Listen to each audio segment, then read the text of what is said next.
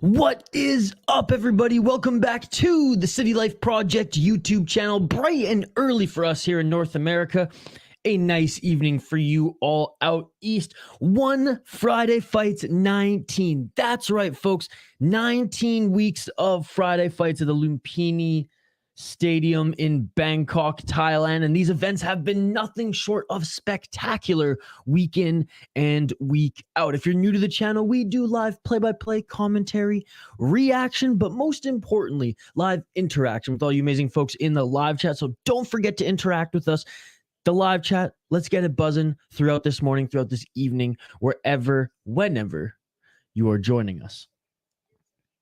Both fighters make their walk into the ring right now. We will highlight the fighters in just a moment. We are starting with welterweight, but it looks like mixed martial arts here. Uzbekistan and Russia. Right now, Murad Umachev is making his walkout right now. He's 2-0 in professional mixed martial arts. 5-0 in his last 5 fights if you include his amateur fights. Looking at his opponent, Ibrahim Shamonov out of Uzbekistan, 5-4 in his pro MMA career, 2-3 in his last 5 fights. We'll quickly take a look at the Uzbekistan fighter here. 1 KO, TKO, 1 submission, 3 decisions, 0-1-1, 2-2 in Octagon League. He lost his last fight in unanimous decision to Lucas Gabriel on one Friday, fights 16. Lucas Gabriel's a 6-1 guy. He was on a 2-fight win streak before that in Octagon and Open Fighting Champion, looking to get his first win in the ring in one championship is Ibrahim Shamonov. His opponent out of Russia, Murad Umachev. And again, we'll get right to the comments in a sec, folks. Just going to finish running down these fighters as they're both entering the ring right now, and they'll be announced in the stadium and broadcast. From Dagestan, 28 years old. Again, 2 pro MMA victories. Both of them in EFC. One with the flying knee, one with a choke. Oh my goodness. Decorated amateur career. I imagine he's the favorite going into this one upon looking at this. 10-0 in the amateur scene. And honestly, they weren't all cans. He beat a 5-1 guy, 13-1 guy, 2-1, 14-4, and 3-0, and 9-2 on the. Those are some of his many fights on the amateur scene there. So I'm going with the Russian here. As much as I'd be very happy for the young Uzbekistan fighter to get his first win, I think that the Russian is going to take this one. Let me know your predictions in the live chat, folks. I'm locking it in, going with the Russian. And you know what? We're gonna fire up a poll question on YouTube as well. So if you're joining us right now on the live chat, I'm about to drop our poll question for, I shouldn't say for today, because we do have another live stream later tonight. By the way, we're trying to get to 15 likes on this video here today. So if there's 10 people watching right now. 10 people watching. We'll be halfway there if all 10 of you just like this video right now. So come on, folks, like this video. Drop a thumbs up. Smash that like button. Our goal is only 15 today. There's 10 people watching. There's 10 people watching. Let's hit that goal. Let's hit that goal. All right, I'll fire up a poll question right after this first round. Round 1. Let's get it on. Let's get it on. Starting with some mixed martial arts, as we do generally here on the Friday fights. Folks, last week's started off pretty good. But there was like 4 fights in a row of just absolute dominant finishes. It was truly incredible. Appreciate, guys. Keep smashing that like button. Keep smashing that like button. Umachev round 1. Khabib making his prediction as well. Thanks, Khabib. Khabib, you watching Cage Warriors with us later tonight? Oh, a nice clinch there. Nice left hand, dude. Both of these guys just going at it early. Umachev now looking for the takedown. I know it'll be good grappling background between both of these guys. Judo on Shamonov. And obviously that Dagestani wrestling by Umachev, who's employing that beautifully right now as he's pushing Shamonov into the corner of the ring, top position. I believe he's in his full guard right now, or looking to pass the half guard here in the corner. Smart by Shamonov for peeking out of the ropes a little bit here, getting the official to stop action and reset them. 3 minutes and 34 seconds on the clock here. First round, mixed martial arts. Again, shout out to everyone watching. Smash that like button. 9 likes. Let's go, baby. Like I said, we're almost halfway there. We're more than halfway there. We're just trying to get to 15 likes on this video. That is our goal for this video. If we surpass it, hell, we'll set the bar a little higher, but we'll start things off. We'll start things off attainable here before we go crazy. But again, I appreciate every single one of you. 3 minutes and 11 seconds on the clock here. Getting back up to his feet is Chimaev using that corner. Post corner wall, whatever you want to call it. Knees in the clinch here by Umachev. Just constant pressure here by Umachev as he's pushing Shamonov up against the cage, trying to go for the sweep. Knee to the body by Umachev. He's got the left underhooks. Knee to the body. Umachev just softening Shamonov up against the corner of the ropes here. Again, what I love about one championship is if he doesn't do anything with this yet, and just when I say that slam takedown by Umachev. I mean, it wasn't pretty, but he got it. And I was going to say if he didn't get it there, the ref might have separated it. Might don't wanna get Patty Curse. He left. What are you talking about? What's up, Gravedigger Joan? One of our exclusive members on the channel. Arthur, what's going on, Arthur? We in here. And still, what's going on, Arthur? It's good to see you, buddy. Good to see Gravedigger Jones as well. Again, like I said, one of our exclusive members. And Khabib, what are you talking about here, Khabib, by the way? Anu! What's up, man? It's good to see you. Welcome to the chat. Ooh, a nice right elbow by Shamanov there. Right hand by Umachiev on the exit. 1 minute and 35 seconds left. Looks like Umachiev is a little bit taller and rangier as well. Doesn't say their reach here on Tapology. Overhand left by Shamanov. Our boy Jamie on Twitter right now is freaking out that they're starting this off with MMA again. But again, Arthur, thank you so much for joining, Arthur. Please like this video if you haven't already. Nothing much. Still good and kicking. Love to hear that, Gravedigger Jones. Love to hear that. A big weekend in mixed martial arts coming up here. We got Cage Warriors here tonight. Tomorrow we got KSW and the UFC. Hell, there's even some K1 going on tomorrow as well. K1 kickboxing. Ooh, a nice left hand by Shimanov. Left hand by Shimanov. Shimanov's finding his shots here, but Umachiev's looking for that. Oh, there he landed a right uppercut. Left hook. Umachiev with the 1-2. That was nice. Overhand left by Shimanov. These guys are swinging and banging here in this last 30 seconds. I like this. Let's go, boys. And thank you so much for joining Khabib, Arthur, and Gravedigger Jones. Guys, there's 10 people in the live chat right now. Like this video. 10 likes on the video. Let's go. We're only 5 away from our goal here today. And hell, if we surpass our goal by the second fight, then, you know, we'll raise the bar a little bit. Zoomer, what's going on, Zoomer? Well, nice reverse takedown. There's that judo by Shamanov, but right back up to his feet instantly. Zoomer, what's going on, buddy? Happy Friday. Guys, my whole house ran out of coffee this morning, so this is issue with no coffee, bro. And that's how hyped I am for this fight card. Like and subscribe if you haven't already. Ring that bell for notifications so you never miss an upload. We do live fight companions every single weekend, folks. We got Cage Warriors, KSW, and UFC still lined up for this weekend. Big yikes. On the coffee side, absolutely. But after this stream, if one of the roommates don't come home with some coffee, I'm heading to the grocery store and I'm buying a big bucket of it. What is up, Diego? Good morning, brother. Good morning. It's good to see you. Diego, it's really early where you're at right now, so good morning, buddy. All right, poll question quick. I got one. All right, round 2 is about to begin here, but I'm going to finish off the poll question. Round 2. Let's get it all. It's beginning here. Forgive me, I'll get right back to the play-by-play in a moment.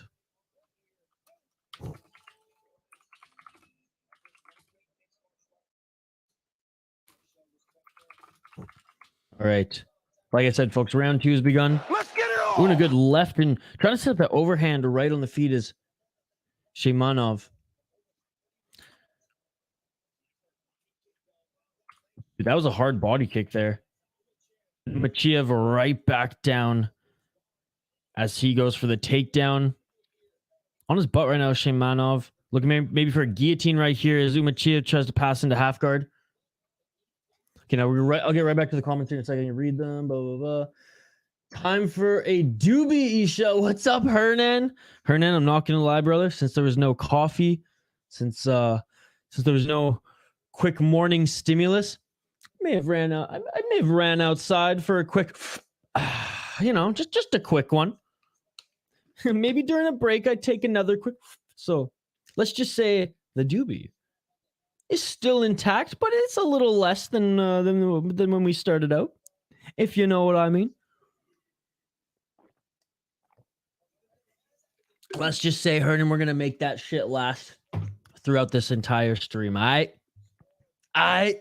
What's up, Hernan? It's good to see you, buddy. I'm gonna bring your comment here up on screen.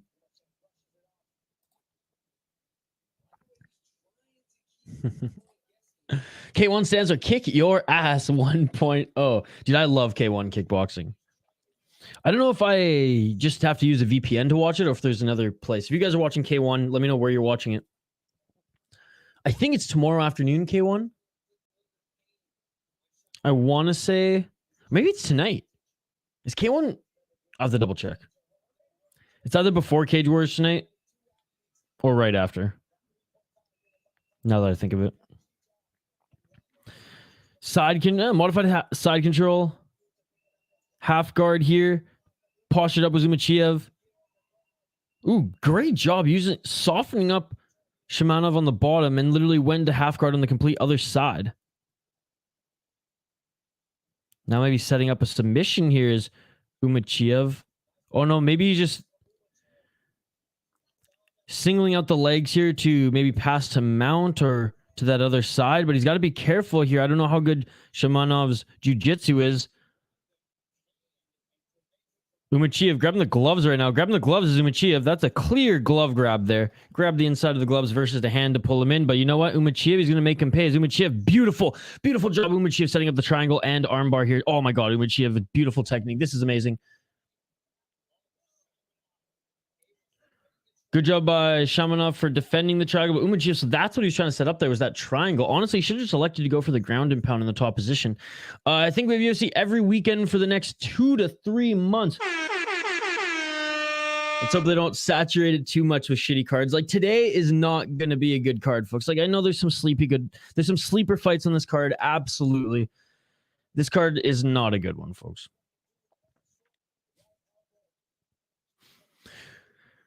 Like Arlovsky's fighting Dontel Mays. Like it ain't a good card. 1 minute 31 seconds on the clock here in the second round, starting with some MMA. What was it, 2 weeks ago? There was that Mongolian fighter who fought in the first fight, MMA fight. Ooh, soccer kick on the way up. Ooh, a nice knee by Umachiev. They're both back up on their feet now. 1 minute and 10 seconds in this second round. Right hand by Umachiev. Knee. Dude, Shimanov is just like kind of like brute brawler. He doesn't have a lot of technique here on the striking side, but like will take a shot and decent at landing that straight left to set up that overhand right. Again, like this video if you haven't already, folks. F for fire, U for uranium bombs. Archer, I can't find the fight on Stream East. Where is it? I'm watching on YouTube, buddy. Oh, going for, what is this now? Is that an armbar there by Shimanov? 30 seconds left, both of them back up to the feet, trying to land a right elbow. Oh, and a right hand. Umachiev lands clean on Shimanov, and this might be over. This might be over. He dropped him. He's on his ground here. 24 seconds left. Landing the ground pound on the top. Can he finish this here? Shamanov's head's peeking out the corner of the ring, but he was dropped clean by Umachiev. This is one of those instances, folks. If there was a cage, this fight might be over. Oh my goodness.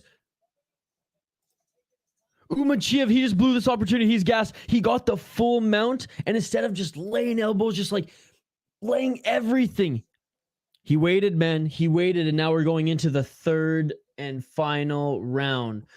But again, Archer, I'm watching it on One Championship's YouTube channel right now, buddy.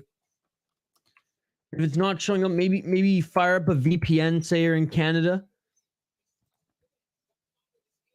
How many MMA fights on this card? I think only 2, or else the Lumpinee Stadium would riot. Yeah, so only the first 2 fights, and that's generally what they do on these cards. No kickboxing fights on this card, by the way. All Muay Thai after the first 2 fights. So 2 MMA fights, usually lower level guys who aren't signed by the promotion. Now, that's not always the case, but that's been the case recently. So 2 lower level MMA fights, although I think they had like really low level in the beginning, and I remember they had one fight that was quite literally called off mid-fight. They both got disqualified because it was that inactive. Round 3, ladies and gentlemen. Shit, I haven't even finished this poll question, so give me one sec. Great Jones, how do you survive that? I know, buddy. Good display of respect by both of these guys in the start here. They both look tired. Shimanov's look tired, honestly, in weird style. 11 likes on this video, folks. We're 4 away from 15 likes. We're trying to get to 15 likes and or more on this video. Good takedown there by Shimanov. Umachiev might be gassed here. Like this video if you haven't already, folks.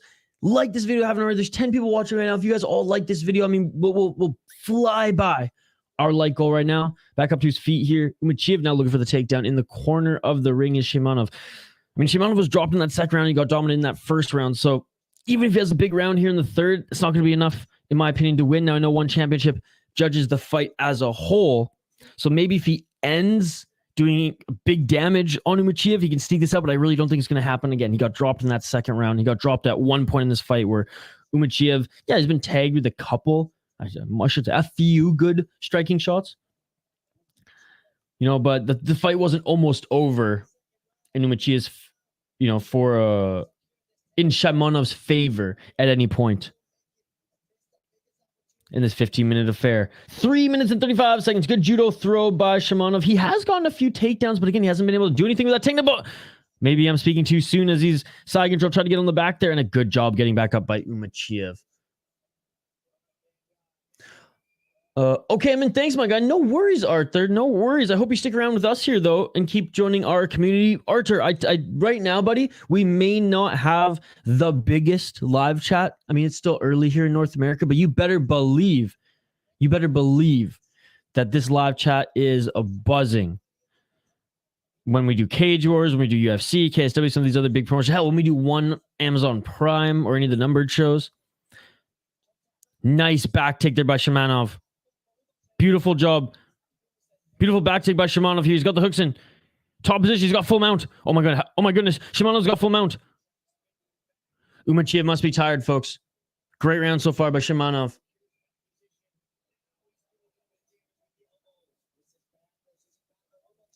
Zoomer, yes, we did almost bankrupt the channel.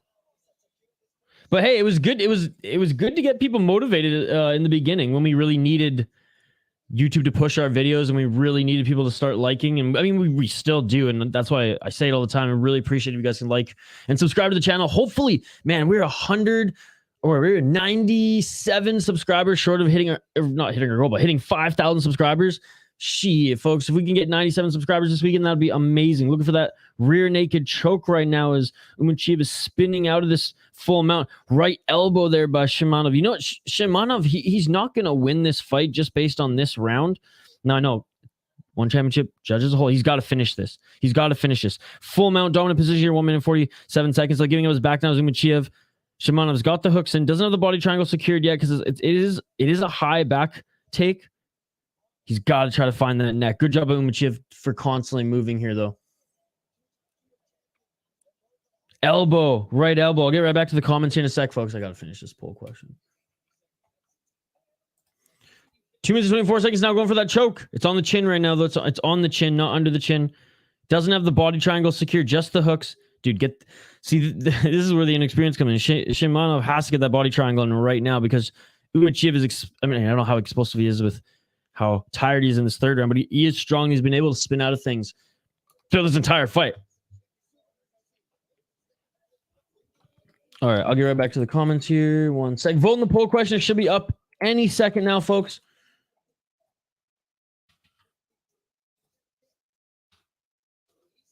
All right. I'm adding one addition. Still with the back control of Shimanov. 36 seconds left here.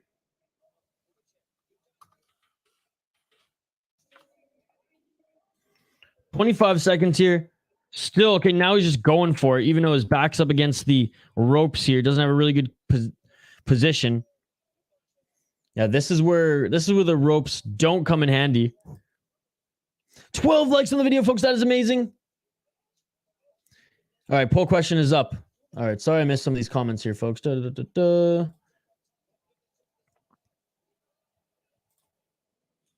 Ooh, kick to the body there. And that is it. So ending in the top position was Musaev. He got out and landed one good body kick. Who do you guys have winning this one? Because that is it. Look at the finish it!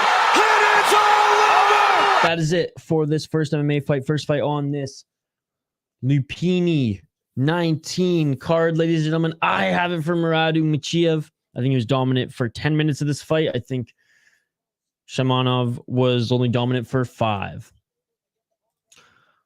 We'll check the official decision here in a moment. The Kaikar France fight will be fun, but yeah, this card's gonna be mid. Yeah, like there might be one or two sneaky good fights on the card, as there usually is with these like thin fight nights. But yeah, to come back off of a week's break, this card is mid AF, as the kids would say. Oh, that beating in the corner there at the end of the second round, I know. Ground and pound. We're gonna get choke attempt. Take his effing head off. I love it. MMA holes and MMA Joy have noticed you now too and give you props. Been aligning yourself with Gru's enemies unintentionally. I mean, are they? I mean, I know the MMA holes are his enemy. I don't think he has any beef with Joey, does he? I mean, again, I don't watch Guru's live stream, so I don't know. Are listening in for the official decision? All right, yeah, the Russian won this one, as he should. Musaev extends his pro MMA record to 2-0. That one got a little dicey in the third round, though. Look, I'd love to align myself with anybody on, or most people on MMA YouTube right now. I know the MMA hole is like OG Fight Companion. I didn't watch a lot of Fight Companions that weren't hockey, actually, folks, before starting to do this on the MMA side. So I discovered the MMA holes, when I jumped on YouTube here. I just appreciate them. They subscribe to the channel, show me support. Same with MMA Joey. I don't know if Joey himself has subscribed, but he sent the troops here to support the channel and subscribe. We've had the Bare Knuckle FC YouTube account jump in the chat and interact with us during BKFC, which has been super cool as well. As far as I know James Lynch at one point was subscribed to the channel. I don't know if he unsubscribed. Maybe he's like, all right, this guy's a little crazy. But James Lynch and I connect on Twitter all the time. He's a Vancouver, BC boy. And he's hopefully going to jump on the channel for an interview here soon. I know I keep saying that with a bunch of people, but let's think about interviews, man. It's tough. So tough to perform them. It's tough because it's hard to track people down. I feel like when I was doing live radio, it was so much easier to get people on. But like for a podcast or like a YouTube hit now, it's almost like they do too many of them. Whereas like radio was still like cool because it was live, and I don't know. When I worked in radio, it was so much easier to get guests. I like the ropes, keeps fighters active on the ground. I wholeheartedly disagree for MMA. I think the ropes are awful for MMA because you can't the cage is almost essential for MMA now. And I would argue that it doesn't keep fighters active on the ground. One championship keeps fighters active on the ground. Cage, no cage, it doesn't matter. Because if you're not active, you can potentially get a yellow card or stood back up, right? Yes, they have, buddy. Yes, they have. Solid decision. Oh, it's a bromance. Arthur, I love the comments here, buddy. Thank you so much for being here, dude. If they didn't give it to the Russian, I would smash those judges. He already won. I'm live on YouTube right now, so I don't know if you're ahead of me or not. If you're literally in Singapore right now, Khabib. Yo, Muay Thai, get after it. I mean, again, that's my opinion, Arthur. That's my opinion. Yeah, guys, let me know what you voted for in the poll question. Like and subscribe if you haven't already. Ring that bell for notifications so you never miss an upload, so you never miss a live stream. We have 3 more live streams this weekend and a member stream later today as well for the members of this channel. Gravedigger Jones, we had a late membership stream last night. We started at like 10 p.m. Eastern, but we're going to try doing another one today. We have a few topics on the docket. We have a few topics ready for you guys. Anyways, we're going to talk a little bit about John Jones. What is next? Stipe Pavlovich. What do you guys want for him next? What do you think? What do you think the heavyweight division needs next? What do you think the fans deserve next? We're going to talk about Zhang Wei Li and Amanda Lemos. Their fight coming up. I got a lot to say. Mostly just praise Wei Li because she's a fucking stud.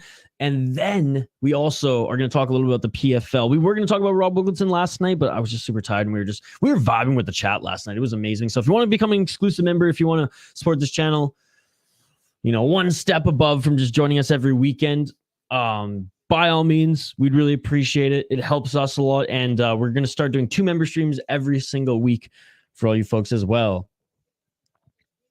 Bones Jones is him. Bye. All right, let's highlight these next 2 fighters. Keep the comments coming, folks. You all are amazing. I appreciate you all.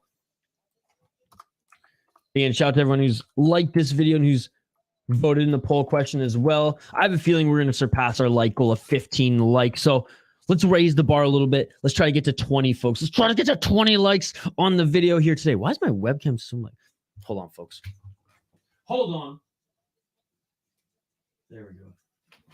That's a little better. All right, next fight here. We got Ruchen against Drex Zambonga. Dude, that is a fucking name. I love that shit. All right, let's take a look at both of these fighters.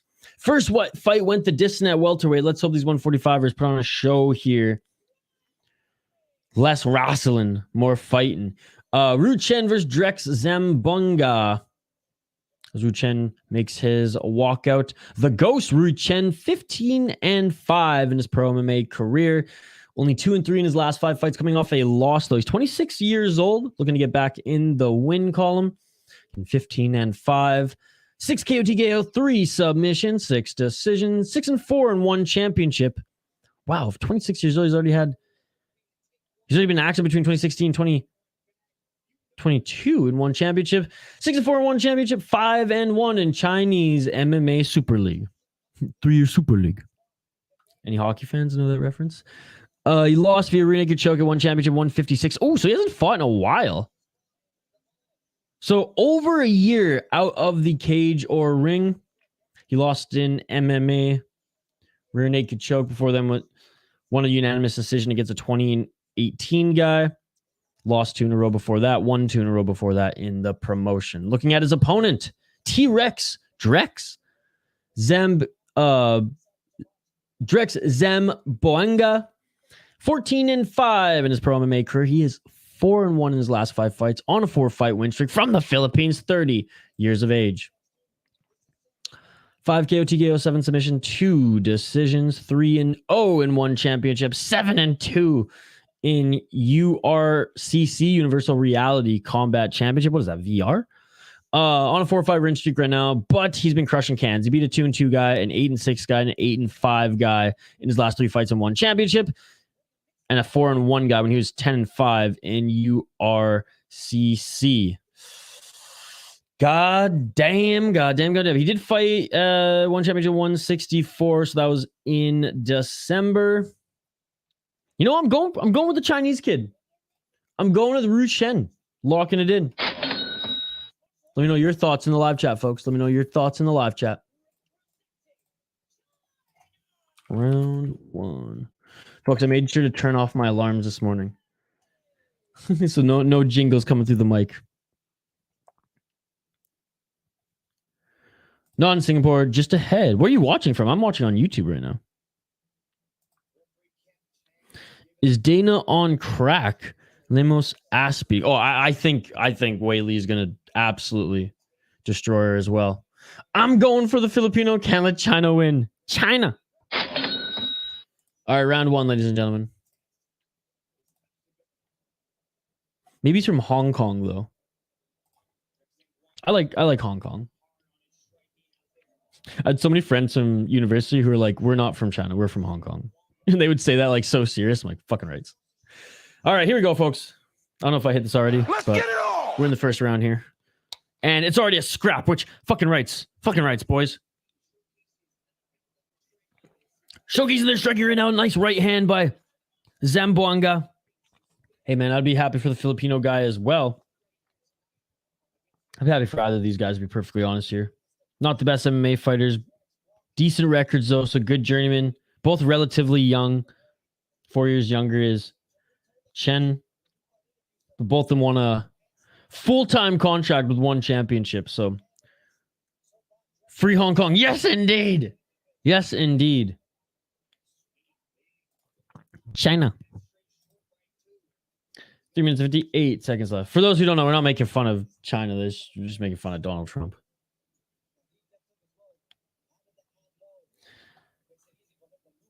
Yeah, even before he was elected, I had that soundbite for radio. 3 minutes and 41 seconds on the clock here. Hey, good scrap on the feet here. Nice left hand to the body by Zamboanga. I remember Zamboanga's name because I remember calling his name on that One Championship 164 stream we did.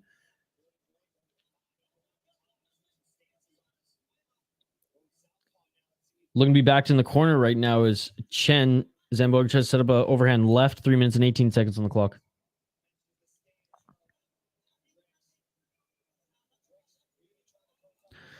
The orange guy be washed. He's on a 4-fight win streak, despite, like I said, crushing easier opponents. Nice left hand by Chen. Chen seems to be just a little bit quicker here. Chen going for the leg or for the body kick, and Zamboanga tried to grab that leg to go for a takedown, unsuccessful. Arthur, are you more of a One Championship fan, a UFC fan? Like, what's your favorite combat sports promotion? Do you watch Glory? Yeah, you also think Weili's going to dominate? 2 minutes and 29 seconds. Oh, nice left hand by Chen again. Good morning, Hoggy from home. How are you?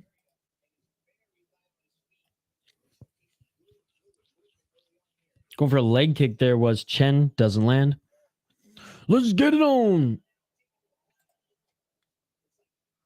Arthur's a fight fan. All of them. I love that. Great answer.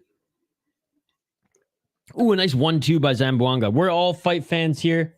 So you're going to fit right in, buddy, as we do live streams covering all combat promotions. I got the Chen guys because I'm Chinese. Locking it in. Oh, and got cracked there. Chen on the top position here. Chen now trying to finish this. Zamboanga gets back up to his feet. Chen with the knee. Zamboanga's covering up here. Chen, a shot to the body. A shot to the head. Good head movement still by Zamboanga. Not down and out yet. 1 minute and 28 seconds left, but a little bit of a scare there for him as Chen landed some nice shots.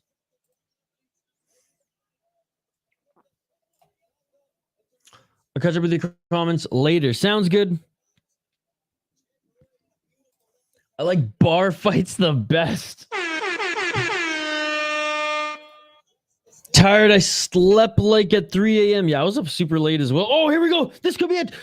Going for the single leg again. Shots to the side of the head, though. Zamboanga desperately going for the takedown. Is Zamboanga right now, but Chen making him pay there. Chen not allowing him. Great takedown defense, even back against the ropes here, which I do like these One Championship ropes a lot more than Ryzen. Those body shots are really hurting Drax. Sorry, my eyes watering here. That boy shot, that body shot hurt him. He's been finding the body with relative ease here. Now knees to the body, knees to the head. Zamboanga already looking a little tired here early. And Zamboanga just looking for that left hook. Final 15 seconds of the first round.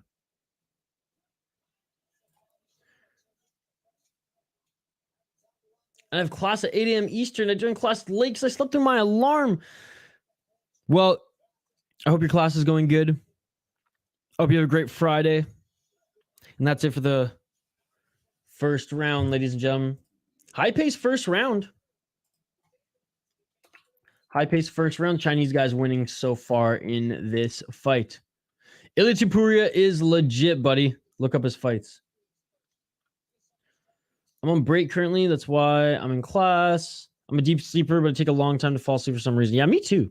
Me too. I don't know if I'm a deep sleeper, but it takes a while for me to fall asleep. If I'm not tired. So that's why I've been starting to work out in the evening, like after dinner now, because it's so much easier for me to fall asleep. Like take that shower and then I'm just out. Chen doing really good. No, his speed's good. He's picking the body apart, not draining his gas tank, but trying to go for the takedown when he can, or when he's in the clinch or in top position. So it's been good. I voted for Muay Thai and I voted for the third choice on my Hockey from Home 2 account. Well, thank you very much. He's just been swinging those left hooks like crazy, though. One of them is bound to land. A couple of them land in that first round, actually. Anyways, round 2, let's get it on. Yeah, there it is again. Zamboanga little bit more aggressive here. Seems like Chen has found the range, though. Chen has those nice pop jabs there. Oh, there we go. Zamboanga coming out with some heavy hands early. Zamboanga landed a good right hand. But Chen right back to the body, left uppercut. That's so smart, man. Try to go over the knees to the body. And what he's doing there by attacking the body so much is he's forcing Zamboanga to drop his hands. So Chen, if he wanted to, maybe could go high here after faking a body shot. Well, it's still the week. So it's not the weekend yet. So I'll say that I can't answer that question because it's not the weekend yet. But the week has been good. The week has been good.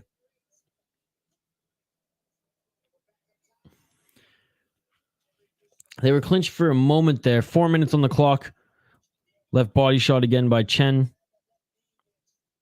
Ooh, a nice left hand by Zamboanga. Chen starting to breathe a little deeply from his mouth now. Okay, I'll ask tomorrow again. I mean, it's Friday, right? It's not the weekend yet. Nice straight left by Chen.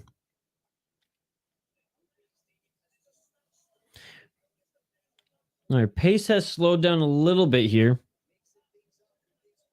Zamboanga was aggressive in the first minute of this round. Chen now is the one walking down Zamboanga. Zamboanga looking for that straight left hook. There was a nice step in right for Zamboanga. Straight left. Did Chen, I mean, it didn't look like Chen gassed himself in that first round, but he's looking a lot slower here. Less aggressive.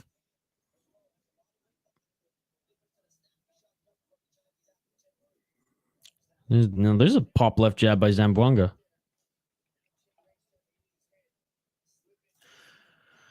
True as Eastern or Midnight Eastern will be Saturday morning. I feel like grappling wrestling near the ropes could lead to people falling out of the ring.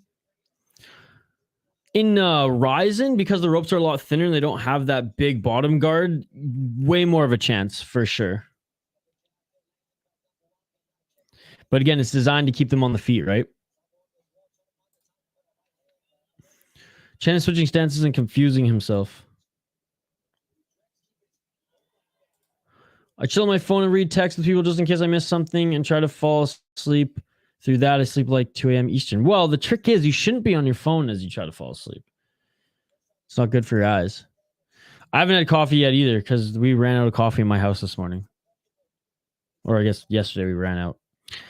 And I forgot to buy some. 2 minutes left in this second round, folks.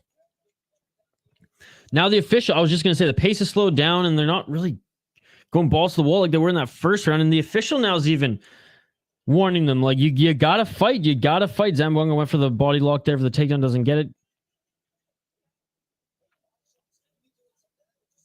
Nice straight left by Zamboanga.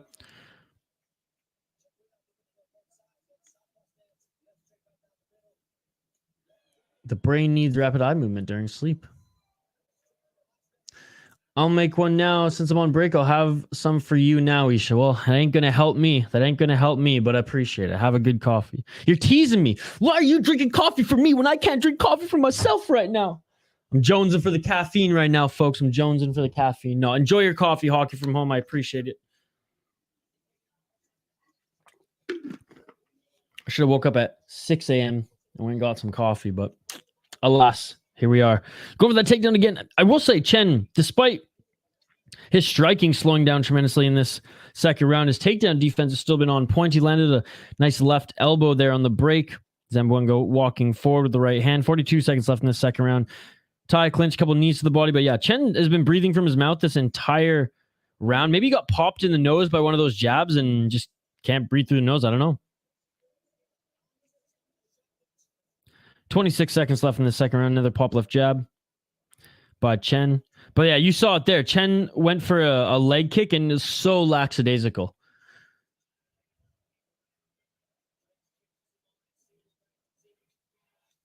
I live at proper number 12, Dr. Stobbage Street. T-Rex catching a second win. Absolutely. And also Chen slowing down immensely. That's it for the second round. I don't know if Chen's nose is busted up and he can't breathe properly. But I mean, he looked so good in that first round. Even Zoomer Loyalist was talking about it here, and he looked so bad in that second round. Well, I shouldn't say so bad, but a lot worse, a lot slower. Like, he was dominating that first round. Look, credit where credit is due. It's good he kept this fight on the feet. And I mean, you know, maybe I'm dogging him a little too much. As we're looking at the replays here, a lot of good jabs, but yeah, there we go. There we go. We're looking at T-Rex's highlights as well, and all his jabs, straight jabs right to the nose. So maybe the nose is busted up. Can't breathe through it properly. Anyways, and again, our boy Jamie on Twitter is freaking out right now because he's not an MMA fan. He's very much a Muay Thai fan. And he hates how there's even MMA on these Friday fights cards. All right, round 3, ladies and gentlemen. Let's get it all. Third round next, buddy. Third round. Thing is, how am I going to sleep without my phone, Isha? What are you talking about? I slept half of my life without my phone. Oh, a nice right hand by Zamboanga. I only got a phone when I was like 17. 17 years of my life, I slept without a phone. You plug it in, then you go to sleep. I used to listen to records to go to sleep before having a phone. There we go. There's the takedown, but potentially going for a, I was going to say potentially going for a guillotine, but he just got the hooks in right now. Zamboanga finally completes a takedown in the rubber guard of Chen. Again, shout out to everyone joining us live here on the channel. Like and subscribe if you haven't already. Ring that bell for notifications so you never miss an upload. So you never miss a live stream either, folks.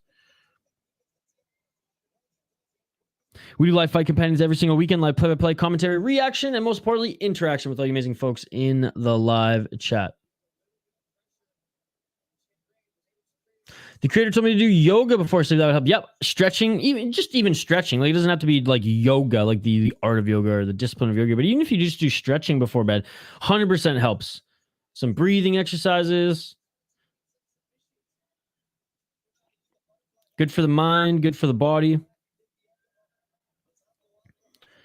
Yeah, I try to stretch 20 minutes minimum before going to bed every night. And it's not like right before bed, but like in the evening, I'll do a good stretch. Especially now that I'm sitting a lot, streaming for hours, working online, video editing and things like that. Like, I always have to get up, and I don't have one of those standing desks yet. I should probably get one of those eventually. Good job, Zamboanga has been able to keep the top position here through since getting the takedown.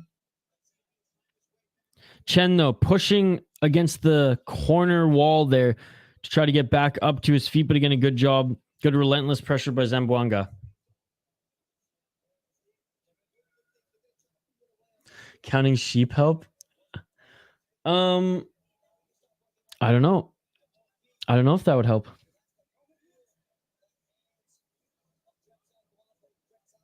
But phone will make it worse. Phone, that's probably the reason why you're having trouble sleeping, is it's because of the light. Oh, looking for a standing choke here.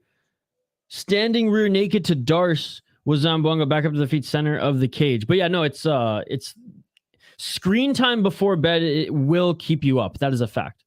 2 minutes left in this third round. Your eyes are supposed to have, I think it's like 60 minutes free from screen time before bed. It's been proven to help, apparently. I think I read like a internet blog about it, and I also read a study of it in school. 1 minute and 44 seconds on the clock here. Again, good job by Zamboanga getting the takedown. Zamboanga, strong third round here. This could honestly win him back the fight.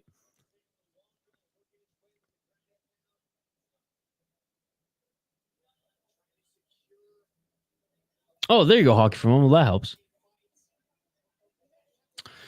Just have an intense workout that always makes me sleep like a baby. Yeah, Activate A. What's going on, Activate A? No, that's what I was saying. I try to do my workouts, or like my heavy workouts, like like some sort of like plyometric or big leg lift day or evening, in the evening.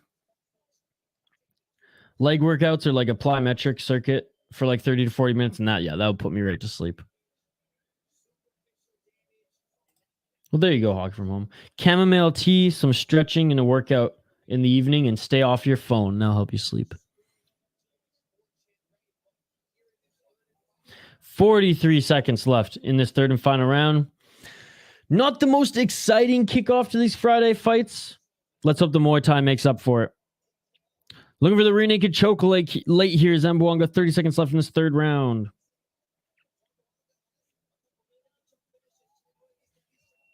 Dude, I know, right? When I go without using phone, TV, etc., I get much more vivid dreams. It's kind of cool, to be honest. Yep. Hey, staying off the hippie lettuce, that helps too, right? For me, even it's just like a few.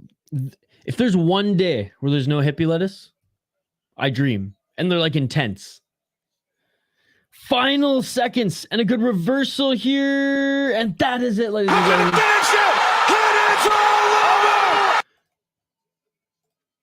And you know what's weird? The last few like vivid dreams that I've had, I've woken up still kind of like in that daze of like, oh, it's a dream. But it's been easier for me to wake up than like when you like shut your eyes and you're open and it's like it's time to get up, right? Like you go to bed like way late, let's say like 1, 2 a.m. and your eyes close and you wake up and it's like 7 and you got to get up. I hate those type of sleeps. I like having, it's almost like your brain like has a workout while you sleep that like it's ready to be awake because it doesn't want to be asleep anymore because it's just been so active, right? And you're in such like a deep REM sleep. Good for your body, good for your mind. And yeah, I always feel, funny enough, even after an exhausting dream, I wake up like ready to go. I'm not like all groggy in bed.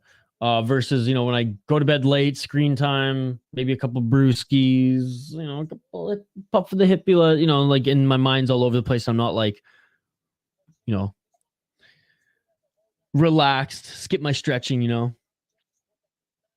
Peace, I'm out. Class is back. I'm going to catch up on sleep after class. I will still be in tonight's stream for a bit as usual, as you get how I have church on Fridays. Have a great rest of your day. Hockey from home, church, and school. All right, official decision coming up here. I mean, if it was going 10-point must system, I'd give it to Ru Chen, but because the fight ended so strong in Drek's favor, you got to give it to him in one championship. Oh, yeah, so it's going to be a split decision. Let's see how it scored. Hey! Chun Rui wins this one. So I'm pronouncing his name wrong this whole time. My apologies.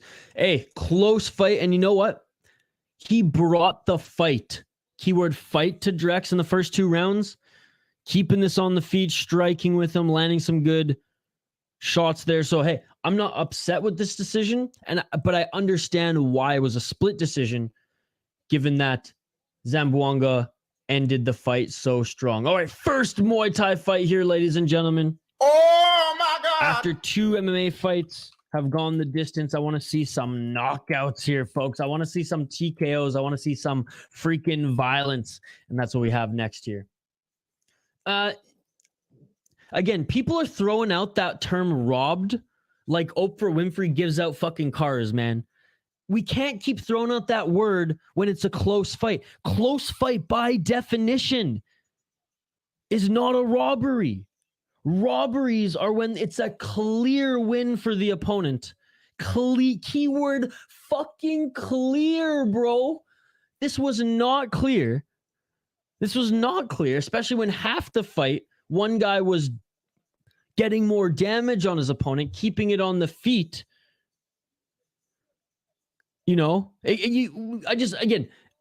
Arthur, I thought I was in your camp. I thought Zamboanga won that too, given how one championship scores their fights. But we can't use the word robbed when it was a close fight, right? Because then that goes against each other. That goes against each other, bro. Coffee or nothing, dude. I'm dying right now. I need coffee. My whole house is out of coffee. Benjamin, what's up, Benjamin? One of our exclusive members here in the morning. I've done this 10-day meditation retreat a couple of times, and the dreams I got while I was there were the most deep. Even during the day, there was kind of a high you'd have from meditating so much. Dude, that's so cool. That's so cool. I've never done anything like that. And a lot of people maybe think that I have, because I'm very much like into that kind of stuff.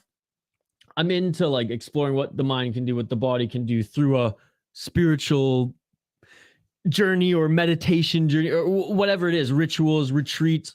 The mind can do a lot of cool things. That's sweet, Zoomer. I'd love to hear more about that kind of stuff. Bro, that was so close. Either one could have won it. I wouldn't mind it. Exactly. You got robbed is a bit too much.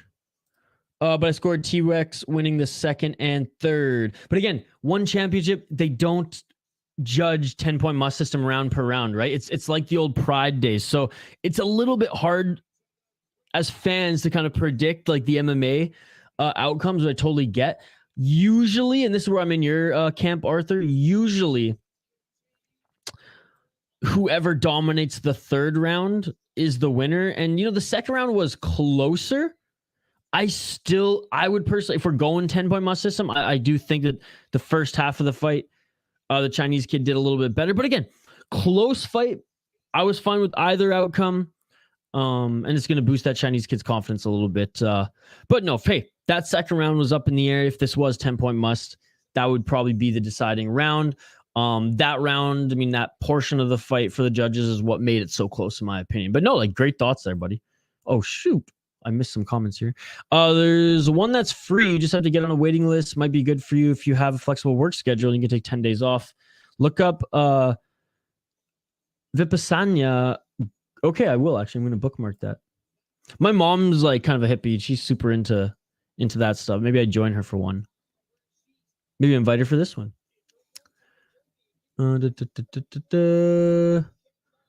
So just the MMA in one championship is scored as a whole fight. All the Muay Thai and kickboxing are 10-point must.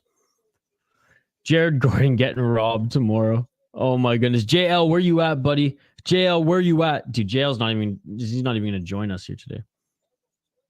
Okay, we got the ladies on deck. Yes, Italy versus Russia. It's free food and lodging for 10 days. They go off donations. Dude, that is amazing. Hey, maybe Shane will join. Shane's into that stuff. Very easy on the eyes. I went with my friends before. Definitely recommend. Dude, that's awesome. Appreciate the recommendation. I'm going to look into it more. I've bookmarked the name and everything here. So actually after the stream, I'll check that out. Appreciate it, buddy. All right. It looks like the Italian training the Tiger Muay Thai right now. About to enter the cage. Full Tiger kit here.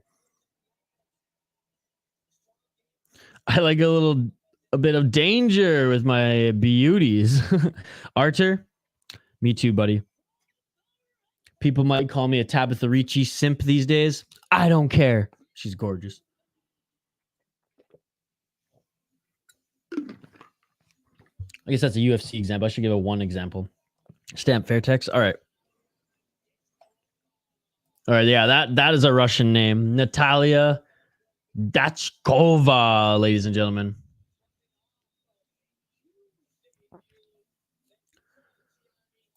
The Italy girl Tapology pick ain't doing her justice. Yeah, I think it's pretty good. Tiger Muay Thai's Piotr Jan's camp, right? Yeah, Piotr, so many people. Riddell's there. He splits time between Tiger and CKB. Fiziev's there. Wei Lee trains there. She goes back and forth Vegas in there. Till was there for a while. Who else was there recently? Volkanovski's been training there as well recently, which is cool. So yeah, they have so many guys and girls. I want to go there so bad. There's some idiot on Twitter right now who like everyone kind of turned on him, which as they should. He's a fucking creep and he's kind of a moron. I'm not even going to give his handle like the time of day here on this channel.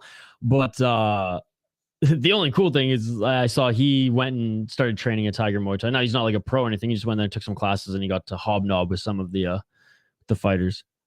Which girls from Tiger Muay Thai? Lena Knocker out of Italy.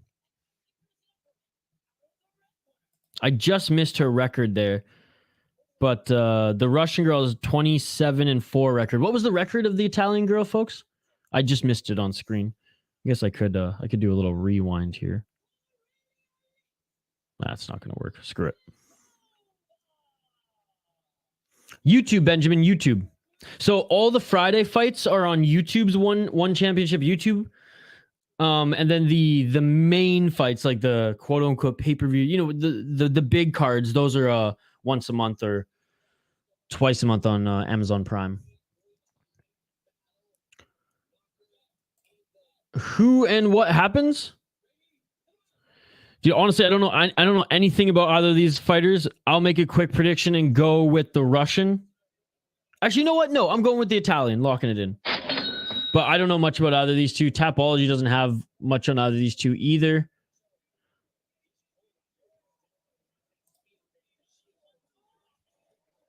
Oh, and already they're just swinging and banging. The Russian with a lot more reach and height on the Italian. Nichkova in the red corner. Knocker in the blue. 2 minutes and 26 seconds on the clock. 3 3-minute rounds. This is 10-point must system. Ooh, a nice push kick there by Diachkova. Again, Diachkova, 27-4 record. I missed Knocker's record. That was the first fighter that they showed, but I'm going with Knocker anyways. We're going with the Thai Muay Thai girl here, even though after this first minute, I regret that decision. Diachkova's found her range early. Going for the clinch now is Knocker.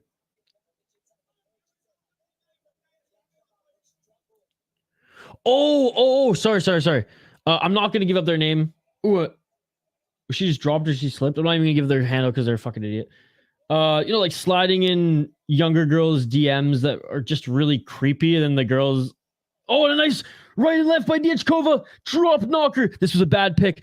Activate it. We'll get back to that fucking story in a second. We have a fight to watch right now, buddy. We have a fight to watch right now.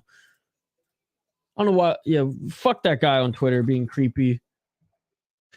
And another straight right knocking down Knocker. Knocker's been knocked down twice in this round. This is going to end quickly, folks. And 1-2 stuns Knocker again. Diachkova's going to end this, and it is all over. It is all over. Let's go, baby. Let's go. Oh my God. Fuck yeah. Finally, we have gone through 1 hour and 7 minutes of no KO TKOs on this card. That is asinine, and the women save the day. Oh my God! Yeah, that shit beautiful than a motherfucker. Fuck yeah, let's go. I picked the wrong person to win. I immediately regretted my decision of switching my pick there, but let's fucking go. We have some excitement on this card. I'm awake now, motherfuckers. I'm awake now. By the way, there's 15 plus of you in the live chat right now. If you folks could like this video, that would be amazing. We're trying to get to 20 likes on the video, folks. Activated. Just some idiot wannabe journalist. He's not actually a journalist. He doesn't actually cover MMA. Just gives fucking takes on Twitter and writes some crappy blog. And yeah, and he slid into a few girls' DMs on Twitter, one in which I follow in particular, and now he's almost been memed because she shared the conversation. And let's just say if you post a clover emoji, everyone knows what you're talking about. But yeah, he's a fucking idiot, but it was cool to see that he was training a Tiger Muay Thai. Oh! Let's get after it. Come on! It's not over. Stop the fight! Just being announced as the winner in the center of the cage. She's a baddie for sure. She was done after that first knockdown. Never even remotely recovered. She's knockered her down bad. Wasn't competitive at all. Yeah, that was a really dumb pick by me. We were just talking about Tiger Muay Thai, and I was like, fuck it, I'll go with the Tiger Muay Thai. And pretty girl there, but this Russian is an absolute beast, man. She's got power. She hit like bricks, absolutely. Also, I don't remember his handle off the top of my head, so I'm just like, whatever, fuck him. But yeah, but now it's funny activated because everyone on Twitter's kind of like turned against him, and now everyone just memes this guy big time. And I don't think he's ever gonna recover. Like he's like, oh, this is good, I got publicity. It's like, you're a nobody though. And this was bad publicity. Like, no one's ever going to hire you now because there's exposed DMs of you, you know, explicitly asking women on Twitter to come Netflix and chill in your man cave. Winner gets me after the fight. Just keep your eye out for some clover emojis on MMA Twitter and you'll find the thread. I don't know his handle off the top of my head. Like I said, I didn't even follow the guy. It just kind of started showing up on my timeline because I followed and interact with one of the girls that he messaged. If I find it before next stream or for like we're on Twitter or whatever, just hit me up on DMs on Twitter and I'll send them. Hit me up on Twitter at VI Sports Talk. And if I can find it, I'll send you the thread. Bro, that woman was brutal at fighting. She is legit. No bonus? They should have given her some money. Jan sabotaged the Italian girls training because he wanted the Russian to win secretly. Could be. What is up, Tom? Good morning, Tom. It's good to see you, my friend. How are you this morning, buddy? Lean and mean. No, she's a tank. Yeah, Activate. Yes, that's the guy. And apparently other girls too, but yeah, Amy was the one who outed him. Look, Amy's loud on Twitter, but I like it. I like it. She takes no shit from the Khabib fans too. She's cool. A little intense at times, but she's cool. What is it? That's why I fucked your bitch, you fat motherfucker. Oh, man. Russian girl's a lot prettier than her Tapology picture. Yeah, I would honestly say both of them in this case. Arthur, how I like them. Today the last day of school for us, but I'm already done. Hey, Steel City Tom is graduating high school today here, folks. Congratulations, Tom.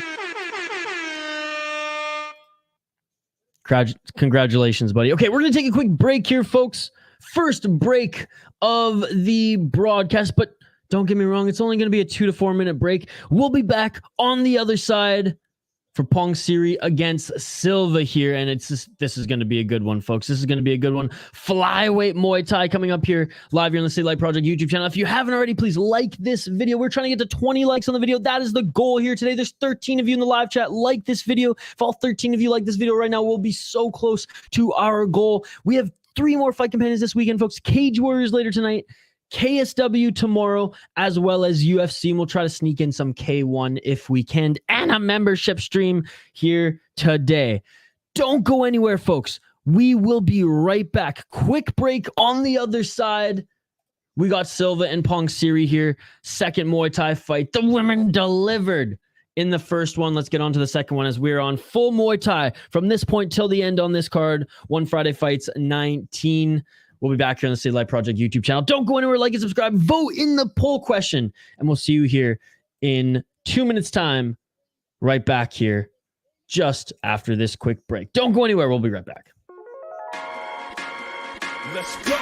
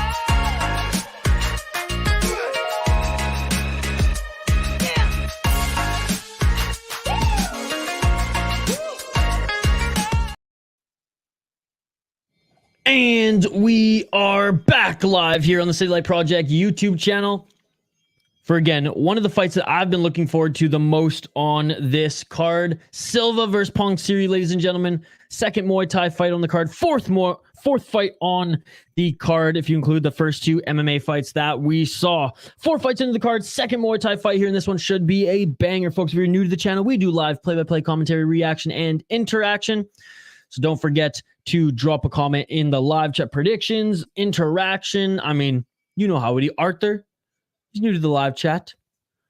He's been chatting away. We absolutely love it. Folks, we do live fight companions every single weekend. We also got Cage Warriors today, KSW tomorrow, as well as UFC.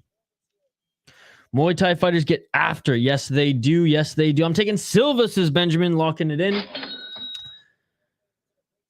All right. I'm going to wait to see their official records here before I give my official decision.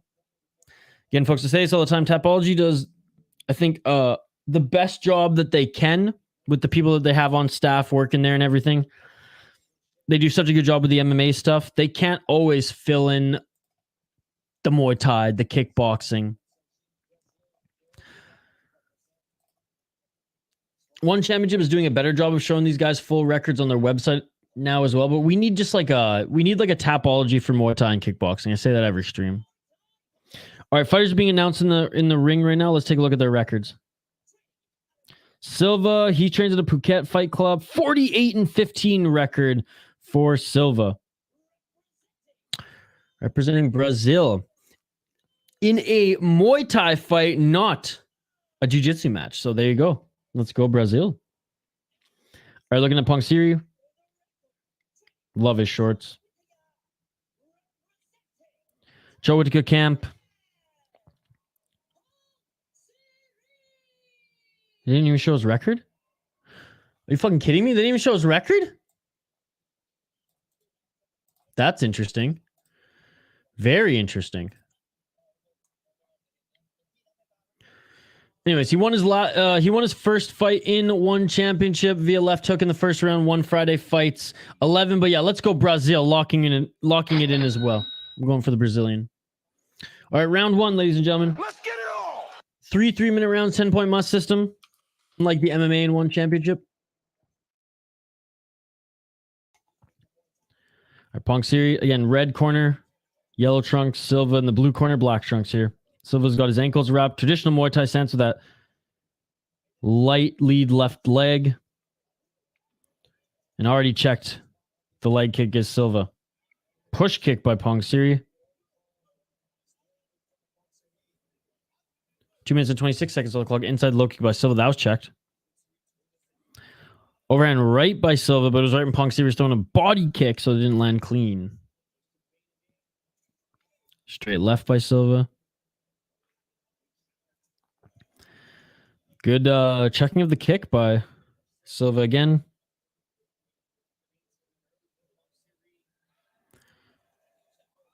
Both these guys super tactical right now. Not a lot of just straight action. Both of them trying to find that one big shot right here in range. 1 minute 50 seconds on the clock. We're halfway through this first round. Or just close halfway through this first round. 1:43 now.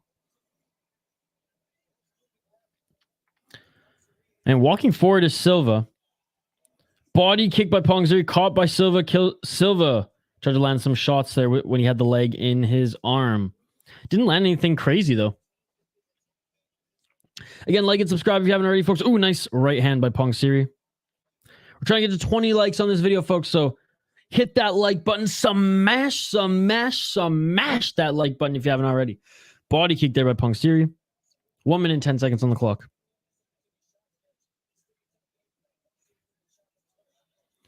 Trying to catch the... Oh, and a nice right hand by Silva on Pongsiri after he caught his leg kick. Pongsiri again going for those just kicks, and a good job by Silva catching them and landing a shot, making Pongsiri pay.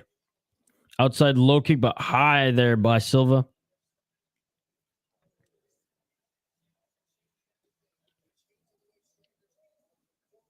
.40 seconds on the clock here. High leg kick again by Silva. Body kick by Silva on the opposite side. Right hand by Silva. Dude, Silva looks good, man. Silva looks dialed. And just when I say that, Pongsiri lands a beautiful combo. Couple strikes to the face, followed by a leg kick. 20 seconds on the clock.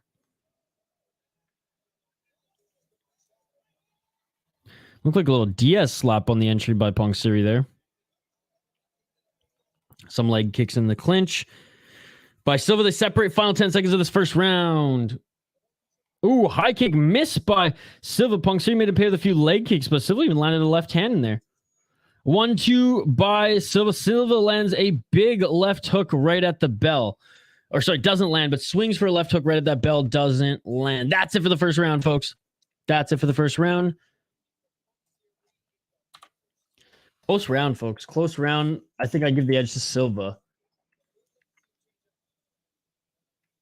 They're showing highlight though. I mean, they're showing Pongsiri's highlights right now. Well, they're in Thailand, so there you go. Let me know your thoughts, folks. How do you think this fight's playing out so far? Who do you think is winning? I give the slight edge to Silva. Look, the highlights don't do this round justice because they're literally only showing Pongsiri highlights right now.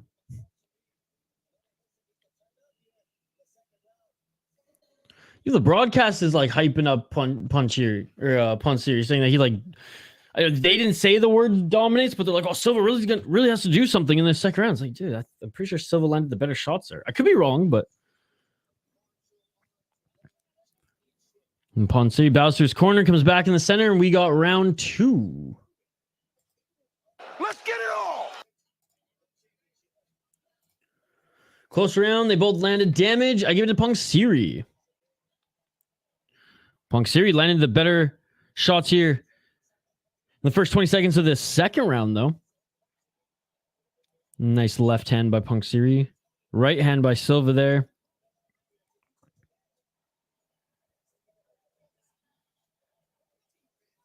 Good defense there by Silva. Inside low kick by Silva. Ooh, hard body shot by Silva there. After releasing the leg of Pongsiri.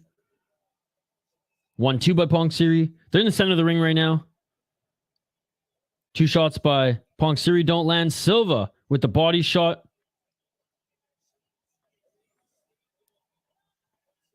Throwing a lot of power behind that. Outside low kick by Silva. Right hand by Pongsiri. Yeah, it's been pretty back and forth, man. This is a good fight. Good, like, technical, but also with some fucking bombs and damage. There's a good left hook by Silva. Silva doesn't get through the guard there, Pongsiri. Both of them land a shot there. Could have been a double knockout.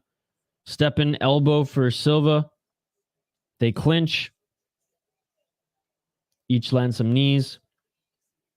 Ref separates them. 1 minute and 30 seconds left in this second round. Again, folks, like and subscribe if you haven't already. Ring that bell for notifications so you never miss an upload. Going for that right elbow. Right hand now is Silva. Another right hand is Silva. Another right hand is Silva. Great way to make a statement here late in this second round.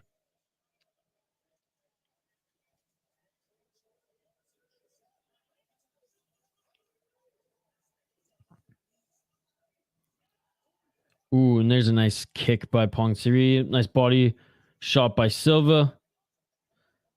Silva throws big right to set up a left there. Like a step in left counter. Or left hook, sorry. 45 seconds left on the clock.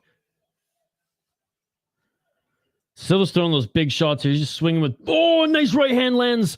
Silva landed a beautiful right hand. That one stunned Pongsiri for a bit. Pongsiri might still be a little wobbly here, man. Another right hand. Look, he's not showing it. Ooh, body kick. Body shot by Silva.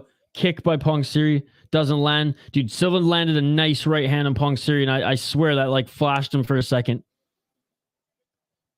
But looks like he's recovered okay. 15 seconds left, they clinch. Man, another close round, but I think Silva did more at in the last 1 minute and 50 seconds. Another right hand by Silva. Pongsiri throwing but doesn't land either of the 2 shots. High kick caught by Silva, and that is it for the second round. What do you think, Benjamin? You think he's tied going into the third now? You had Pongsiri winning the first. You think Silva won the second? Silva definitely, like, the last 1 minute and 50 seconds, Silva landed the better shots. We've seen the left hook there. And Silva's had a tremendous high guard as well. He's blocked a lot of shots in this, especially in the second round. But yeah, I mean, look, that first round was close. Could go either way. I mean, I don't care what way it goes. Let's make it interesting. Let's assume it's interesting. Let's say that Pongsiri won the first, Silva won the second. I think the second round though, Silva did, like, I will say that first round, Pongsiri, like, he probably landed some better shots there. It was hard to tell. This one, I will definitively say that in that final 1 minute and 50 seconds, like, Silva landed 3 really good shots, and one of them, like, stunned Pongsiri. But again, so close. So close. One of them is going to get robbed, right? Third round, folks. Pongsiri coming out strong. Counter left hook by Silva. Both of them landed equally hard shots already. I have 1-1, but I doubt the judges were able to see that Pongsiri was badly wobbled.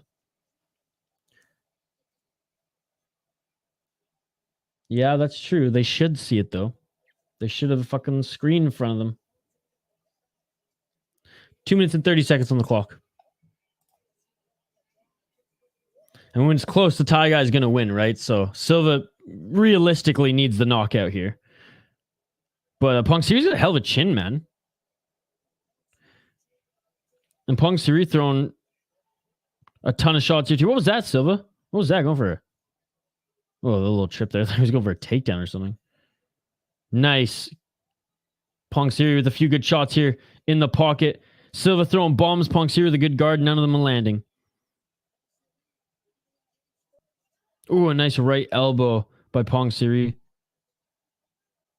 Then to the clinch. 1 minute, 47 seconds left. Wow, they're getting after it. Both have nice chins. Yeah, dude, they both landed damage. There's a 1-2 by Silva. Pongsiri stepping forward. Silva step like they. This is a great fight. This is a great fight. Not an untechnical brawl, which can be fun as well, folks, but this is a very technical, back and forth, damage landing fight here. I absolutely love it. Left hand there by Silva and a left hand also by Pongsiri. So far, I think Pongsiri's taken this round, folks. Oh, and a nice few shots over Pongsiri. Silva answers.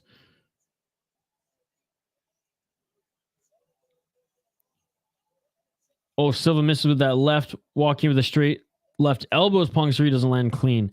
Yeah, again, folks, 53 seconds left, and I'm giving this round so far to Pongsiri. It's close again, but just like how I truly felt that Silva landed those pure, harder shots, I feel like Pongsiri is doing that in this third round, and Silva's not landing. They're not getting through the high guard of Silva like they did in that second round. Silva's been able to get some body kicks on Pongsiri's been able to get some body kicks on in this third round, something he wasn't able to do in the second and first, is because Silva's very much focused on getting that big shot, ending this fight. 25 seconds left. What is up, Phony? Let's watch some Friday fights, buddy. 15 seconds left in this third round. How are you, Phony? Body shot by Silva. And then a body shot by Silva and a right hand by Pongsiri. Final seconds of this third and final round. And that is it. They bow to each other here. Great display of respect. I tip my cap to both of them. This was an excellent fight. Excellent fight. Excellent fight. Not just a crazy brawl. It was extremely technical, and they still landed so many hard strikes on each other. Yeah, great fight. Great fight. I'm doing great, brother. That's great to hear, buddy. Great to hear. That's a Pongsiri win for me. Yep. I'm thinking Pongsiri won that one as well. JC. I think Pongsiri won the first round. Or sorry, I originally thought that Silva won the first round, but Benjamin kind of convinced me otherwise. And based on how Silva fought that second round over the first round, I mean, like, I think he had a tremendous second round. So yeah, we'll give Pongsiri the first round, Silva the second, Pongsiri the third, in my opinion. We're waiting the official decision.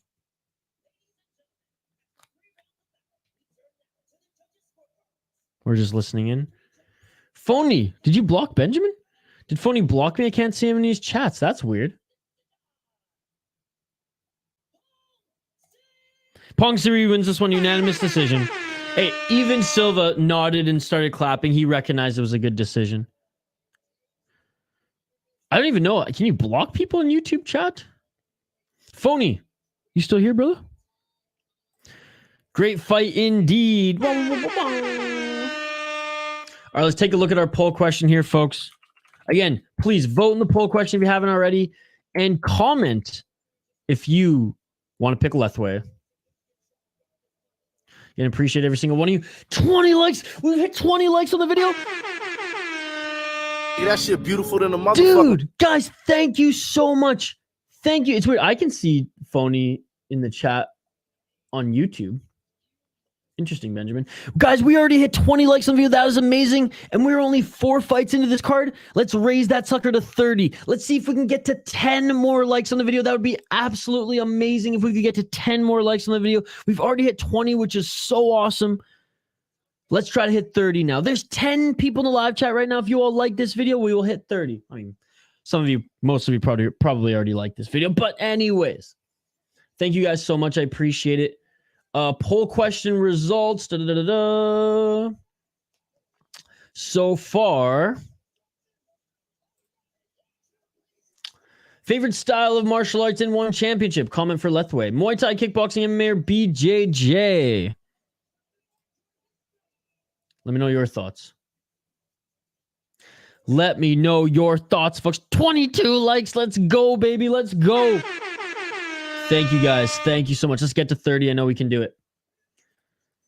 Imagine if there's Friday fights in America, only Muay Thai like this easily could replace boxing. Dude, I truly think it could. I truly think it could.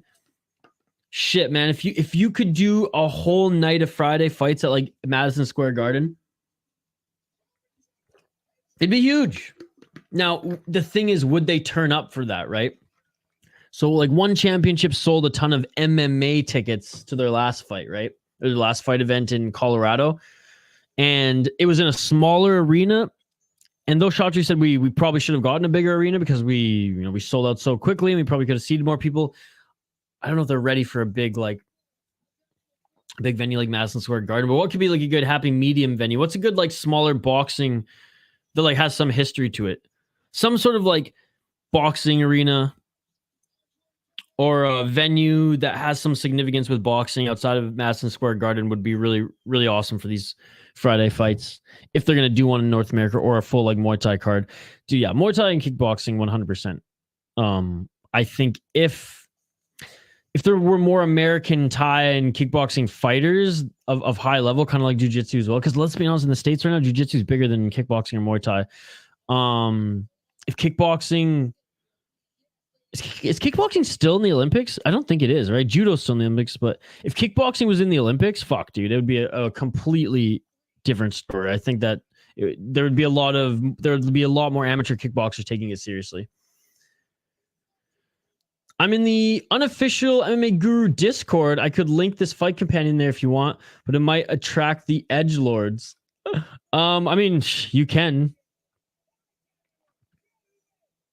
We'll ignore the hate if any come. But yeah, I mean, sure, you could. You gotta love watching, and I appreciate it, Zoomer. You gotta love watching one championship in the morning. You said you have no coffee. You going shopping after stream? I'm going to at least grab coffee. Chen won hockey from home. Class is over. Nice. June 23rd. It's going to be a huge Friday fight, ladies and gentlemen. Finally, Bular is going to fight Malcolm to unify the one championship title. Bular hasn't fought in 2 years, though I'm team Malcolm 100%. Bular is from Vancouver, British Columbia, Canada, so it's hard to root against the Vancouver boy. But that should be a fun one coming up. Let me know your thoughts in the live chat on this next fight coming up, folks. I am updating the ticker on the bottom of the screen. We'll highlight as best we can the next two fighters. We have Panrit against Cicek next year, both of them 26 years old, 143 pounds. Thai fighter up against a Turkish fighter here. Turkey has some decent kickboxers. All right, just updating the ticker on the bottom of the screen, and we'll get right back to it.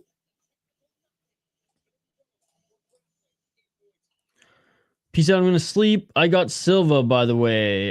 They just fought. I'm changing it up right now. Silva lost. All right, Cicek's making his walkout right now. Ferzan Cicek, ladies and gentlemen, up against Panrit Lukjamosewari. Thank God his first name is easy to pronounce. Walking out right now in the Bane mask and everything. Or is that a gorilla mask? Is Ferzan Cicek. Let's see if we can find some more info on these guys. Nothing really on Tapology here. But keep the comments coming, folks. Like and subscribe.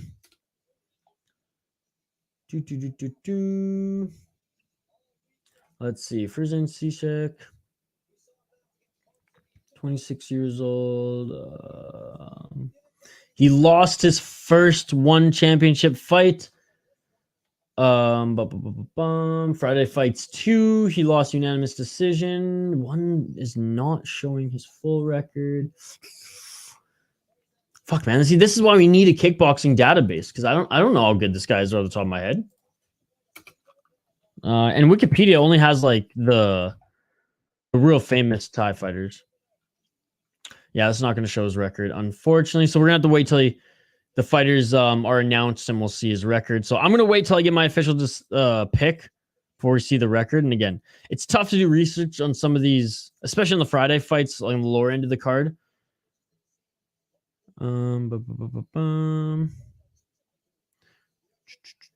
Yeah, so even Panrit doesn't have a full record. He's 1-1 in one championship. Lost via knockout in the second round to Ilyas Musaev, which we actually covered that on One Friday Fights 3. And he has a win over Padsanlek PK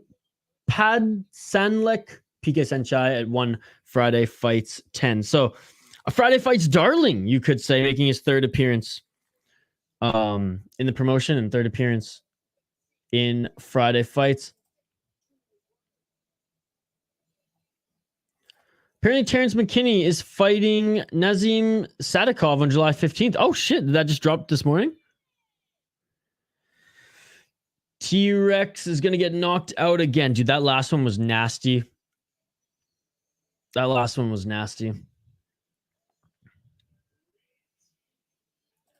I didn't realize you were live, bro. Well, of course you didn't, because you don't check the schedule, brother. Been watching this whole fight by myself. Dude, what the fuck, man? Check the schedule. This is why you gotta start checking the schedule. What's up, Herbo? It's good to see you, buddy. Herbo, you gotta be an exclusive member again soon, because the live chat last night was fun. Actually, and I want to say this, Shane's not in this one, but Benjamin, MN Wild Talk in the chat, Matt. He really enjoyed last night's chat. He said that you're a beauty, like it was good hanging out. So anyways, he messaged me on Twitter after saying that it was fun, even though there's just a few of us there. It was a good chat. Peace hockey, get some good sleep. Yes, good. Catch up on some sleep hockey from home. I'll see you later. I don't check YouTube in general. Well, don't make this a general thing. You know what I mean? Like, you don't have to check it generally. Just check it for us, the City Life Project. Oh, they're awesome. They are awesome. I know Mr. Grant Gregor has had a tough time watching one championship stream, so he doesn't join us much for those, but hopefully we see him for some UFC or KSW this weekend. Hell yeah, hockey from home. Hell yeah. You know, but you were gifted a membership, hockey from home. You can still become a member. Very easy, very easy. Just go to the homepage of our page and it's one click away. What I need to do is turn on notifications for City Life. That's true. Ring that bell for notifications, folks. Don't be like Jay Herbo, traditionally missing live streams because he did not ring that bell for notification. When you like and subscribe, don't forget to also ring that bell because you'll be notified when we post videos. And Jay Herbo, we posted a video every single day this week. So you don't have notifications. You probably missed some of those videos. Hey, if you can afford a coffee, you can't afford a membership. No, I'm just kidding. Like I said, I'm not going to pressure anyone to become a member or anything. But if you're going to say, oh, I want to become a member, you should just become a member.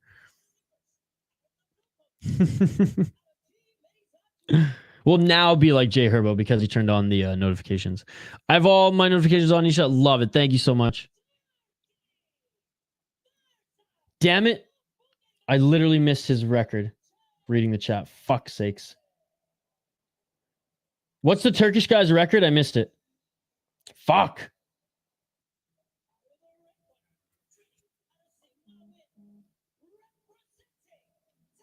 Okay, we're looking at Panrit right now. What's the Turkish guy's record? I missed it. I was literally reading the chat the second it was on the screen. I don't know why they just like... And now they're not even showing Panrit's. What the fuck, guys? This is frustrating.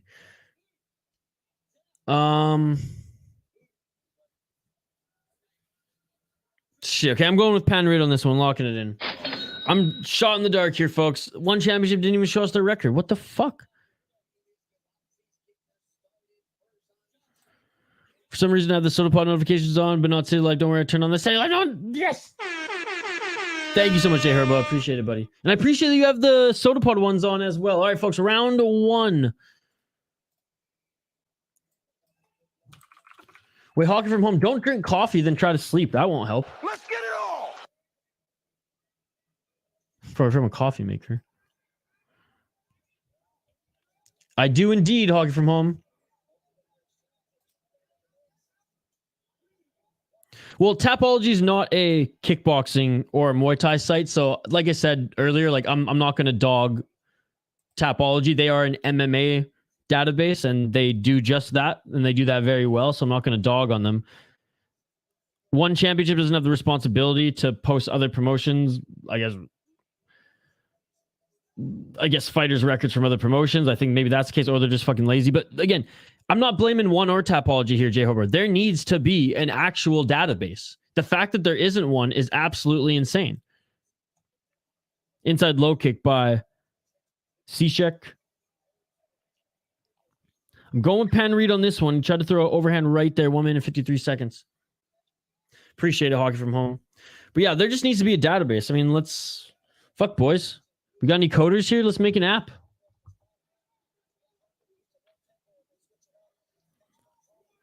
I can maybe find some money to get this project going. We got any coders in the chat here? We got any developers? Let's make an app. Let's make a kickboxing and Muay Thai database. Right hand by Pongsiri. Or sorry, not Pongsiri. Panrit. 1 minute and 17 seconds left in this first round. Outside low kick by Cicek. Ooh, right hand there by Panrit. Panrit's been dictating the pace of this fight so far. Who would you pay for the database? No, I mean, I can maybe find some money to fund getting it off the ground if we got some people who want to help put it together. And nice Panrit landing some heavy shots on Cicek late. I mean, that's not a guarantee. It just... I'm sure we could find some people, and I have some contacts. But I would pay for... who would pay for the database? But I would... shit, man. I would even... As a subscriber at this point, I would pay if there was even a paywall behind a database for that shit. If you ever can't decide who to pick when in doubt, pick the Thai fighter. Yeah, just like in MMA, Gravedigger Jones' rule is when in doubt, pick the Brazilian. Good rule, Activate A. Hockey from home. Do you know how to code? And do you know how much work is going to go into it? Vicious elbows indeed in the clinch there, and that is it for the first round. The hardest thing would be collecting the data, right? We'd have to contact every league, like a ton of fighters, start with the big leagues, trickle down to the small ones, and just keep adding and adding and adding.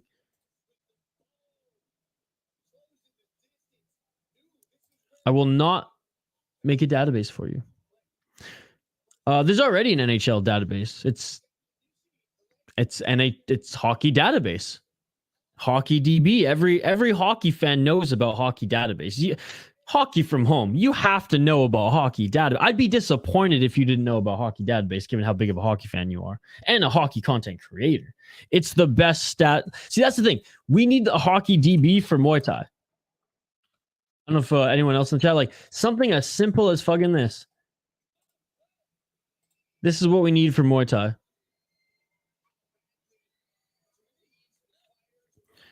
All right, round 2, ladies and gentlemen. Let's get it on.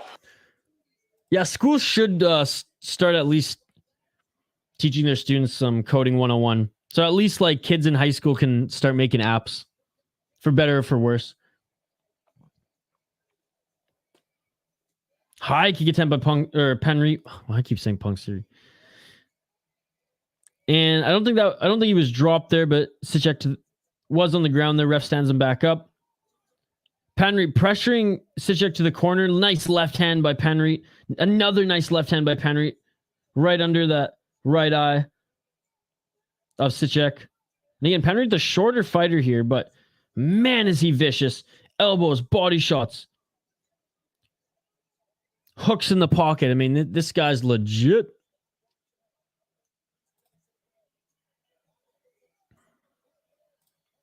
Hell yeah, hockey from home. And if you want stats on prospects, check out Elite Prospects. I actually interviewed the creator of Hockey Database, and he's a very interesting guy. It was a really cool interview back when I was doing radio. 1 minute and 45 seconds in the second round.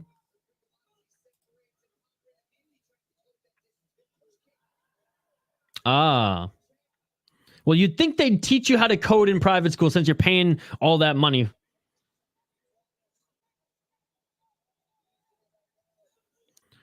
One, two by Panrit. 1 minute and 16 seconds left in the second round. Oh, was that a liver shot or a body shot?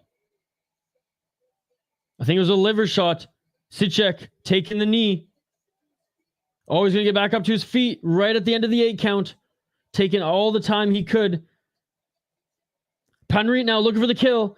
But Cicek, it looked like he got hit right in the liver there. Panrit, full throttle here, catching the right leg of Cicek. Didn't do anything with it, but looking for that right. Doesn't land the right, but does land the left on the entry. 39 seconds left in this second round. Ah, gotcha, hockey from home.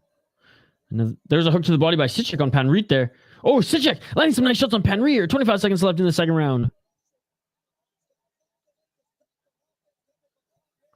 So my computer science when I was in like elementary school and shit was learning how to use Yahooligans, Yahoo, and Google search. Left hand by Panrit there. What a beautiful left hand that was. They clinched, and that, I mean, this will be the end of the round. And that is the end of the round. Panrit lands one more body shot to end the round, ladies and gentlemen. We're going to the third and final round.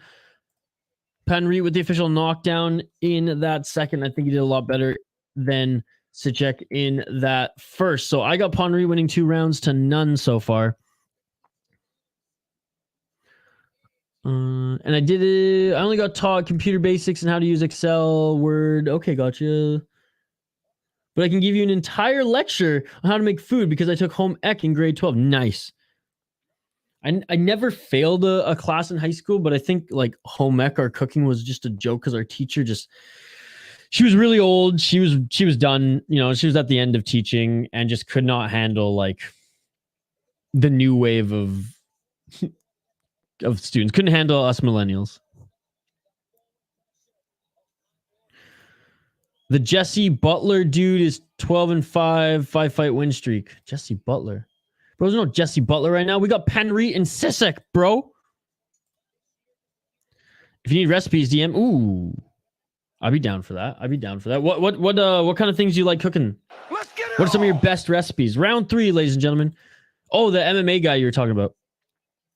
I gotta look through that card. Honestly, man, like I am so much more into every other promotion out there.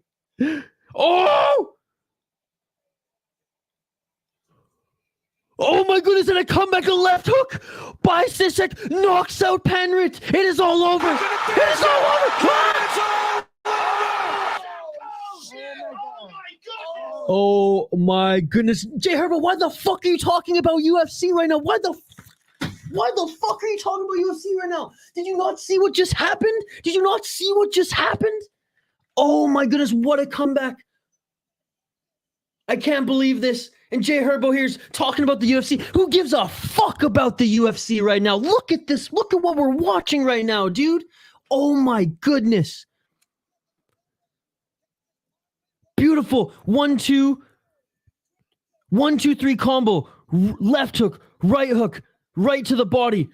Panrit comes in with the left, and boom, there's the counter to drop him. Oh my God. Left hook right on the money. Oh my goodness. Oh my goodness. Wow. Wow. That was incredible. That was incredible. I learned multiple coding languages in college. I want to. I never did. Oh, that's the replacing Jared Gordon against Miller. Remember a chat last night in the Discord. Now I do. Now I do. Almost out of the cage. I'm in ring. Ooh, I like pastries. Boom! What a tremendous comeback. What a comeback. He almost fell out of the ring. J Herbo, the new JL. Well, my in doubt method is in the bin. I don't think so. I mean, Panrit was winning the fight. Oh, wow. You should give me crap because I win our debate. Well, first of all, this wasn't a debate. You brought up a who gives a fuck fighter right before a great comeback and in the middle of the third round of a Muay Thai fight. So, yeah, I'm going to give you crap about that. Interrupting the show? No, I'm just kidding.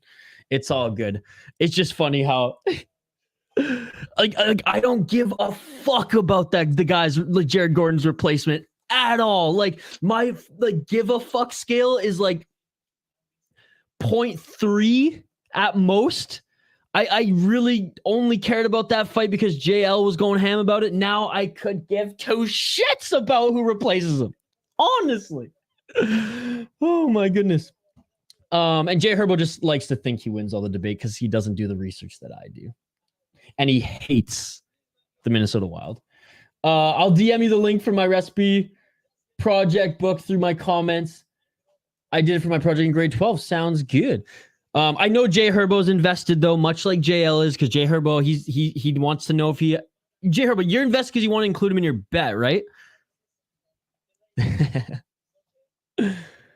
don't have pictures on how to make it, just ingredients and steps, so just follow the steps. Okay, well... Message me them. Don't put them in the live chat because they will get buried. See, I knew he didn't like the Wild.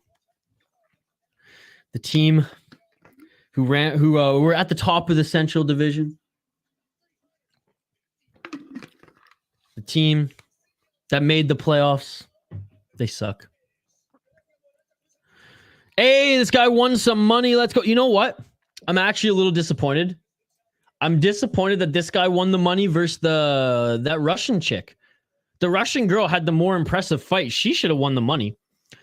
Jim was the underdog versus Gordon. I was ready to take him. They haven't released the odds versus the Butler dude. They haven't really. I'd imagine that he's the underdog, given that he took the fight on 2 days' notice. So I would bet on Miller as soon as I imagine. What do you guys think?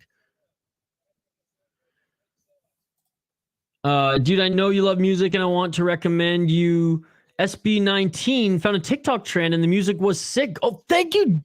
Appreciate that, man. Oh my God. Yeah, that shit beautiful than a motherfucker. That was, thank you so much for that. I appreciate that. I just bookmarked that right now. Look, Zoomer Loyalist gave me a suggestion on a retreat A mindfulness retreat, and you give me suggestions for music. I appreciate that. I'll message it through Instagram now. Can you check my messages though? Yes, I will. Isha, you think Abu Bakr loses, right? I say no. I think he wins. I don't think it's an easy fight. no, just not like while the put it this way. Like I'll take your comments regardless, even though I just like go a little ham. I will I'll go full Isha talking to JL though when it's like right before a knockout, right in the middle of the third round, right in the middle of me calling the fight, right? That's the less ideal time to ask or drop like an unrelated, question and topic on something. But at the end of the day, like I said, I'm just glad you're here, chilling, commenting. So I'll give you my quick answer for that one. Dun, dun, dun, dun, dun. I like your opinion on that one. It's a pick'em for a reason. Yeah, well, Benjamin was also. I mean, Benjamin, you're high on the Brazilian.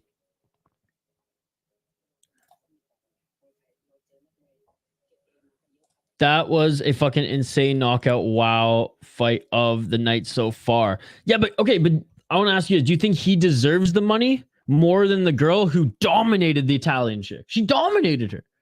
This one, he was losing. And again, it was a comeback, and that's cool, and it was a beautiful knockout. I don't know. What do you guys think? I got more UFC in the middle of fights. I am doing Cage Wars tonight, KSW's tomorrow. But yeah, we're doing Cage Wars tonight. KSW weigh-ins are right now. Give me a few days to do it through my personal account because I did it on my school account. Gotcha. All right, sounds good. Hockey from home. Bum, bum, bum, bum, bum, bum, bum, bum. It's so funny. On these last 2 weeks, Jared Gordon has been the star of the City Life Project YouTube channel. Yeah. Dude, I can't wait. It's Coliseum 2. Oh my God. Pudzianowski's on the card. There's some solid fighters on the card as well. And I mean, look, Pudzianowski, not necessarily a solid fight. I mean, literally, the guy's made of fucking stone and steel. He's literally a solid fighter, but he's very much like a big brute heavyweight who throws hands. If he's taken down, easily ground and pounded, easily submitted sort of thing. But he's back and he's super popular, right? It's funny. I have friends even here in North America who they don't even know what KSW is. I told them that Pudzianowski is in a Polish MMA promotion. They were like, get the fuck out of here. Like, the strongman? And I was like, yeah, like we used to watch him in strongman competitions as kids. And I was like, get out of here. So it's hilarious. Yeah, he deserved it, brother, indeed. But did he deserve it over, again, that the first fight, the first Muay Thai fight on the card, that Russian girl dismantled her opponent, destroyed her in the first round. This guy hangs on by a thread until the third and gets a good knockout, and he gets the money over the Russian girl. I don't know if I agree with that. Yep, KS literally back to back. Like as soon as we're done KSW, like we're jumping over to UFC. Like there might even be some overlap. We might miss the first fight. No beer today. Save it for tomorrow, dude. I'm saving the beer for tomorrow.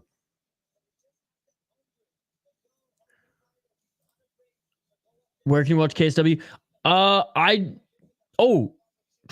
Who has a link? I think Jaden gave me a link. Hit me up tomorrow when the stream starts, and I'll help you guys out. Or if you're on Discord, I'll throw the links in there. I'm gonna buy the pay-per-view, as I always do. I don't like any funny business during these Polish streams while I'm here in the States. I don't want to be in as real time as possible. So I'm gonna get the pay-per-view. I think it's only like $10. But our boy Jaden on Twitter sent me a couple places where you guys can watch. So I'll hook you guys up with those tomorrow when we're streaming. And also remind me in the Discord later or on the membership stream later as well. Oh, it's a late Cage Warriors tonight. Oh, back in San Diego. God, I hope this card. Do you guys remember like the last time Cage Warriors was in San Diego? The card sucked. Yeah, do that, Hockey from Home.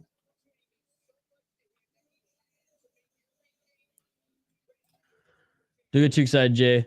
Not exactly a banger card for UFC tomorrow. Oh, thank you. I appreciate it. I picked the guy from Thailand. KSW TV.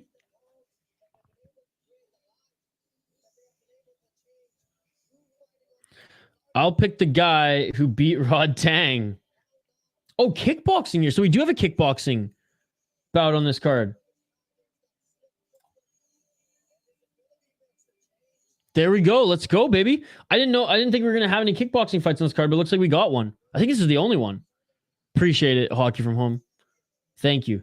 I love to cook, so I'm a pretty damn good cook too. So I like following recipes and stuff like that. If not, I keep it super basic. Like I think I've eaten chicken, salad, balsamic vinegar, and olive oil twice a day for the last 30 days now. I had one day where I ate pizza this last weekend. And then if not, that is chicken and broccoli. Like I have not gone crazy.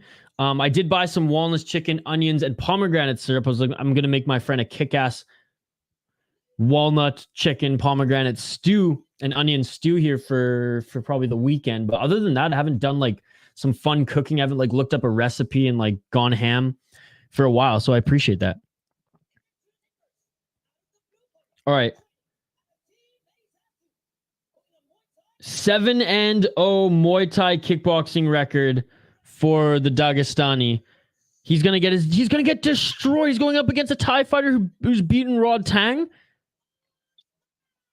It's my first prediction. I got the Thai fighter. Okay, so this Russian has only 7 fights.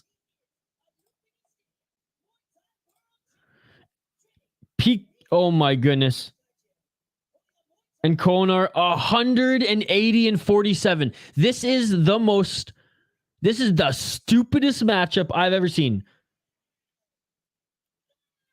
This is absolutely insane. Sweet Hockey from Home. I look forward to it. Again, thank you for sharing. This is absolutely insane, ladies and gentlemen. So Friday fights 3, spinning back kick to the body win by Osmanov. Again, his opponent. This is a mismatch if I've ever seen one. Let's see if youth prevails. Round 1. Let's get it on. Let's get it on. Kickboxing here, so a little bit different from what I've been watching on the Muay Thai side. A good change up. Watch the Russian just floor him. Oh, there's a nice right hand by the Russian. Osmanov, another left by the Russian. Kaonar, though, traditionally doesn't start off blazing, swinging like Osmanov. I think Osmanov's game plan here is smart, considering that, like, Kaonar downloads data. Second and third round always comes out swinging, but a beautiful spinning back kick attempt by Osmanov. Osmanov is truly a very good fighter. I did watch his last fight. I remember that one now. Friday fights 3. But like right off the bat, you can see his technique's good. His kicking ability is awesome. And so far, he's getting the better of Kaonar, despite 7-0 record against a guy with Kaonar's record. That's absolutely insane. So it's the end of the prelims. Like the prelims and main card aren't separated. Like they just keep it going here. I think they maybe take a little bit of a commercial break between. So this is it's the co-main event, but how they do it here in One Championship on these Friday fights is they put the co-main event as the featured prelim, so to speak. Oh, nice right hand by Osmanov. So after this, we'll have like 4 more fights until the main card again. But they are high-level fights. The Russian looks good, man. I guess this is why they made that matchup. Good left hand by Osmanov as well. Not playing around indeed, says the broadcast. Body kick followed by spinning back fist. I wonder if Kaonar expected this pace.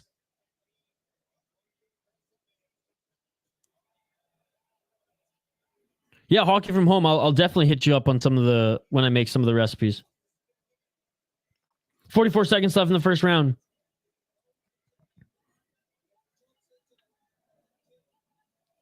And again, a dominant first round by Osmanov. I'm interested to see the adjustments that Kaonar makes going into this second and third round. Maybe he turns up the heat a little bit. Also curious to see Osmanov's gas tank as he's been fighting at a relentless pace right now early in this fight. Body kick by, oh no, low kick. Osmanov got kicked low there. What, the final 30 seconds of this first round, we got a little ball buster break.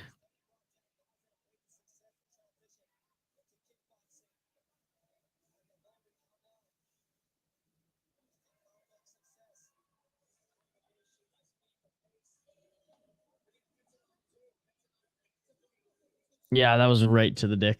Oof.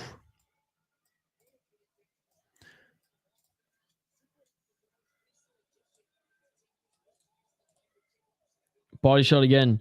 Yeah, man, I totally underestimated this Osmanov guy. Again, I've only watched him fight once, and it was good. He dominated. His spinning kicks were unbelievable. But again, you look at the record of both these guys, and for someone who's, you know, I will admittedly say I watch a lot of kickboxing now, but traditionally and still, I'm a casual. So if there's people rewatching this, there's some people who are watching this facepalm and going, "Eesh, this guy's actually really fucking good." Then my apologies. Again, he's 21 years old. He's 21, Osmanov. That's crazy, man.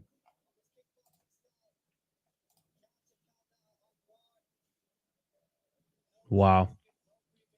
She's a hell of a prospect with his technique that crisp and clean right now. It's fine hockey from home. Russian round, indeed. It's all good hockey from home. It's all good. All right, round 2. Let's get it all. I like food. I'm starving right now, too. I skipped dinner last night, so woke up hungry. No coffee to mask it.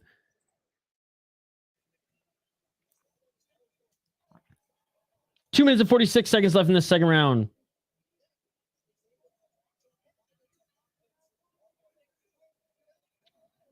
Body shot there by Kaonar. Good leg kick there by Osmanov. High kick by Osmanov.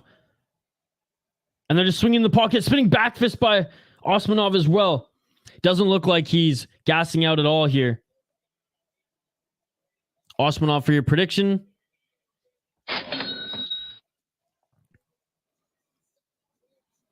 Kaonar going high with his kick as well. Clinch and separate. Man, what a fight. 2 minutes on the clock here in the second round. Kick attempt by Kaonar. Osmanov comes in. Few shots there, tried to make him pay. 1 minute 52 seconds on the clock here.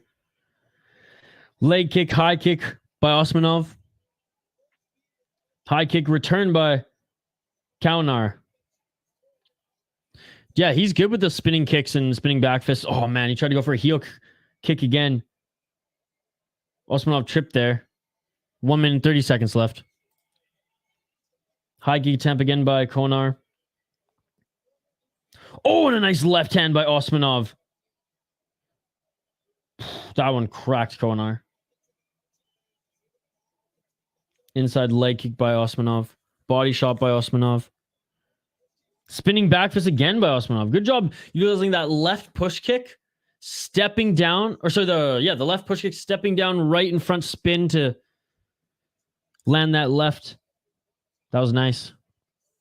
55 seconds left in the second. Oh! Spinning body kick. It did look a little low, but I mean, I don't think it hit him directly in the balls because if that shot hit Kaonar in the balls, he wouldn't have shaken it off that quickly. 35 seconds left.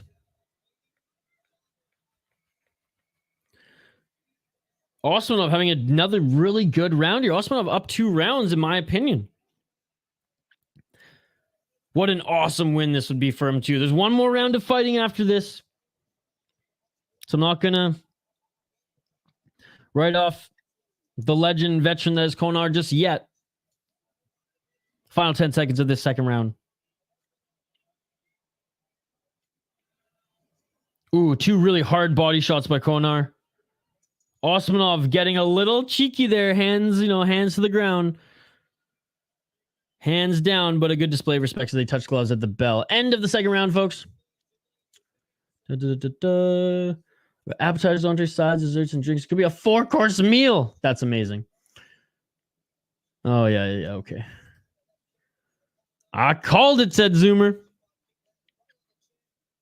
There's still one more round to go. Dude, at 21, though, this guy's going to be a fucking freak in kickboxing. Well, apparently he's more of a Muay Thai guy. Muay Thai is his base.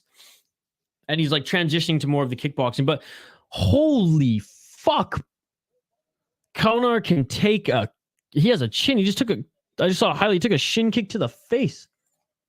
Yeah, okay. Just make one each and then all of us have a 4-course meal. Hell yeah. Benjamin told me to say that. Mm-hmm. It was Benjamin last night. Round 3, ladies and gentlemen. Let's get it all. He's like, JL's not in the exclusive membership stream. You can say how much you hate Jared Gordon and Charles Oliveira now. And I said, yeah. Osmanov is only 21. Let me check out Mr. fucking huge name here.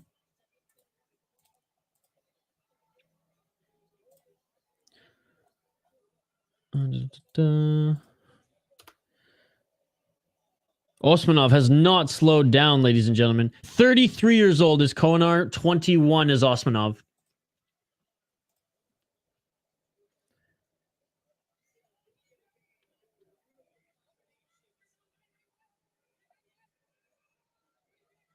Oh, I 100% have to go buy the ingredients.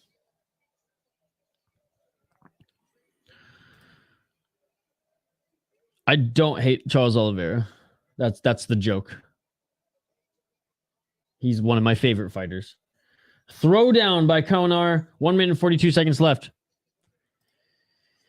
We're going to be against each other next weekend. In which fight? The Vancouver one? Dude, I don't want either of them to win. Like, I don't want either of them to win. I don't want either of them to lose. Like, it just sucks. I mean, obviously I want both of them to win, but you know what I mean? Like, I don't want either of them to beat each other. That one's tough, man.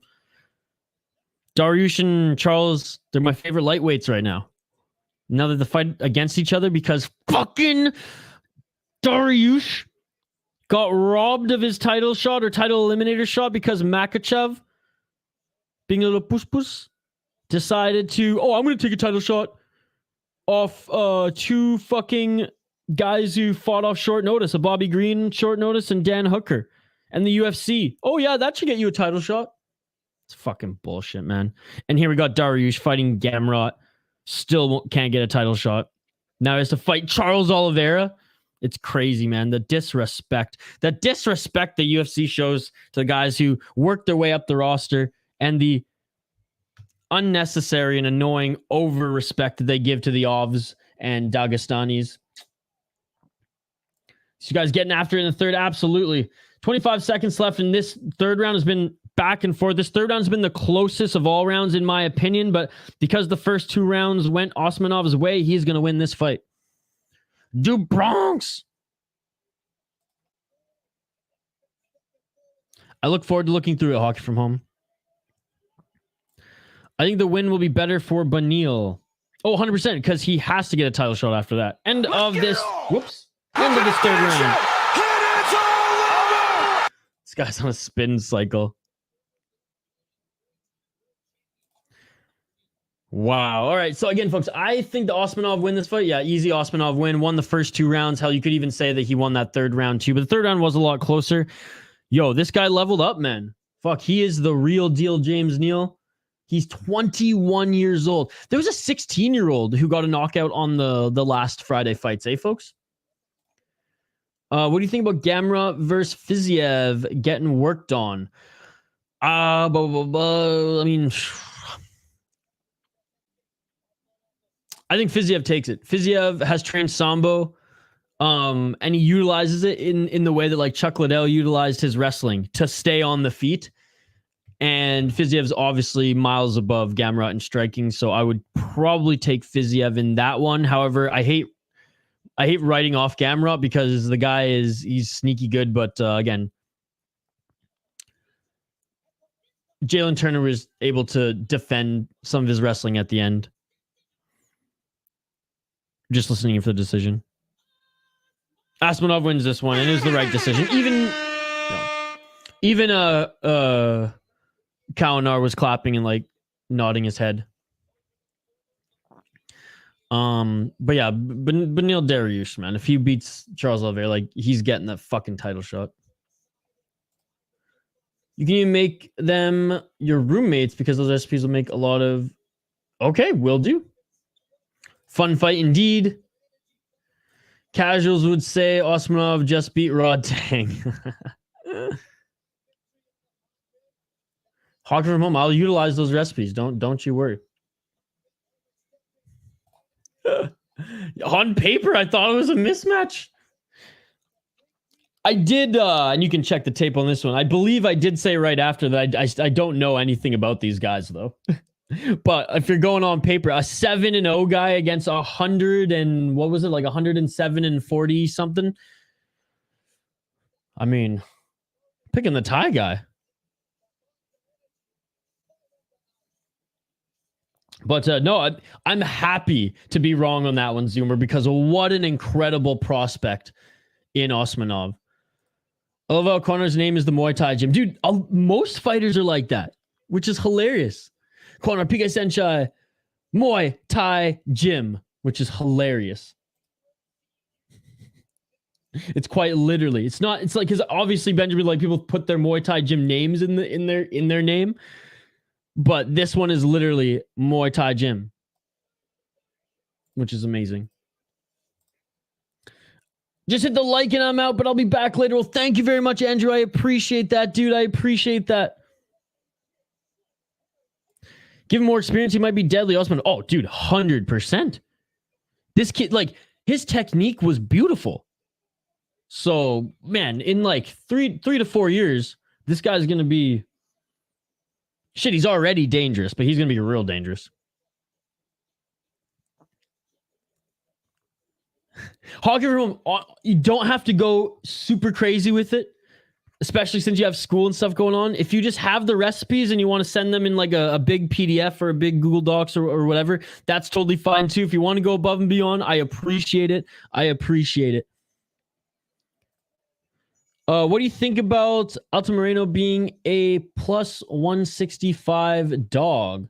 What part of I don't care about this UFC card at all? Do you not understand? I'm just kidding.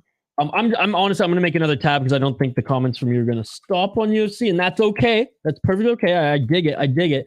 But I have to get the fight card up because honestly, man, I care way more about KSW this weekend. I care way more about Cage Warriors tonight than the UFC card this weekend. So I admittedly just haven't. I mean, I listened to a couple breakdowns of it, but I just really haven't given one single fuck, like I said earlier. But that's about to change. So now you're making me give a fuck about it. So let me bring up the card here.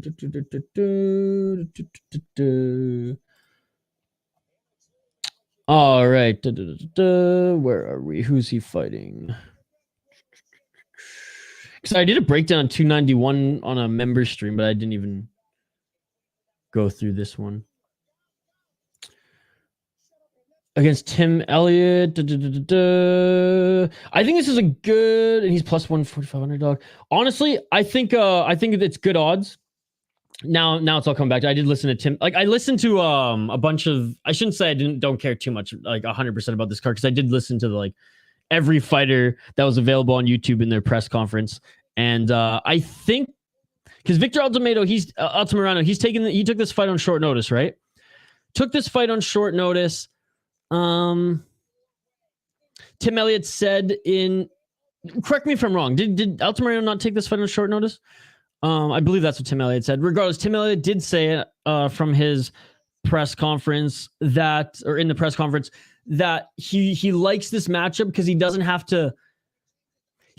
to think about being super defensive.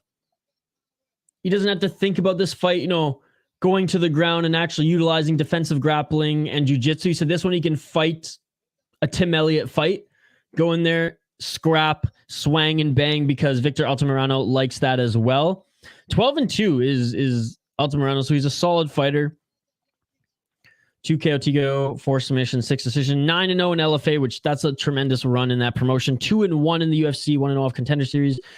Salvador, that was a good win, unanimous decision. And Larceda beat ground and pound. I mean, Daniel Larceda. He was 11-3 at the time, which is pretty good. Didn't really impress me in that fight, though. Split decision to Carlos Hernandez. Again, and that could have gone either way. Carlos Hernandez is actually my roommate's buddy. I think that they went to college together. Again, if Altamirano did in fact take this fight on short notice, then I'm okay with giving. I'm fine with Tim Elliott winning this one. Like I would predict that Tim Elliott is going to win this one. Hasn't fought in a while. I do know that there's a lot of stuff outside the cage that he's been dealing with right now. I mean, his wife cheated on him with one of his friends, and you know, there's like pictures of them all like training together and whatnot. Anyways, I think that maybe he uses this kind of like what Mackenzie Dern did on the last card. I think he just comes out, especially if it's just gonna stay on the feet, you know? And I think that's where Altamirano wants this fight. I think Tim Elliott, I don't think he's going to let his emotions get the better of him, but I think it is going to fuel him a little bit more in this one. So if Altamirano took this fight on relative short notice, if he wasn't the original opponent for Elliott, if it was a shorter camp for Altamirano, then I give it to Tim Elliott. However, Altamirano being the underdog, and again, this is where I say long or the short of it, Altamirano being the underdog, that's a good dog to bet on because, you know, he's younger than Elliott, less miles on the body, and he is a good fighter. So there you go. There you go. I saw a video recently with the Fairtex owner wearing Muay Thai fighters that foreigners were catching up. Or we're warning Muay Thai fighters that foreigners were catching up. You used to wonder how all these Thai people had numbers in their last names.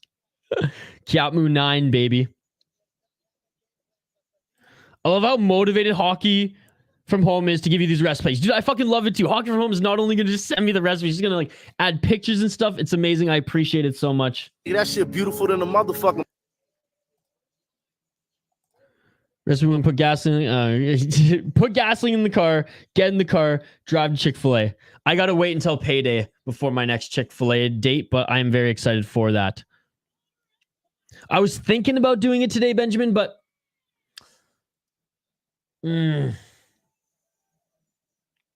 maybe I go get Chick-fil-A when I go buy coffee, but I kind of like, I'm on a budget.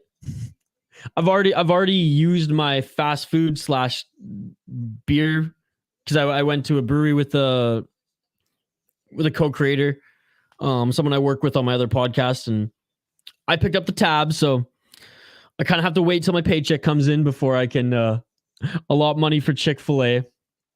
It's because when I go there, like I don't fuck around, Benjamin. I get like 4 sandwiches. I eat 2 of them. I save one for later in the day, and I save one for breakfast.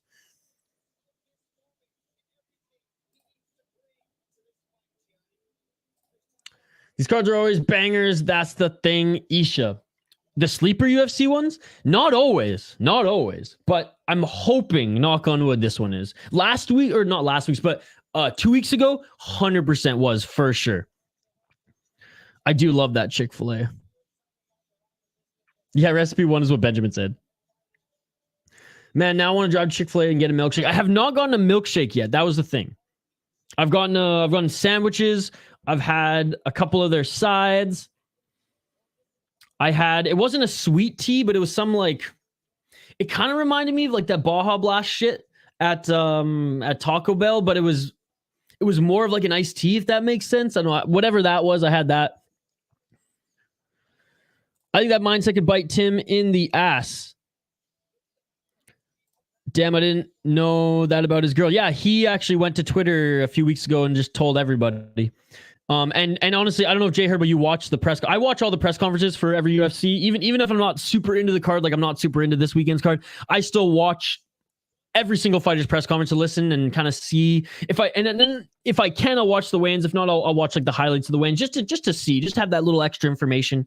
But it seemed like he was okay. It seemed like he was more than okay. It seemed like he was ready to fucking get in there and fight. So absolutely. I hope Tim Elliott wins. He deserves it. Hopefully he doesn't bring the kids into the octagon after they're crying in front of the world.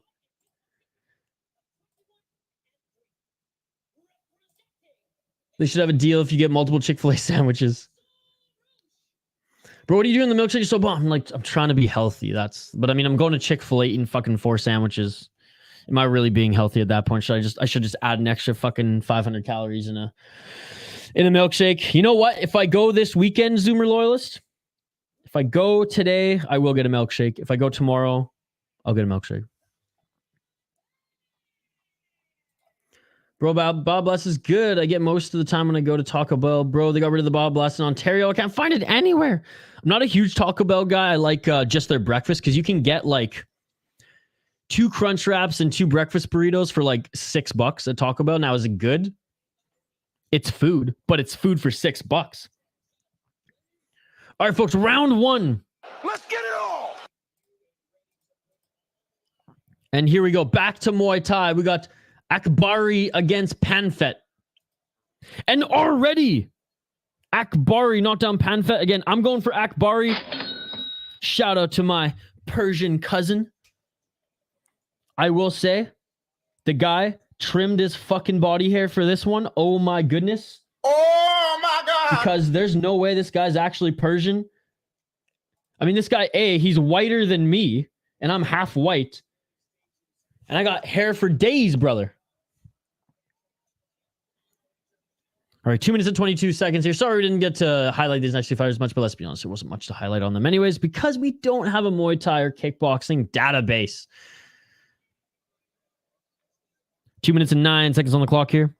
Again, I appreciate all the regulars and everyone joining us live here on the channel. Arthur, appreciate you, buddy, as well. Zoomer, I'll give everyone a shout out, as you know, at the end of the stream, but just want to say right now that I appreciate every single one of you. Love the conversations. Love the chat. I'd rather be busy in the live chat than not. So thank you guys. This is awesome. This is all about the interaction. Like I say, if you're new to the channel, we do live play-by-play commentary, reaction, and interaction. Interaction is the most important key to these fight companions. 1 minute and 39 seconds left on the clock here. And by the way, speaking of fight companions, we're doing another one later today for Cage Warriors, as well as KSW tomorrow, UFC.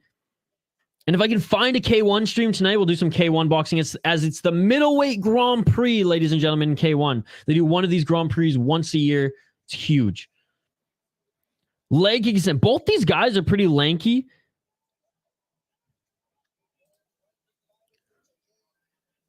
Panpet, a little bit taller, a little bit longer.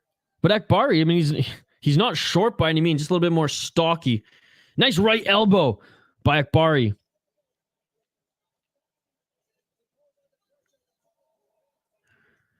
Chick-fil-A mac and cheese is king. That's the side I had with one of my sandwiches. It was awesome. I enjoyed, and it was the end of the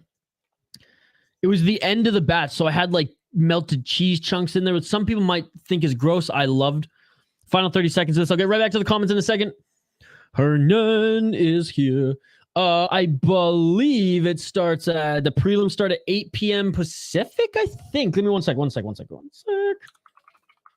a late stream tonight because it's in San Diego. It's on the West Coast. Good fight thus far, folks. Good fight thus far. I think both these guys are pretty even in this first round.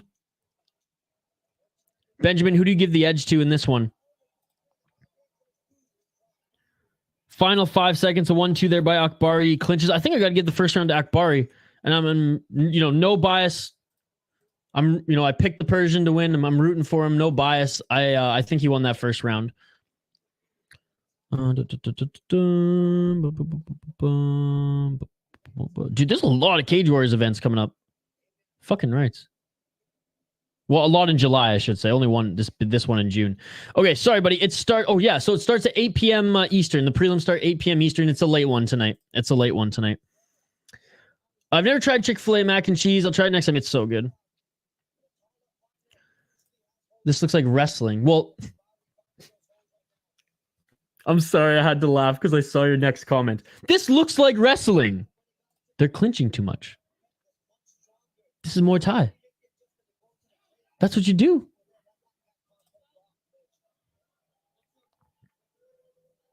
All right, second round coming up here, folks. I don't mind the clinch in Muay Thai and kickboxing at all, folks. At all. You get opportunities to knee. You get opportunities to break with the elbows. Clinching in boxing fucking sucks. Clinching in kickboxing and MMA, I have no issue with at all. Because you see shit like that, ladies and gentlemen. Because you see shit like that. 2 minutes and 40 seconds on the clock here. A 1-2 by Akbari. Let's get it all. Nah, this is not what the goats of Muay Thai do. Well, neither of these guys are the goats of Muay Thai. I'm very confused.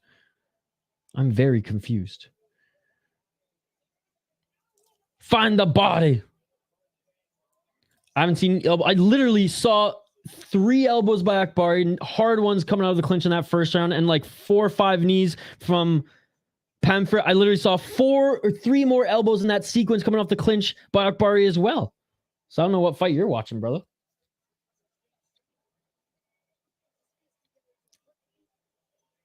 Nice knee and knees in the clinch there. Like, I don't know. Like,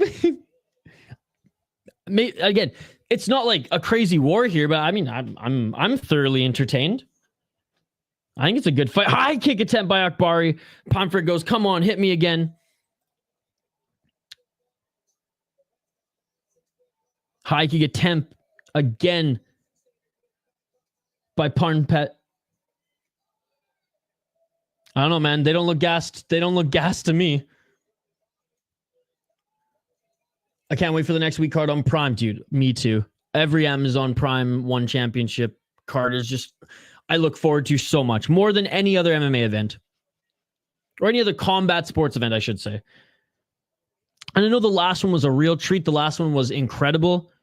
I mean, I like every single one. Yeah, some are a little thinner than others, but for the most part, they deliver. I think there's only been one that we all kind of complained about a little that was really thin, but for the most part, yeah, I mean, I'm totally in your camp there, Jay Herbo. I fucking love the One Championship Prime cards. Akbari should build behind his jab.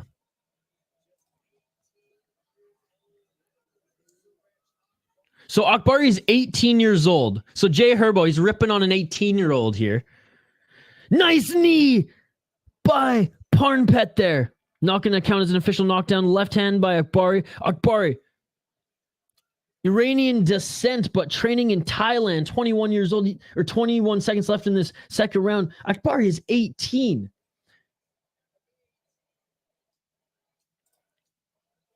I remember the last time Earself fought, the stream was popping. Oh yeah, whenever there's a championship fight or some big names on these cards, usually they're pumping.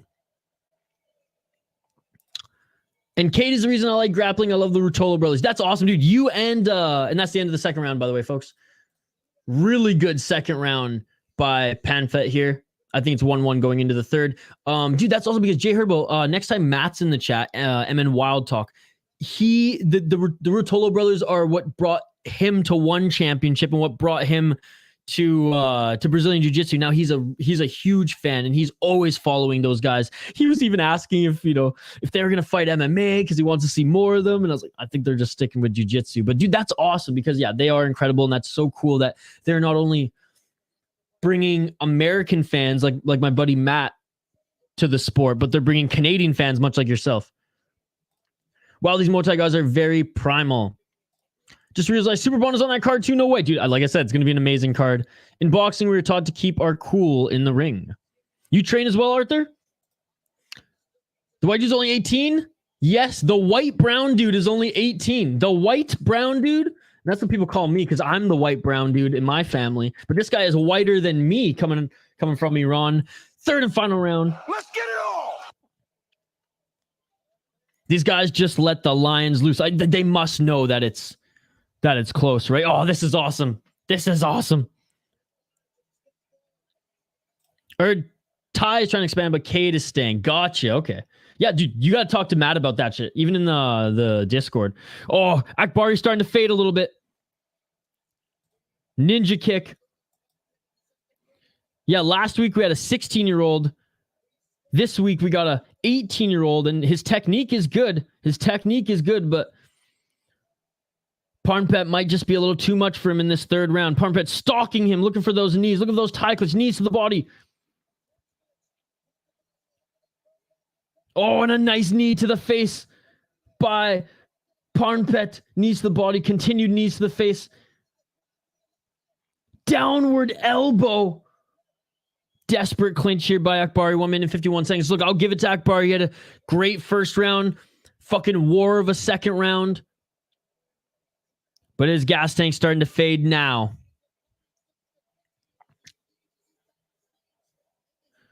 They're coming. Silva. Chemist esta vencendo. Is he asking when is the Vencendo fight? I don't know. I don't speak Spanish, or is that Portuguese? My apologies. Peace out. I'm tired. I'm gonna go work on the recipe book for you now. See you later. Get some sleep too, Hoggy from home.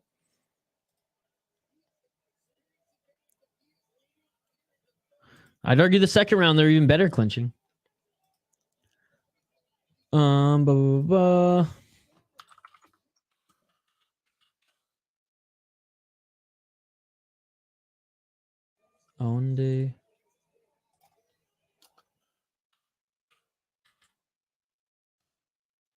39 seconds left in this third round, folks. Nice right hand by Akbari. Looks like Parnpet has slowed down a little bit here as he drained that gas tank early in the first round. And Parnpet, another hard shot on Akbari. Akbari back up to his feet. 15 seconds left. Again, sorry, Al Silva. I don't speak Portuguese. Oh, YouTube. You can watch it on YouTube.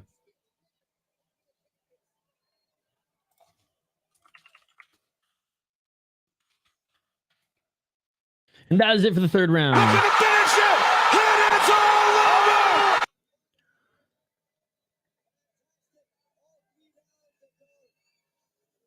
Oh, and a disappointed Akbari here.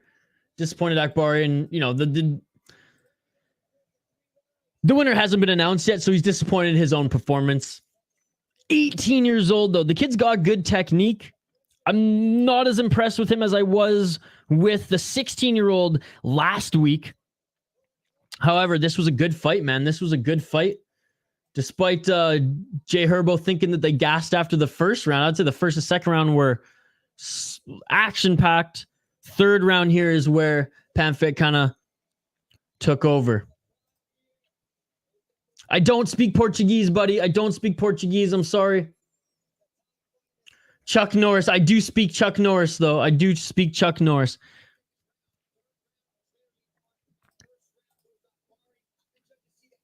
Yeah, so on Tapology, when the camp's fighter or fighter doesn't have an account or sends them their information, it defaults, like a picture of it, it defaults to Chuck Norris. Oh shit, this is a split decision? So there's judges who had that second round for Akbari. I think the Thai deserves this. No way! Akbari won this one? He's even surprised. Honestly, it's the damage. It must be the damage. If you look at the face, it's damage, because that's the only thing I can think of, because first round, he won. Second round, I didn't give it to him, but fine. Clearly, the judges gave some judges gave him the second round. That third round, he lost, and I think everyone knew he lost. But if you look at the face of Panrit compared to him, I just saw right eye swollen, nose bleeding, cut on the cheek. Wow.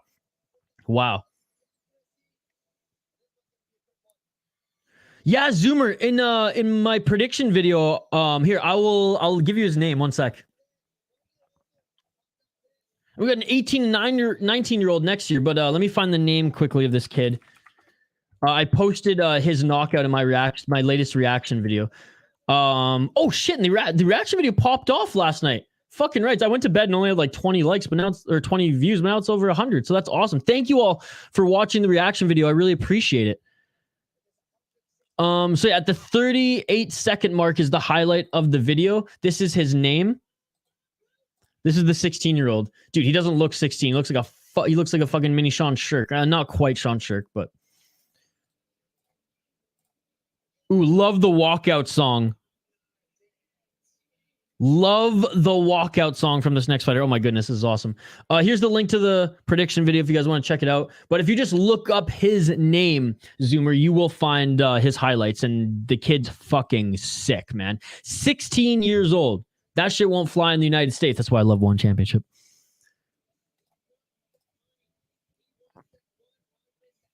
I've been laughing at Grandpa Biden falling down in slow motion all day.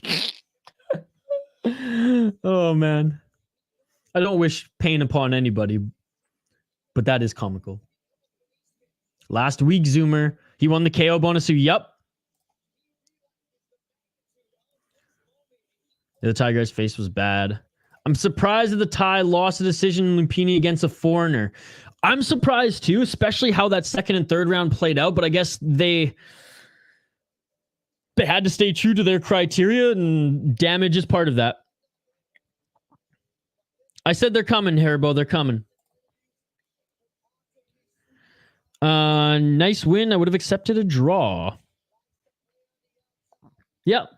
Me too. Hey, the guy I picked to win is wins or won, so I'm happy. But yeah, they're coming, Herbo. We're trying our best to no good, buddy. We're trying our best. You know, Kyle's had to take a step back from like posting and stuff like that, though he's helping us on the back end. So it's just been, you know, it takes about 4 hours to edit any of those interviews, right? So I've banked a couple, but haven't got around to editing a bunch of them yet. We got a few more scheduled for next week.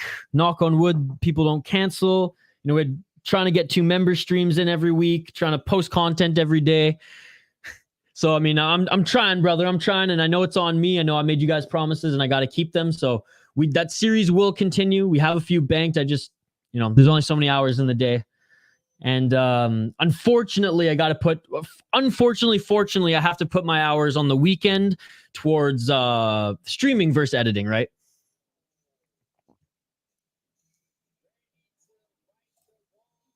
Do the emojis I spam do anything for the channel, or are they just annoying?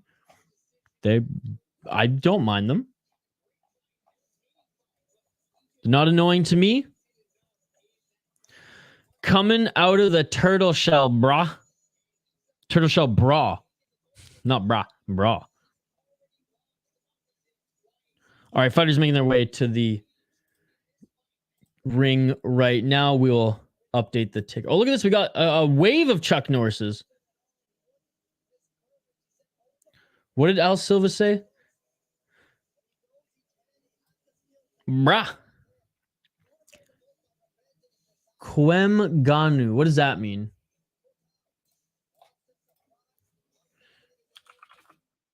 What does that mean?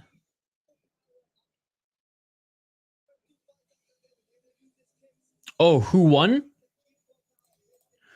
Akbari won. Akbari won. I should have known Ganu mean one.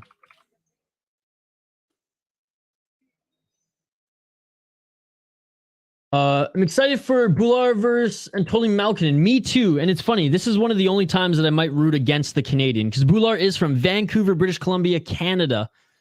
He's literally from, you know, a 2-hour ferry ride from where I used to live on the mainland there.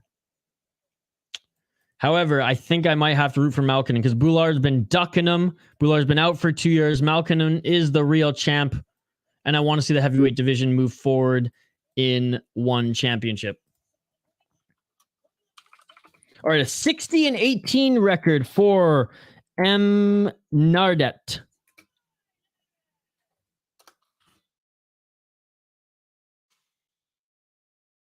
So decent record. Ooh, I like the trunks by Kohtao. 15-13. So both these guys over, 50 wins plus respectively. I'm going with Kohtao on this one, folks. I like his shirts. I like his shorts more. They have a similar record. I don't recall seeing either of these guys fight. Let's see if they fought in this promotion before. Oh, he won Friday Fights 12. I don't know if we streamed that one. One unanimous decision there. Channel 7, so he's making his Muay Thai debut. Anyways, round 1. That was my pick. Let's get it on. He's a Ninja Turtle. Facts, you see, that's a good fight, but Malkin wins easy. Malkin should have been fighting Ganu, but he was too scared to join one. Agreed. Locking it in for the orange hair. This fight is just crazy, folks. They're swinging Stephan Bonner, Forrest Griffin style in the pocket here. Good job by Amnartdet for throwing the hands first here. Amnartdet getting more shots on Kohtao right now. Amnartdet, even in the clinch right now, is getting shots on Kohtao. Ref separates them regardless. 2 minutes and 10 seconds on the clock here in this first round, folks. Beautiful, beautiful output and technique right off the bat now by Amnartdet. In the first 15 seconds, he kind of abandoned technique altogether and just was like bum rushing him. Now, high guard, picking his shots, straight right through the guard. High kick there. Another high kick. Kohtao walked in the pocket to land some shots as well. Nothing really landed through the guard there, but a nice couple elbows in the clinch by Kohtao. Swangin'. Nice left hook by Kohtao.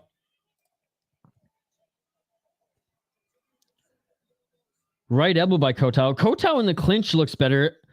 Amnartdet looks good in the pocket.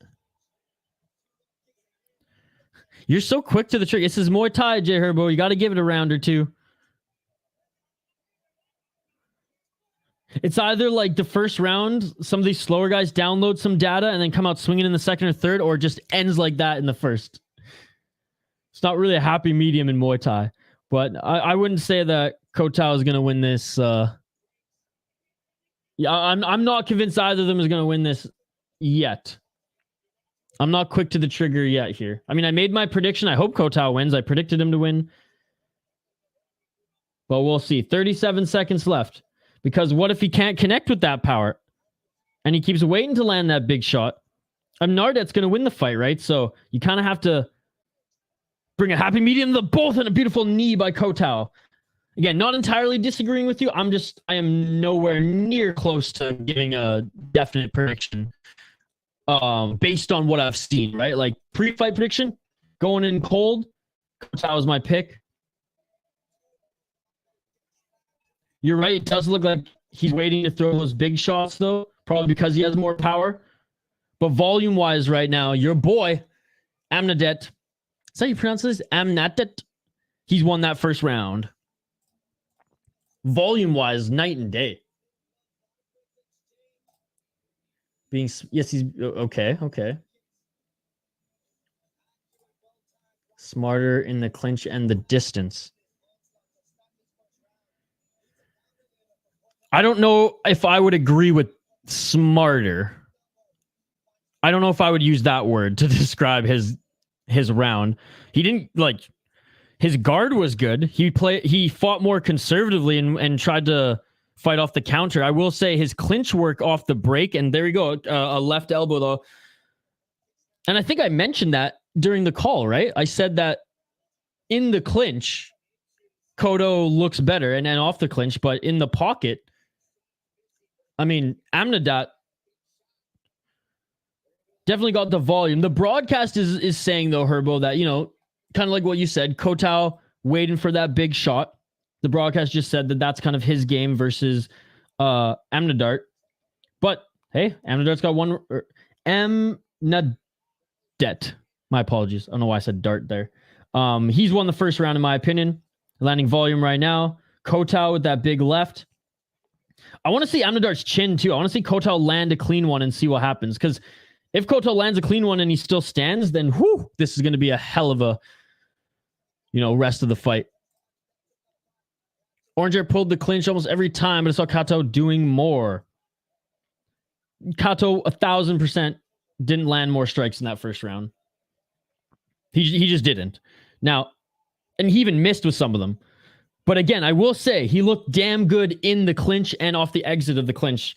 Way better than Amnartdet. And it's just really that classic matchup here where there's the volume striker versus the counter big puncher, right, Herbo? That's kind of what I'm taking away right now.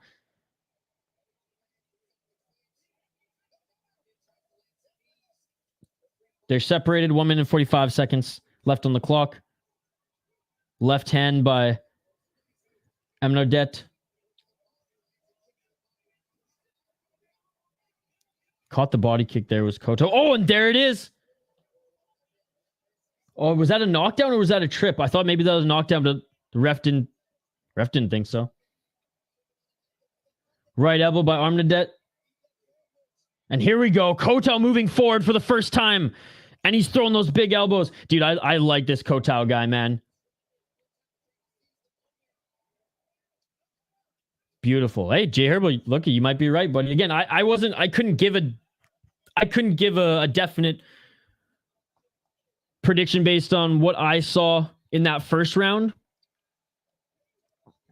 But definitely in this second round, I can see what you're saying.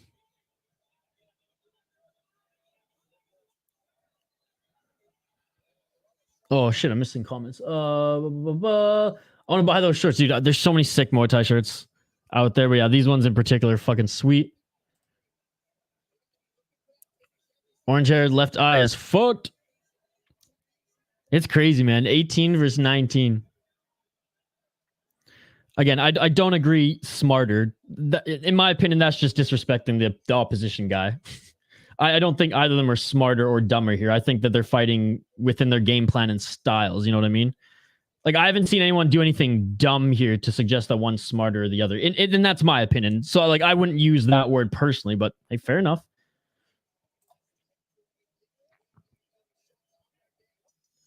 And that's it for the second round. Second round goes to Kohtao. First round goes to Amnartdet, in my opinion. What are your guys' thoughts in the live chat? It's crazy. These guys are... It's crazy that they have this many fights at this age, right? 18, 19, both in 50-plus fights. Unbelievable. Unbelievable. All right, third and final round. Next, folks, I got them winning a round apiece. I got Amnartdet winning the first round. Way more volume. Way more volume. Like, and it's just way more volume, and there wasn't like 2 or 3 big strikes that like really hurt him in that first round that would sway me to give Kohtao that first round. And again, pre-fight, I picked Kohtao to win. That was my original prediction. Based on that first round, I didn't really have any, I thought that the fight was still completely open. Second round, though, Kohtao really showed off his power and aggressiveness, walking forward, dictating the pace for the first time in the fight. Third and final round, folks. Let's get it all. And I'm thinking that our prediction will come through.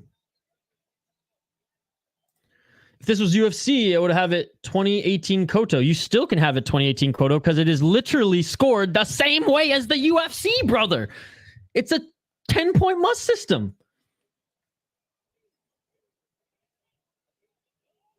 Or are you talking about the criteria? Because I was like, you know that this is 10-point must. I was like, man, I know I haven't drank coffee today. No. Okay, sorry. I misinterpreted that as far as like the UFC's they score damage. Dude, clearly that last fight, the only reason the guy won was because there was like notable damage on him versus the other. Again, I can't tell you, and someone in the chat maybe can. I don't know what like the order of significance is, okay? I don't know. I really don't in Muay Thai and kickboxing. But damage is part of the criteria.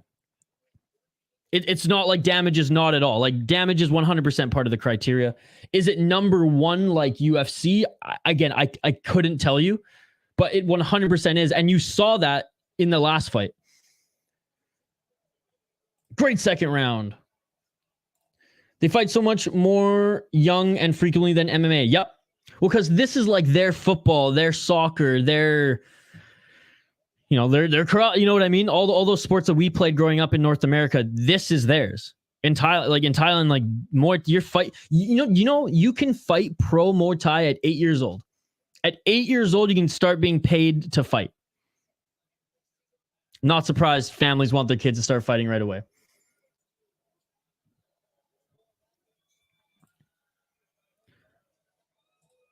Other one championship scores based on the whole fight in all rounds. Only MMA, Zoomer.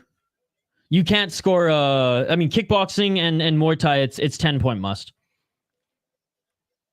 So only the MMA is scored as a whole. Muay Thai and kickboxing is 10-point must.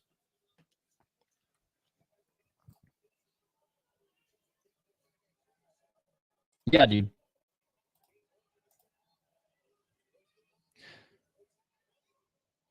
No, I don't think it's weird at all. If you want to be a premier kickboxing and Muay Thai promotion, Kohtao's now beaten up on Amnartdet. Amnartdet, he has dog in him. He's still in this, but you're right. His eye is swollen, almost shut at this point. He's just getting beaten up here. 14 seconds left. 14 seconds left. He's hesitant, and the ref ends it with 10 seconds left. It is all over. It is all over. It is all over. Oh my God! Yeah. What an amazing end to that fight. That was amazing. That was ridiculous. The ref wanted to keep it going. You saw he wanted to keep it going for a few more seconds. He wanted him to last until the bell. But did you see that look on his face where he like looked at the ref and like started to run back and then got hit with like 3 more shots and boom, that is it. Good stoppage by the ref. I know he was trying to give him as much time to continue as possible to get through the end of that fight. But alas, TKO by Kohtao. Let's fucking go. Oh my God. Sorry, that was pretty loud. Whew, that got my adrenaline up. Yes, sir. Yes, sir. I will do that right now, buddy. There are 4 more fights. Wow. I pulled that one out of my ass. I'm not gonna lie. Show me the money. Bro, I need to learn how to make GIFs. Could get so many iconic GIFs from these streams of you. It's really easy.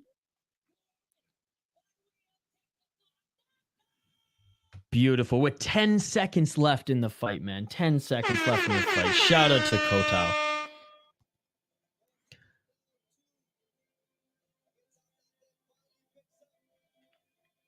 Yeah, it's a big card today. Already 10:30 and we have 4 more fights. Yeah, it's a big card. It's because the MMA fights went so long because they went the fucking distance. That's why. If the MMA fights are quick off the bat, then I feel like the show, you save like almost 45 minutes. But yeah, Jay Herbo, you can go to like any YouTube to MP3 or MP4 converter and then just clip the shit out of it. Any free GIF site.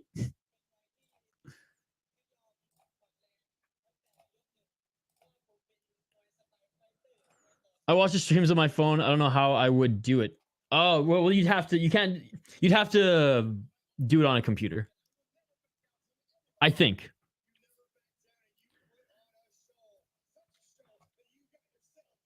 All right, there you go.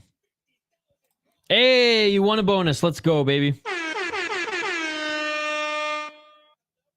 Again, I think the women, the Russian girl got snubbed, and I'm gonna die on that sword for the rest of the stream. she was more dominant than both of these guys who won the bonus. Now, this guy, great fight, but again, like slow first round, good second round, great third round. The other guy, you know, was getting his ass kicked for 2 rounds, good comeback knockout. And it was a beautiful knockout. I'll give him that. But the Russian chick, pure domination, ended the snooze fest that was 2 kind of boring MMA fights. And she doesn't get rewarded for that? Come on. You need to hire someone to clip your iconic moments and create gifts. You can hire me to do it. I'll do it. Hire me. I'll do it. I'll have no shame. You just pay me. I'll clip the embarrassing ones and everything. It's like I was on a meeting with my the company I work for. A consulting meeting, and one of the clients, like I basically like ran down their YouTube channel and told them like what they needed to do better, what needed to be polished, what they're doing good, you know, just gave them a whole like report.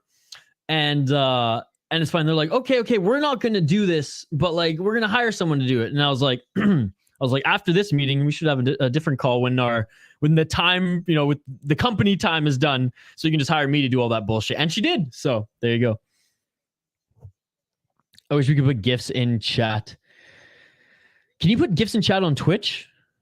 Or is it, I don't use Twitch now. By the way, fucking Twitch, man. Twitch hates MMA, dude. My prediction next fight is Den.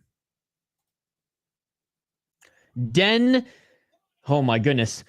Sitnayok Tawi Patfong. Sitnayok Sitnayok Tawi Fatong. What a name. What a name. That shit beautiful than a motherfucker. Against Petrapha Sorsopit. God, I love Thai names. I fucking love Thai names. Like there's some names around the world that they grind my gears because it's hard to pronounce from like a North American, but I just love these Thai names. I didn't even see his last name. That's insane. And then you clicked in. I was like, I saw the D sit ya kotawi tafong, and I was like, oh, I'm surprised. I'm not surprised you didn't write his whole last name in there. That would have been a handful, quite literally, to type. 22 letters. Oh my goodness. That shit beautiful than a motherfucker. Oh my god. That's hilarious. That's amazing. That is amazing. I think like I have 2 middle names and I don't even think it's 22. Let's see.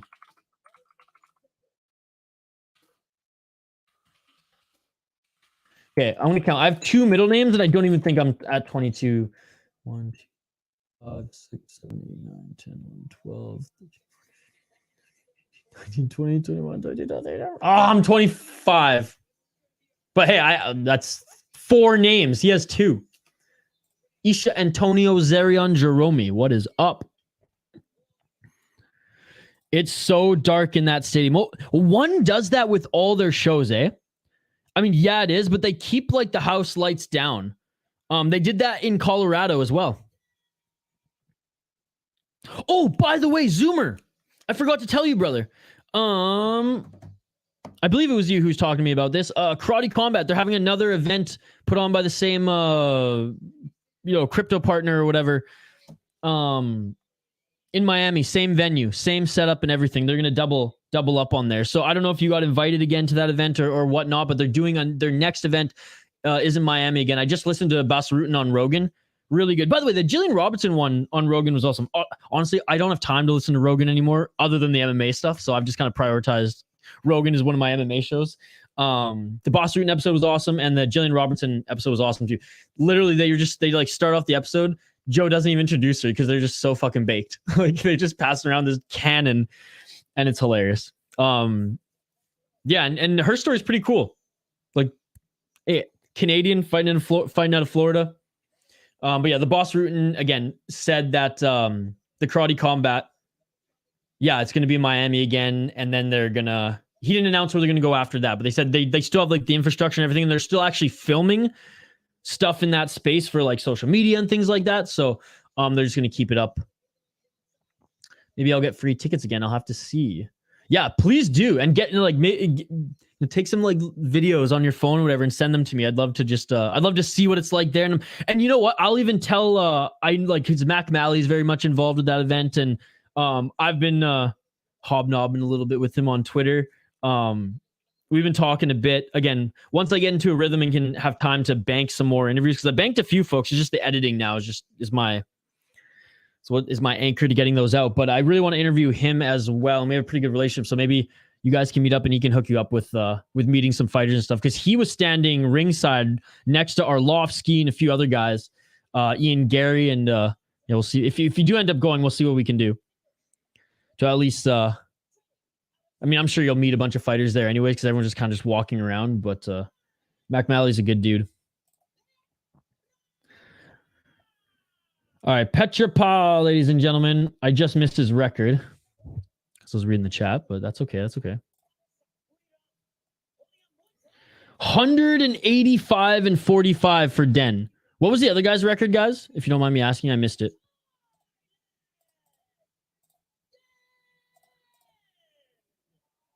The announcer didn't say his last name. What a cop-out. The announcer didn't say his last name. What a fucking cop-out. I said his last name. Bitch. Jeez, I can't believe that.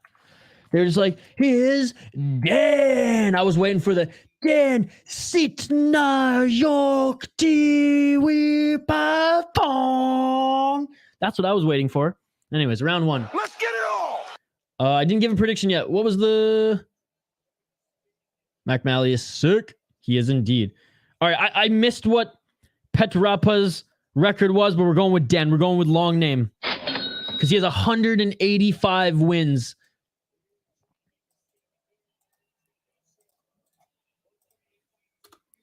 Two minutes and 33 seconds on the clock here.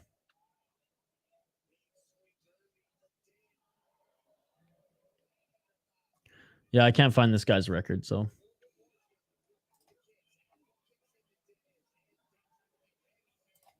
So we'll continue on the fight. Wow, announcer did him dirty. Okay, I'm going with Den again. That's my prediction. 185 wins. I mean, oh my goodness. I know I went with the big 100 win guy over the rookie last time. Both these guys aren't rookies. Both these guys are experienced fighters here. 2 minutes on the clock. Round one. Look at the speed in which they throw some of these power shots, man. Holy shit. Oh my goodness. In the red corner again is our boy Den, and great head movement. Oops, sorry about that, folks. I should update the ticker on the bottom of the screen.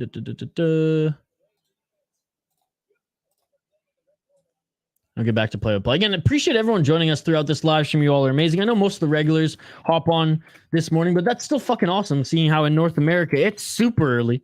Out east, I know it's a late afternoon, evening. If I get tickets and can't find anyone to go with, you can roll up with me there if you want. I'll see what I can do.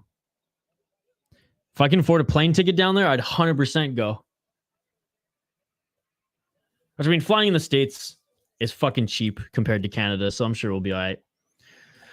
But yeah, Zoomer, keep me posted. No promises, but that'd be fucking sweet, dude. First round of beers are on me, brother. And that extends to anyone. If any of us like meet in person, we go to fights, and again, we're Brian and Brittany and I, we're trying to organize like some sort of like Central US, fight card where we can all maybe, and maybe not all of us, but a chunk of us go and meet. And I just think that'd be fucking awesome. And again, first round's on me. 30 seconds left in this first round. Surprised you didn't say, well, it's because I booked my tickets well in advance before that fight was even fucking announced. That's why. Or else I would have 100% just not like extended and or,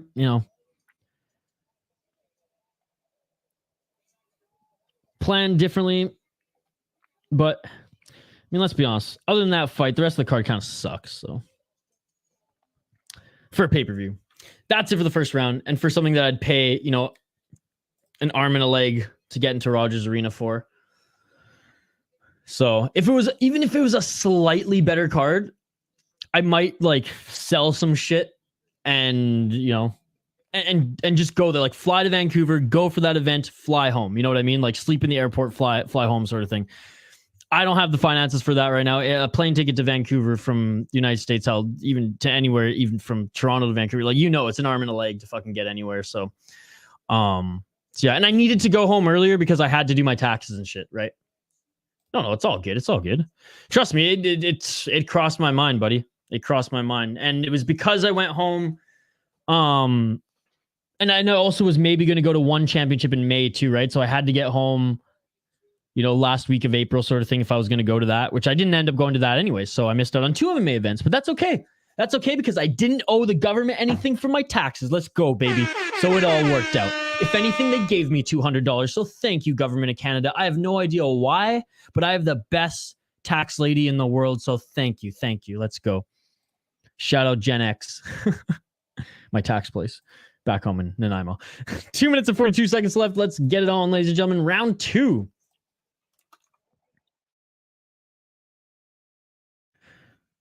Two minutes and 33 seconds left in this second round. Close first round, but I have Den taking it. And moving forward right now is Petrapha. Trying to take away space from Den, put him in the corner. But Den, beautiful left hook. Or should I say right hook. Clinching up is Petrapha. Ref separates him. 2 minutes on the clock. Push kick by Den. Den just lighter on his feet, eh? And like a little bit quicker. I want to go to UFC so bad, but never come to Toronto. Well, in fairness, they come to Toronto more than most places. Like they come to Montreal and Toronto more than most places in Canada. They just haven't been to Canada since pre-pandemic. So it's not like they never come to Canada. They just haven't been coming to Canada at all. And again, the reason why they were unable to come to Toronto, I read a whole article about it, is because the Maple Leafs are potentially going to go to the finals or like potentially go on a run. And that's why. And that's why Calgary didn't get it too, because the last few weeks of the regular season, Calgary won I think it was 3 games in a row, and there was a 2-3% chance, or maybe it was a little bit higher, but it was less than 10% chance that the Calgary Flames are going to make the playoffs. And if they were going to make the playoffs, then the venue would not have been available for UFC. The Canucks were well out of the playoffs. That's why they were able to book Rogers Arena. Toronto, yeah, because with the Leafs making the playoffs, they couldn't promise the Leafs to be there or not be there. So that's the reason. I only became a UFC fan in 2018, so for me, it's been never. 42 seconds left in the second round. I've been a UFC fan since as long as I can remember, or at least an MMA fan. Because my dad had UFC 1 to 5 on VHS. I bought it on DVD. So I could show my friends. And then I think we have a few Pride DVDs, but all of Pride's on Fight Pass and YouTube now, so you can watch any of those events. 15 seconds left in the second round. But yeah, I'm more old school. Ooh, a nice knee by Den there. Final 5 seconds. Oh, and a return knee there. And then a takedown? It's crazy, man. I'm getting old because up until 2 years ago, I still thought UFC 86 was not that far ago. But alas, it was very far back now. That was Dan Anderson Silva for the title. I have that one on DVD. And I remember I bought it a few days after, or a week after maybe not a week, but 2 weeks after the pay-per-view or something. Shout out fucking HMV, rest in peace, Canada. HMV sold MMA DVDs and Ultimate Fighter seasons and just straight up pay-per-view fight cards and stuff. So I used to buy so many of them. My dad called it. He's like, in the future, you're going to be able to watch all this online. And I was like, but I need them, Dad. So I remember I bought UFC 86 right after that event because I didn't get to watch the pay-per-view. I think I own 90, a good handful of them in the 90s as well. Anyways, round 3 is coming up here, folks. I feel like old UFC VHS tapes might be worth something one day. I've kept them. They're in a box somewhere. They're in a tote somewhere, actually. But but I kept them. Yeah, shit, man. Even like the old, like the first box set of DVDs down the road will be worth something too. Because the VHS ones, I think were just like singular, like 1, 2, 3, 4, 5, and he bought them all. I think he bought them honestly from like a Blockbuster that was closing down or something like that. I don't know where he got them. I was too young, but I got the DVDs at HMV. I don't know if I rung the Big John, but we're doing it again. Let's get it on. We are 30 seconds into the third round, folks. Appreciate everyone who's joined us. Throughout this fight card, we got a few more fights, 3 more fights left on this card.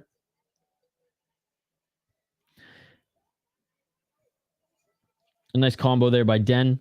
I think Den just landed the harder shots and more shots and the harder shots, I will say, in this round. Petrapha clinching and just throwing knees right now. 2 minutes left on the clock. Right hand by Petrapha. Clinches again. This thing, Den's not initiating the clinch unless he's like being super aggressive in the clinch. So I like his style. And though, you know, slower as far as the pace compared to what he was putting on and just aggressive output in that first and second round, he's still, in my opinion, miles quicker than Petrapha. Way quicker than him. Still has the speed advantage in this late in this third round, 1 minute and 20 seconds. Trips there. I don't think that was a knockdown. Trips there, Den. Den wants that step in left elbow. Double left jab by Petrapha. Going for the clinch again. Nice knee in the tie clinch by Petrapha. That looked like it hurt. Again, folks, if you're new to the channel, like and subscribe. We're trying to get to 30 likes on the video by the end of this stream. I know we hit our original goal of 20, but let's try to get to 30 if we haven't already. So if you're joining us, like this video. I'd really appreciate it. Why? Why wouldn't they be? VHSs are relics right now, man. Did you know that the McDonald's Happy Meal VHSs that they gave out from 95 to 97, you know how much those are worth now if the boxes are in good condition? Five Goes West, Full Monty, which is hilarious that they've given out Full Monty and fucking Happy Meals. It was for the parents, let's be honest. Back to the Future, Land Before Time, the second one, I think. Fuck, I'm missing one. There's one other one that they gave out. No, but J Herbo, worth something as like relics, as collector's items. Oh my god, I just missed a fucking knockout. Oh no, sorry. Okay, I thought it was a knockout there, but that's the end of the third. I look back and I just see the refs like going like this, and they just got in between them for a sec. So my apologies there, folks. Look at the finish it! And it's all over! Technology is amazing. You can find all these fights on UFC Fight Pass. No, I know that's not what he was saying. I feel like old UFC VHS tapes might be worth something one day. Absolutely, because you can't buy them anymore. Anything you cannot get anymore is always worth something.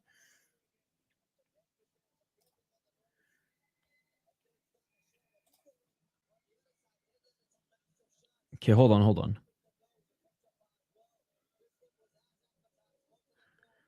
No way, Den just lost. Well, now I'm 0-5. How are you ahead of me? I'm still on the official decision.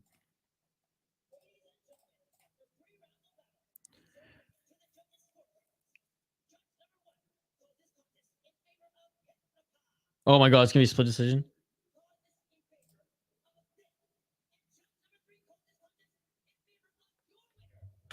All right, split decision. Oh, are you kidding me? Damn. Petrapha wins this one. Split decision. Wow. Wow. I'm a little blown away, to be honest. I'm a little blown away. Yeah, decision. Wow. Hey, a good battle. Good battle. Split decision. It was close, but Petrapha wins this one. I thought Den did enough. I thought those first 2 rounds were his, to be honest.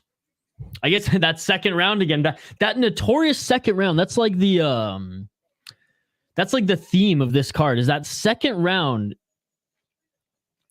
We have an American on. Oh my God. This is the first American that I've seen on this card or on Friday fights in a long time, but we have an American. Jalill Barnes is on this card, ladies and gentlemen. That is amazing. I think me and Herbo are the only 2 in here right now. Yeah, it's died down because I think everyone here on the West or in North America, they're at work now. Hockey from home sleeping. I'm gonna ride with the American here. Let's go, Barnes. Not a big showing for these morning ones, but you know what, brother? That's okay because I'm getting up to watch them anyways. And every time I don't stream them, I get a bunch of messages from you guys. Where are you guys? Where are you for the Friday fight? So you know what? We're here.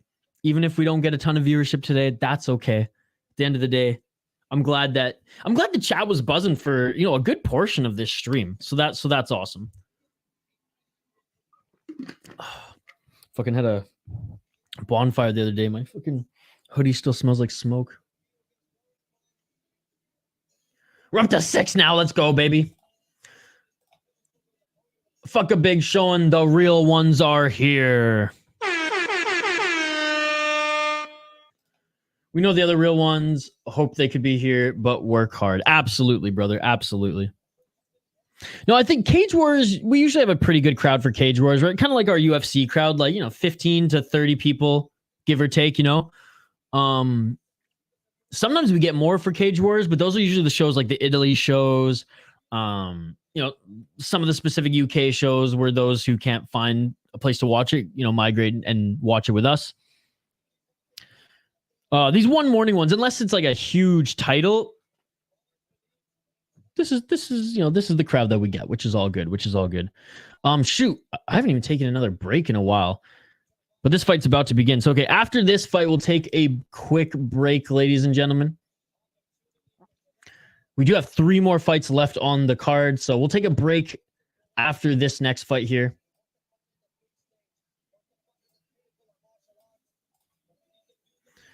I'll be here for Cage Wars and KSW, but won't be able to watch them unless I find a stream. KSW, I can hook you up with something. Cage Wars, all I'll say is just get fucking Fight Pass already. Oh, I thought this guy was walking out to fucking flow ride at first, but no.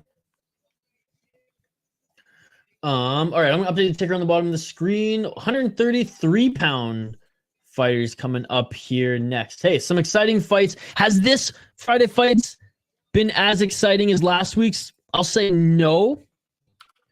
These last 3 fights could save it. If these last 3 fights are exciting KO or TKOs, it could save the card. It could save the card. Not to say it's been a bad card, it just hasn't been one of the best Friday fight cards. Again, last week's 18 was one of my favorites.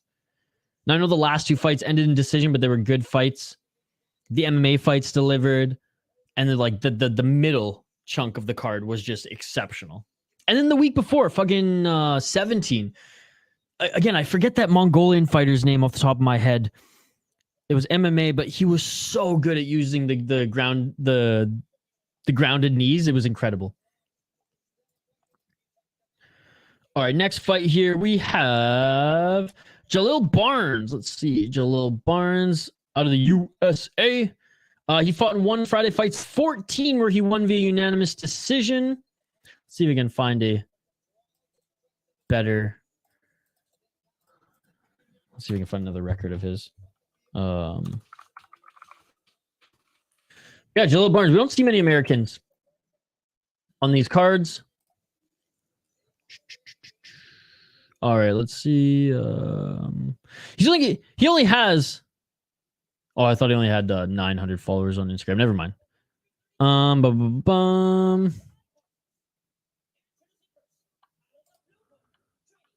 Okay, I guess we'll see his record right now. He's being announced in the center of the ring. 44-6 for Jalill. Green Lotus Barnes. Love his shorts. The American obviously fighting out of Thailand, training out of Thailand. Love his nickname. Love the shorts. Love the record. All right, his opponent. 82-8 is Rittidet. We've seen Rittidet fight on these cards. Rittidet. When was his last one? Yeah, he lost to Samingdan Chor, second round TKO. And he beat Petrapha via KO, TKO in the second round in Cicek Muay Thai. But yeah, okay, I remember this one. That was a good fight. I mean, up until the knockout. I'm going with the American on this one. USA. Locking it in. Catchweight Muay Thai. I wonder who had the weight combinations, but anyways. Green Lotus got some range and height on Rittidet here. Double outside leg kick for Barnes. It's weird calling a North American name here in Muay Thai. Barnes. One on Prime next Friday will be popping, guaranteed. The stream will probably have hundreds of people. Man, I hope so. I cannot wait. It's going to be fun. Oh my God, say like, hell yeah, dude. We are, 95 subscribers away from 5,000? Both their shirts. Yeah, both their shirts. Like, I like the black and green, though, personally. I'm back. I'm done my recipe for you. Thank you. Just got to add the pictures and then I'll be done. Wow. Thank you so much. You still got to nap hockey from home. Like I said, prioritize your health. Prioritize your sleep. Send me the cookbook after, but thank you. I appreciate you. I think it said 45-8 or something. 45-8, I believe. Oh, nice left uppercut by Barnes. Rittidet's rocked. Beautiful, beautiful left uppercut by Barnes there. That one caused Rittidet to wobble. I'll go with the American guy. The American is definitely a Rock Lee fan, Naruto character. I gotta watch Naruto. I've never watched it. Is Rock Lee, is he the Green Lotus? Is that why? Or I honestly don't know much about Naruto. Oh, and a nice follow-up knee to the pressure that Barnes has been putting on Rittidet.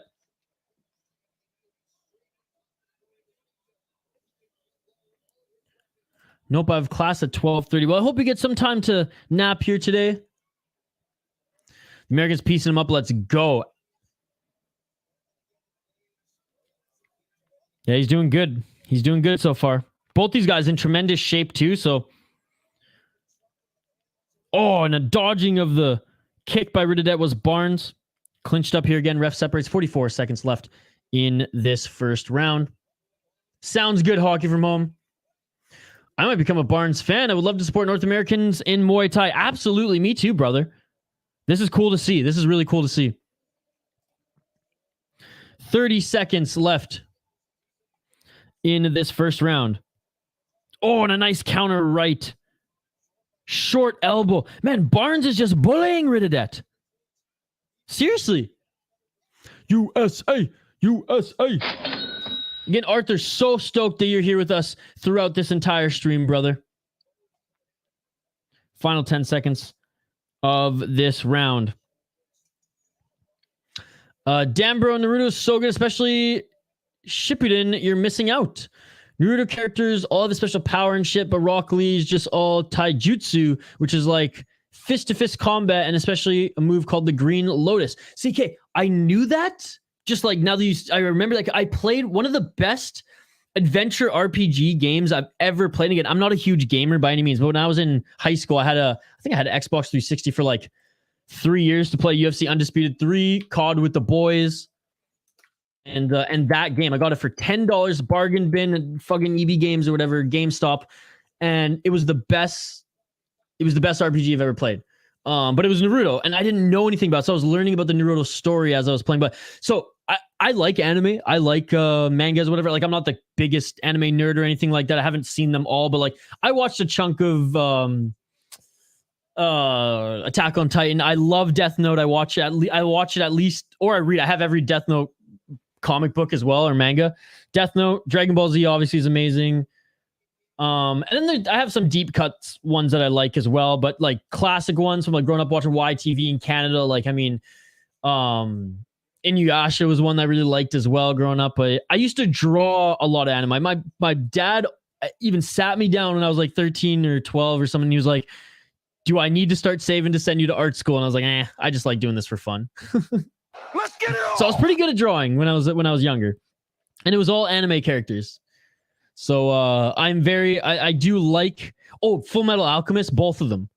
Dark shit, but fucking awesome show too. So anyways, I'm not a weeboo by any means. I'm not a full Isra de Sonia, but I do respect that art, as that was the only cartoon I could draw as a kid. So, and I think I was pretty good at it. Rock Lee's Adesonya's favorite character. Remember when he fought Anderson Silva and did that funny stance and went hella viral? Okay, so yeah, Shane, our friend in the live chat, and obviously you know Jay Herbo, he's a huge Naruto fan. 155 in the second round, folks.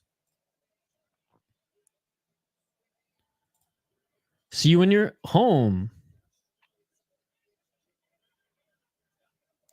I couldn't see it, I don't think, if it got copyrighted.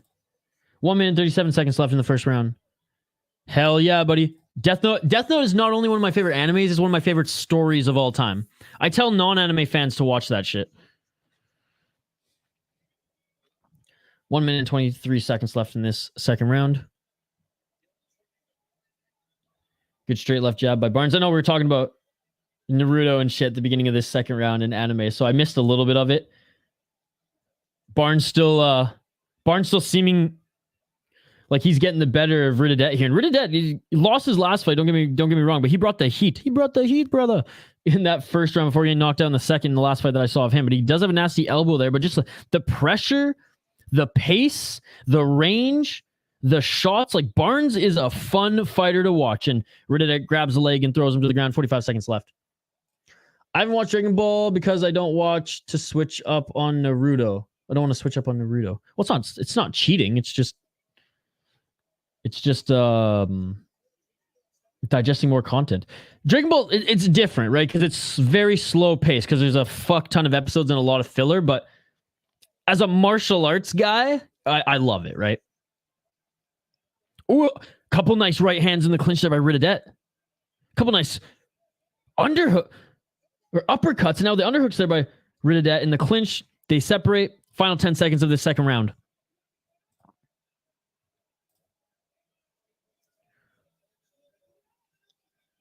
And they clinch, separate, but there's only like a second left. That is it for the second round. Good display of respect. They know they're putting on a show. I'm not a big anime nerd, but you definitely got to watch Full Metal Alchemist Brotherhood. A lot of people say it's one of the best animes of all time. I've watched the original and Brotherhood. I've watched them both through. Brotherhood is definitely darker, but faster paced. It's kind of like what's the new Dragon Ball Z that came out that's like they just took out a lot of the filler and they literally cut like 100 episodes or something like that were just like filler. Kai, I think it was called Dragon Ball Kai or some shit like that. I watched that one through too. You don't really notice the differences until you watch the old one and you're like, oh fuck. But Full Metal Alchemist, you definitely, because the animation's a little bit different and it's the exact same story, but I'd say geared towards teenagers more than, and this is kind of fucked up to say, versus the original, where the original it was like super lighthearted pacing, and then you'd have like a fucked up episode where there's like I can't even say the word on YouTube or it'll demonetize me, right? Like that kind of shit. And so it was interesting. My sister did, but I have not. Yeah, I've seen both. And here we go. Third round, ladies and gentlemen. I'll get back in the live chat. We'll get back on the manga. And the knockdown. Rittidet just knocked down Barnes. Let's get it all. Rittidet just knocked down Barnes. And this could be it. This is, oh my goodness. Rittidet gets the win. Rittidet gets the win. Rittidet with the comeback win, ladies and gentlemen. Comeback win. He was down 2 rounds. And out of nowhere, he knocks down Barnes, and Barnes could not continue. Oh my goodness. Oh my God. Are you kidding me? Are you kidding me? I don't know. I'm still a Barnes fan. He put on a hell of a fight.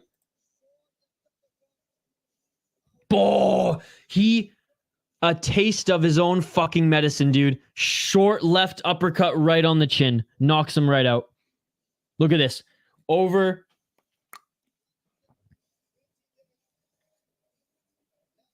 Oh, and he threw Barnes threw a left too, which just kept that side wide open. Oh my goodness. Wow, what a knockdown. What a knockout. What a win. What a win. Oh my god. It's probably because you don't own the content. That's why. I'm playing catch up with this show and just saw the Turkish dude 3rd round KO comeback. Wow. Yeah, and we just saw that is all. Well, sorry to spoil this one, JD, but we just saw another comment or comeback as well. Appreciate the comment, JD. How are you, sir? It's good to see you. Not a big anime person as well. Talking from home. I think I showed the picture so many. If you showed the picture, if you showed just a picture, it shouldn't it shouldn't be copyright. But if you played the audio, if you played the video, it will. I'm seriously gonna become a member, or I'm seriously gonna become a Barnes fan. Gotta support North American Muay Thai. I've never seen one before in one. Wow, I'm still gonna support Jalill Barnes. He's 1-1 now in the promotion. He'll probably be back on a Friday fight soon. Oh, look at that. Rittidet with his kid in arms. Cute. Aw. All right, being interviewed in the center of the ring right now is Rittidet. I have 0 right now. Hockey from home. Because I don't use content that ain't mine. Yeah, so like you can't play other people's content, right? Because it's... Oh my god, look at this. This kid is so fucking cute. Oh my god. Ah, that's so funny. He got the bonus. He got the bonus. He's like going full Simba with this kid. Hey, Penya. Atta boy. Atta boy.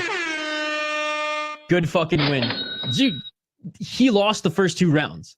He lost the first 2 rounds, comes back with a beautiful uppercut, gives Barnes a taste of his own freaking medicine.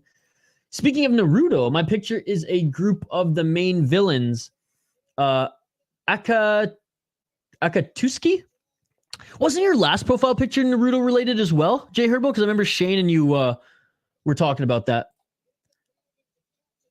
I'm completely shadow banned on YouTube replies. Whenever I at someone to reply, comment, it says white, not blue, and doesn't give them notification that I replied. That's interesting. I wonder why that is.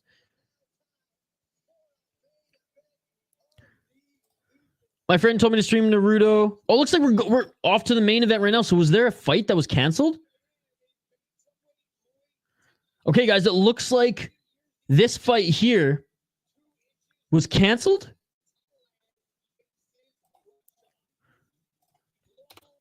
Let's take a quick look here. They said the main event of the evening is coming up next. I don't see a canceled bout here. I don't believe there's going to be any postlims. I don't think this fight was earlier. So, yeah, we're going to the main event of the evening right now, folks. We're going to the main event of the evening right now.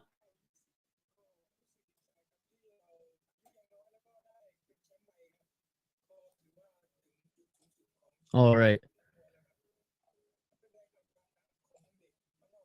My friend told me to stream Naruto and she said it wouldn't affect the channel. So yeah, well, that was a lie. I mean, in general, how many do we have? Wait, what are we talking about? What do we have? Oh, you go. That's why I said I'll only do Roblox and NHL streams for my channel. Yeah, you just can't show stuff that's not yours, or else I'd show these fights, right? But I'm not going to do that. It's not my content. It's essentially stealing, right? Especially when you're monetized, then YouTube really pee-pee whacks you because it's illegal to make money on other people's content.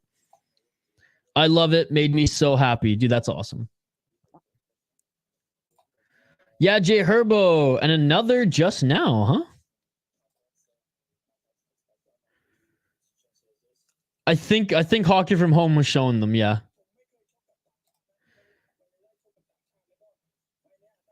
I'm going to pick the Russian Musaev. Yeah, good pick, because that last Russian, that 21-year-old, god damn, he was beautiful. Technique beautiful. He's a mean-looking motherfucker, too, at 21. You should go take your break quick. Oh, fuck. I don't think I have enough time. The comments are coming in hot. I don't have any copyright right now. I don't have any strikes. Okay, let's quickly highlight these two fighters, and then if I can sneak in a break, I'll sneak in a break. If not, we're going right to the end here because the live chat's buzzing, and that's fucking awesome. All right, here we go. 24 years old is Kulabdam Muay. He has a record of 73 wins, 25 losses, and 2 draws. 100 total fights, 73 wins, 25 losses, 2 draws for Kulabdam Muay. Let me see how his last few fights have gone. 145 pounds, no title on the line, so it will be 3 3-minute rounds, folks. He lost his last fight to Muangthai PK Senchai via elbows in the third round of 1 Friday Fights 9. He beat Sangmani PK Senchai via unanimous decision at 1 Friday Fights 2. Before then was on a 2-fight win streak. So looking to get back in the win column here in his 101 fight. Looking at his opponent. And this guy's the real deal James Neal, folks. Training out of Bangkok, but Russian as fuck. Ilyas Musaev. Let's see if we have more info on him. Dun, dun, dun, dun, dun. Ilya Musaev. Nothing on Wikipedia for Ilya Musaev. So we'll wait to see his record. But again, 75, 25, and 2 draws for Kulabdam, who's about to make his walk out. Now, Ilya Musaev, we will wait to see the tail of the tape and what his official record is. Again, there's no Muay Thai and kickboxing fucking database on the internet for some weird reason. So we can't find that. This is his 3rd appearance in 1 Friday Fights. He won his first fight in Friday Fights 3 in a 2nd round TKO.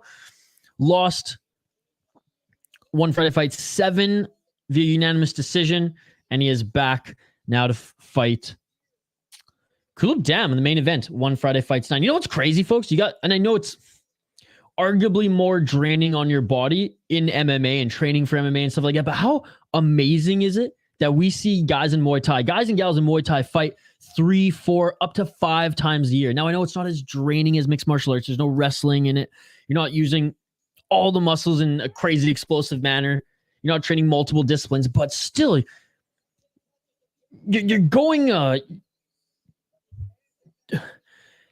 in there to fight. You're going in there to get beat up. Your body is bruised and battered. Like, that's still incredible. So that's just, I love to see that, like, fighters like this guy are coming in 3rd fight of the year, and it's still early. Like, we're halfway through the year.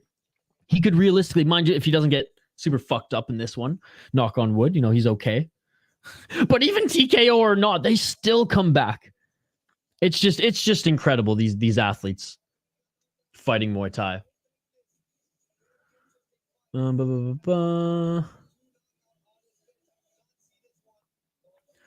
Also, because of the ads, one pays to advertisers, all those ads, and if you stream it, considering you advertising too. Yep. In general, I mean, how many do we have? I don't know what you're asking, Hockey from Home. I have no strikes on this channel. None. 0. My prediction is the Russian Musaev. Locking it in. Hockey from Home has the Russian as well. J Herb has a question at the end of the stream. Yes, save it until after this fight, buddy, and I will bookmark this too in case you forget. JD, your color commentating puts energy in my day, man. With coffee, of course. Thank you so much, JD. And JD, I appreciate all these kind words from you, brother. Honestly, It means the world because you are a huge one championship in Muay Thai fan. I know sometimes I bumblefuck my predictions and the names, and like I'm a casual when it comes to Muay Thai. I admit that, but I love this sport so much. I love this sport, and I'm hooked, brother. And thank you so much. Thank you so much for the kind words and joining. JD, get this. I haven't even had coffee yet because my roommates and my whole house, we're out of coffee. So I have to go pick some up later. So I'm doing this caffeine free, brother. I'm doing this caffeine free. Let's go. Oh, I'm asking about the copyright strikes for every channel. Like all my channels? I have 0 copyright strikes, Hawking from. I don't fuck with that shit. I am a legal streamer. I don't post anything illegal. Yeah, 0. No copyright strikes. None. Oh, what's the limit? Yeah, I'm just confused what the question is. How many copyright strikes do we have? Oh, before your account gets fucked? I see. 3. You get actually no. So strikes on your channel, it's 3. 3 strikes are out. Your channel is deleted. YouTube deletes it. It's terminated. Fuck, I missed his record. God damn it. Guys, we talking about copyright strikes here. We're at the main event of the evening. Fuck, what was his record? What was the Russian's record? Please tell me someone saw it. Please tell me someone saw it. What was his record? No, it's all good. It's all good. 3 strikes, you're out. YouTube deletes your channel, but you can get copyright claims on your video that don't strike your channel. It just means that if you are bringing revenue into your channel, that revenue is distributed to those who own the content. Now, for example, if you play music, most music, except for like Dr. Dre's shit, anything like Aftermath, they'll just take the video down. Most music, you'll just get demonetized. Like that video will get demonetized. Or sometimes you'll just get a straight up copyright claim. That video is demonetized, and it just means it's demonetized for you, but it's monetized for those who own the content. And music's a little bit more lackadaisical with that. I still don't use any music I don't own or buy with a subscription. You show any video that you don't own, unless it's like a little, I think it's like 3-second increments, and you have to mess with the color and everything. That's the only way you're gonna ever quote unquote get away with it. And it's not even getting away with it. It's using it as, artistic freedom, because there are laws around that. But at the end of the day, if you can't just broadcast something that's not yours, pretend it's yours, or not pretend, but you know what I mean. Anyways, round 1, folks. Let's get it all.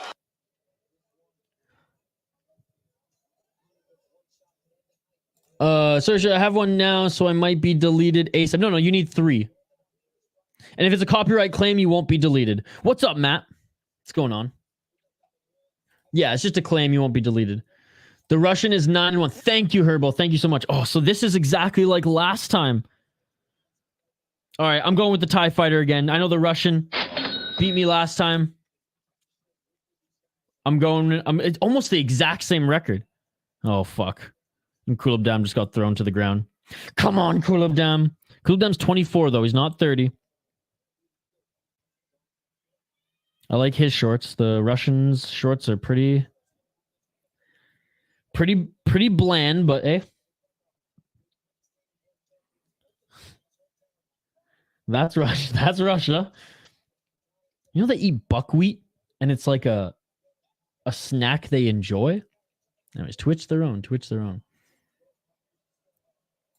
But yeah, hockey from them, you'll be fine. You'll be fine. All right, 1 minute and 17 seconds left on this, or left in this first round.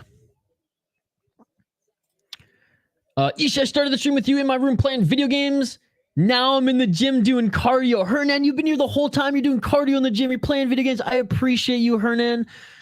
Hernan, how's your Friday going, dude? It sounds like you're having a great day playing video games, going to the gym. What do you got planned this evening? Are you going to be watching Cage Warriors with us, brother? Peace, because that's going 20 minutes. I'll see you tonight. Sorry for the confusion. No worries. That's why I just wanted to clear it up, because I just didn't know what you were talking about. But I'm glad your channel won't get deleted. Have a great class, and I will see you later tonight. Cool damn shorts are insane. YouTube, every Friday, Matt, every Friday, one championship posted on their YouTube channel. The full Friday fights, Muay Thai. So this, Matt, if you don't know, where they're fighting right now is like the Madison Square Garden of Thailand, the Lumpinee boxing stadium. It's legendary for hosting fights, and One Championship has a deal with them now every Friday, 7:30 a.m. Central Time. They start, it's like a 4 or 5 hour fucking event, and it's amazing. I was here the whole time doing the recipe book on my computer and chilling. Wow. Well, thank you so much as well. I mean, all you guys who stay here the whole time, I mean, shit, man, you help the retention time on our videos, which is huge. So, I mean, I can't thank you guys enough. Seriously, even if you're not like interacting, and hell, if you're not even watching, but you're just like, yeah, I want to hang out with the gang. I'll have the audio on. Seriously, I appreciate it. All right. So I was interacting with the chat for most of that round. Folks, I'm going to turn my attention to the fights for the next 2 rounds. Since this is the main event, I want to focus in and see if my prediction will come true. I did not watch enough like that first round to even see who won. So let me know your picks in the live chat. Who do you think won that first round? And yes, one championship on Amazon Prime, one fight night coming up next week. I know Matt loves to join the chats when we do those.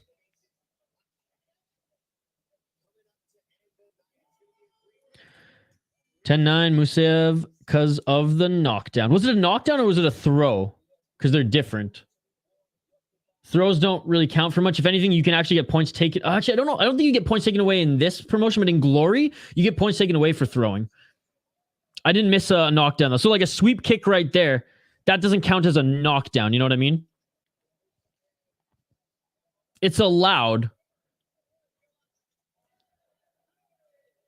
Again, I didn't see it. I don't know if the guy got cracked or not. But like a trip takedown does not count as a knockdown. Now it helps you in scoring, but it's not as significant. Like a knockdown in Muay Thai can like almost can win a fight in some cases, right? Yeah. Okay. Gotcha.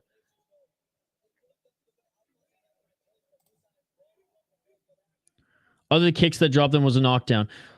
Again, was it a sweep or like was it a kick to the calf and the nerve that like that knocks them down? Like get down, you gotta like get the count to come back up. That's one thing, but just like a sweep is a little bit different. It counts as like a takedown or a trip. Again, the significance of how those are scored, we gotta ask JC, we gotta ask JD in the chat because I don't know the significance.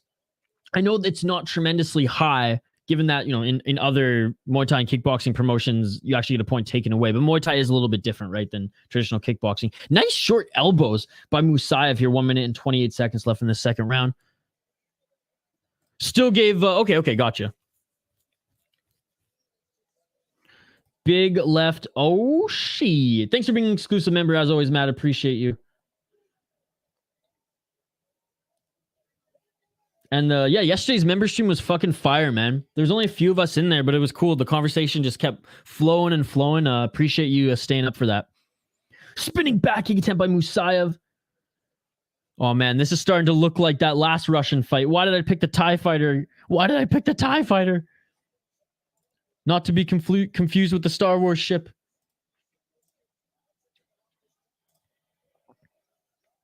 .42 seconds left on the clock. Kulabdam had the leg in Musaev. Musaev's great head movement, but Kulabdam landed a good left there. Right by Musaev. 30 seconds left in this second round. Nice body kick by Kulabdam.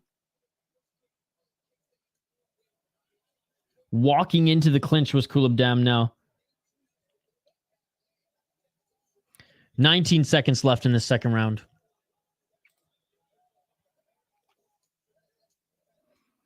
Straight left, right. Outside low kick by Kulabdam. Ooh, that seemed like it hurt Musaev there. Outside, huge outside low kick followed by a right hook to the body.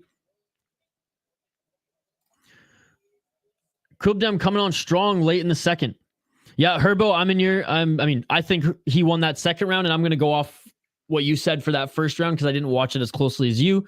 I was, talking to the chat here. So yeah, 1-1 going to third. Hell yeah. Main event of the evening. Final round of the card.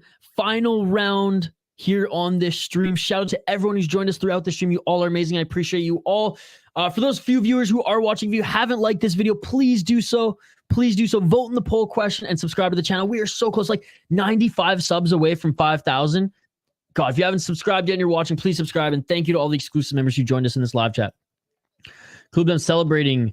Do you think the fight is over? Yeah, I don't like that. I don't like that. He tried to hug him and his arms in the air. Maybe he did think the fight was over. Diego's got 1-1.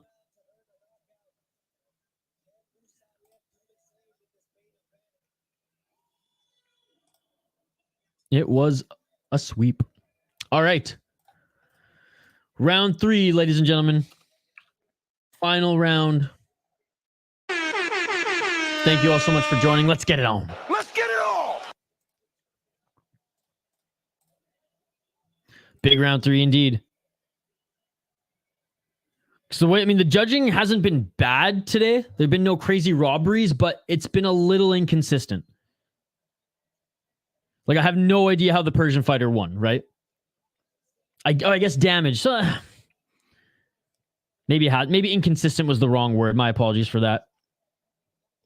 It's been hard to call. We'll say that. It's been hard to call. And again, I have to do better research on what one championship in Muay Thai and kickboxing value as far as like the points and is it damage, etc. So that's on me. I apologize. So inconsistent, I will say is the wrong word. Just hard to call. Whereas I've had a good pulse on it for a few weeks. This week is a little bit different. 1 minute 54 seconds. A nice knee on the entry by Musaev. Also, though, to add on that, a lot of these fights have been closer than some we've watched in the last few weeks, which, hey, can't complain. Can't complain. Any fights worth going back for? See, I don't like that. A small robbery isn't a robbery. Robbery, the word, implies that it was completely wrong and there's a negative connotation to it.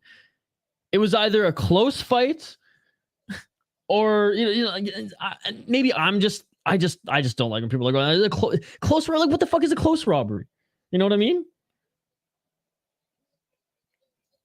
I don't know. There's not like a in between for me. It's kind of like, oh yeah, that was a close fight, split decision, or it's kind of like it was a good fight, competitive, but a guy won.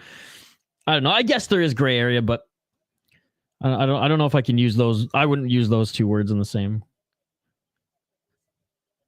sentence there for explaining that. But I mean, I get what you're saying. Like I thought he lost too. Anyways, more on that in a sec. 40 seconds in this third round. A nice 1-2 and a body shot by Kulabdam.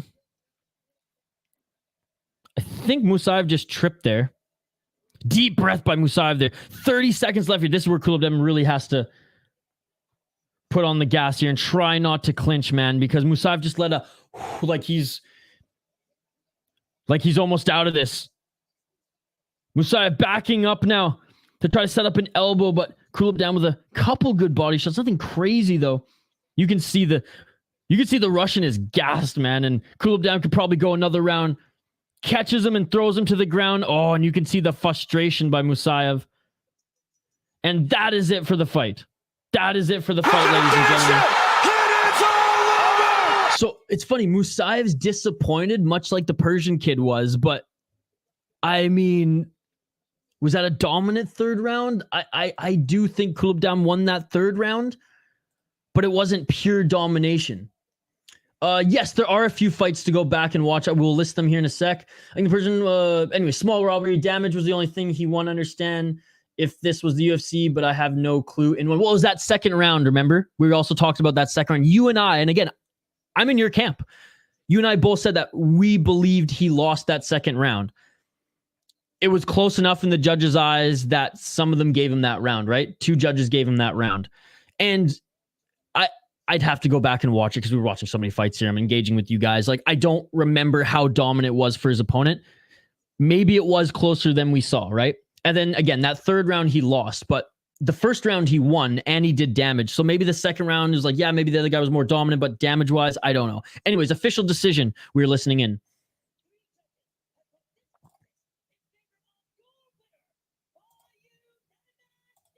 Okay, unanimous. Hey, and Kulabdam wins this one.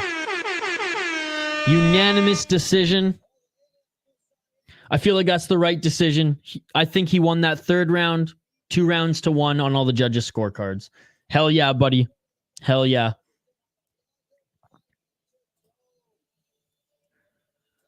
I don't see as much damage as a Persian. Yeah, no, fair enough. Fair enough. It's just funny how, what I meant in the comparison. Wait, so this isn't the main event? We have another fight coming up? I'm so fucking confused. Maybe... okay, so the main event just happened, but now we have another fight to end off the card coming up here. No, you're right. I just said my comparison was he was like defeated like the Persian. You know, he was showing like, oh, man, like he knew he lost. You should see at least the 2 previous fights, the 2 comebacks. What the fuck? I just got an ad as you read my comment. Unanimous, yes, unanimous.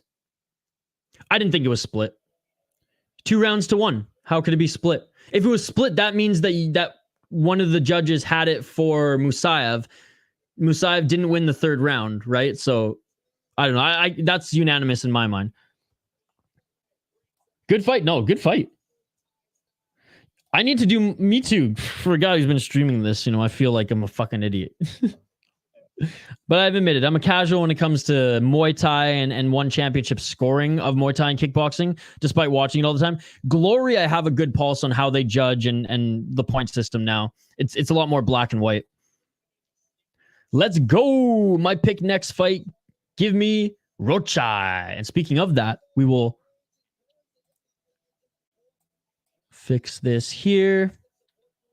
There we go. Final fight on the card, ladies and gentlemen. This is a fun card, bro. It's been a pretty good card. I will say last week's card got me way more hyped. Last week's card was more fun in my opinion, but it hasn't been bad by any means. Good competitive fights. Not as many TKOs and knockouts as I want to see, but hey, we can't be spoiled every week. We can't be spoiled every week. But yes, final fight here, ladies and gentlemen.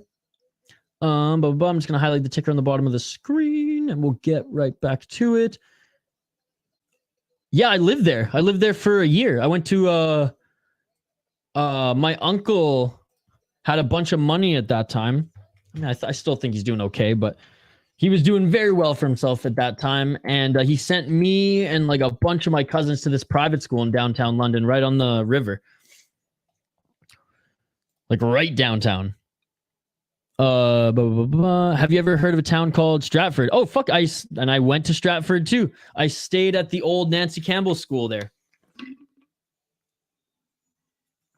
Dude, you from Stratford? No fucking way.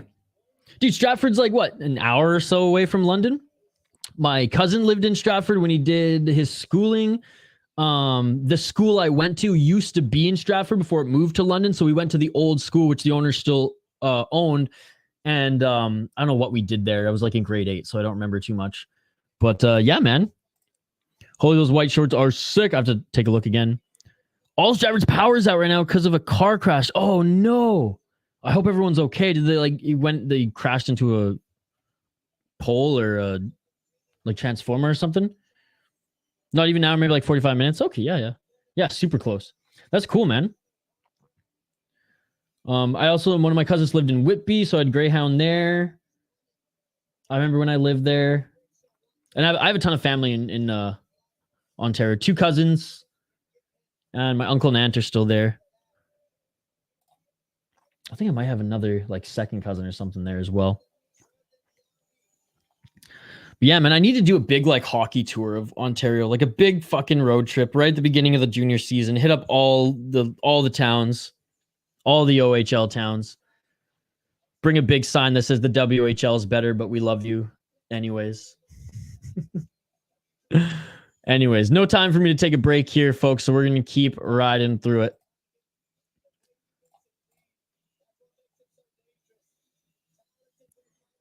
I might have to change my pick just because of the shorts. The white shorts. Okay, let me see.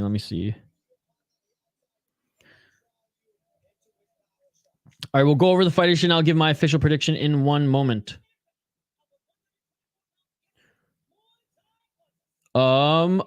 I am waiting to see their tail of the tape first because I don't have the records on Tapology here.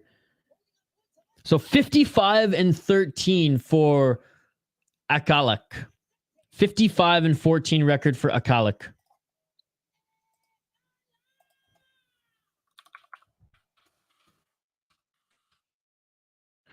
And his opponent here, Ronachai.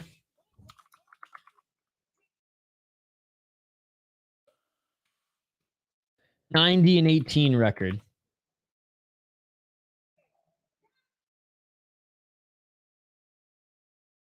I live in Bedford. I lived in Bedford for 2 years.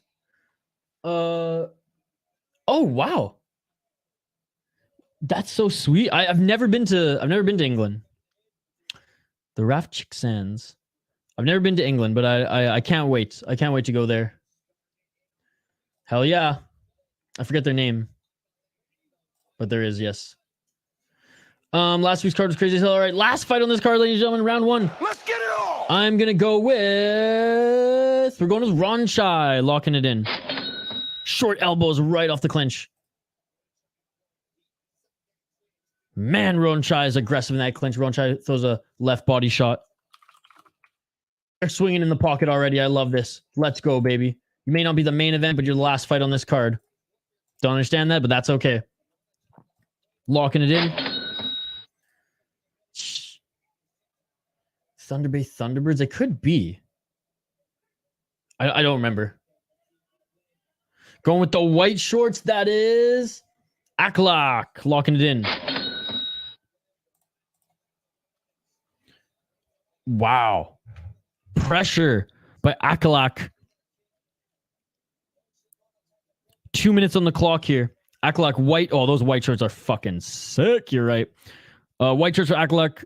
Black for Ronachai.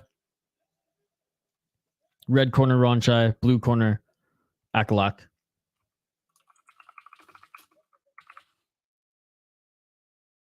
Thunder Bay. Oh, they don't have an OHL team. It's a Junior A. They have a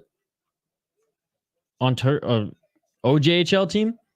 Oh, this is hilarious. Matt, they're going to be your new favorite team. They're literally the North Stars.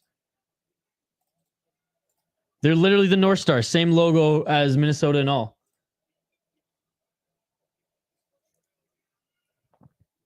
Yeah, it's not OHL, but it's OJHL. So it's Junior A, not a major junior.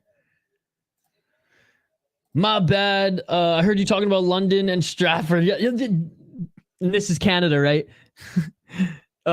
In Ontario, there's literally a town called London and Stratford right next to each other. But in Canada, we got all our shit named from the UK. no, JD. Like, I'd be confused if I was you as well. Yeah. Both shirts are clean as fuck. There've been some even nicer shirts. You missed the American on the card. Matt, there's one American on the card. He was winning the first 2 rounds, then got dropped in the third and lost. But his shorts are amazing. The Green Lotus. 33 seconds left in this first round. They're the exact same. Minnesota, both say Alive Heroes. We used to play their AAA team growing up at the Duluth Arena. No way, that's amazing. Were you guys like, what the fuck? That's our logo? Bitch. 14 seconds left in this first round.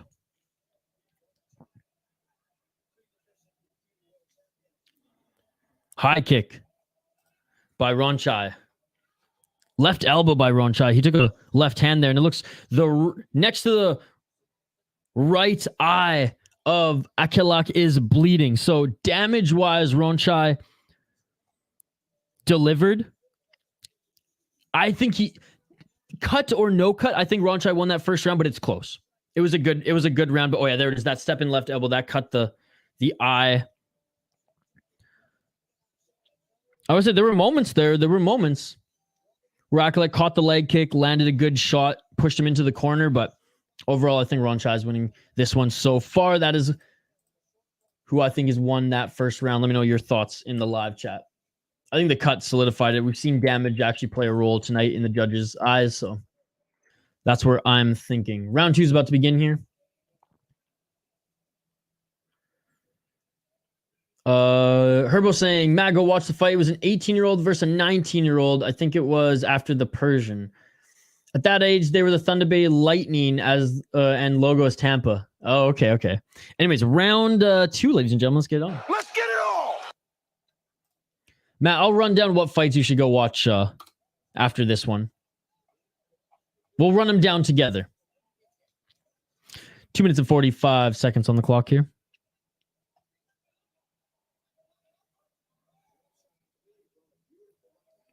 Nice left as he exited the clinch there. Oh, step and elbow by Ronachai, man. A right and a left. Ronachai. I mean, Aekkalak is no slouch. Aekkalak aggressively taking those shots to enter the clinch, and I haven't seen him get like completely rocked or flashed or dazed or anything yet. He's just a tough motherfucker taking these shots. There's a good shot to the body there. Ronachai does a great job of using his range, and he like doesn't even try to throw punches in the pocket or near the clinch. He's just all elbows. Whereas Aekkalak, more of the stockier guy, right? Able to throw those punches in the pocket and the clinch. And look at this. This is clinch fighting, man. Wow. It's not even like barely clinching right here. This is just in the pocket, short elbows. This is incredible. 1 minute and 42 seconds in the second round. Another left short elbow by Ronachai. Dude, Ronachai is a fun fighter to watch, man, because he's just like this gangly alien motherfucker who's throwing these beautiful elbows, and his technique in the pocket is insane. Full transparency, the Canadian boys messed us up a bit. They'll do that in hockey. You should remember I still have a question to ask, but now I have another one, so I got 2 questions to ask. All right. I bookmarked that as well. Oh, they both landed a shot there. Just got out of work. Fight still going on. Nice. Yes, Phony, it's the last fight, and it's been a good one, buddy. It's been a good one. I will say these fights, this card has not been as exciting as last week, but worth watching. Oh, look at that. I just answered your question. The first 2 MMA fights, meh. The first women's fight, probably one of the best fights on the card. Not a lot of knockouts. And I should say a lot of later knockouts, but good fights. Put it this way: last week, more knockouts. Like I think there was only 3 fights on the card, 3 or 4 fights that didn't end in TKO. This one, a little bit different. More fights went the distance, but I think it's been a good card. Not as good as last week's. Definitely worth watching. Yeah, but I corrected myself. They weren't even clinching there. I thought they were. They weren't. They were just standing in the pocket, going toe to toe. They weren't clinched.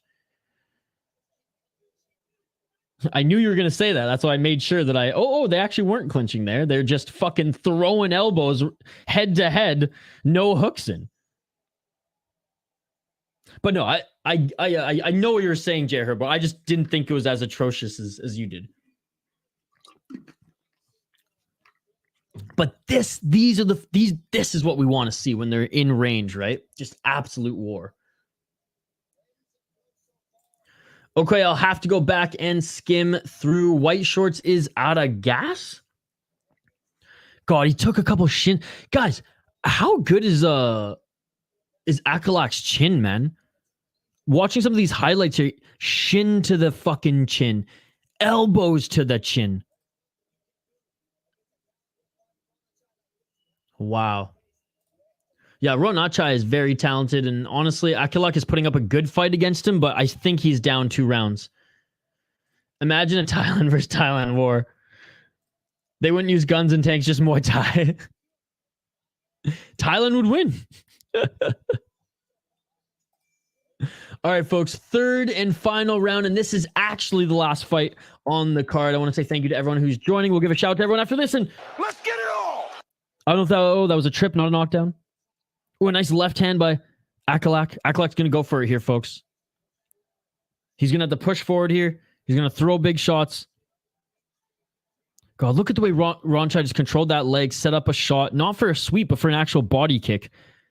There's just levels to this, and I think Ronachai is he's just one of those. And they did say he was a world Muay Thai champion and has actually won championships in this arena outside of one was Ronachai. Love how many wars have gone 3 rounds. Yes, that, as I think last week, the story of the card was so many brutal knockouts. This one, so many wars that have gone the distance. Cage Wars tonight, dude. I posted the schedule on the community tab. We're doing Cage Warriors tonight. We are doing KSW tomorrow, as well as UFC. If I can find a stream for K1 later, we'll do that shit too. Hell yeah, Phony Turgeson, baby.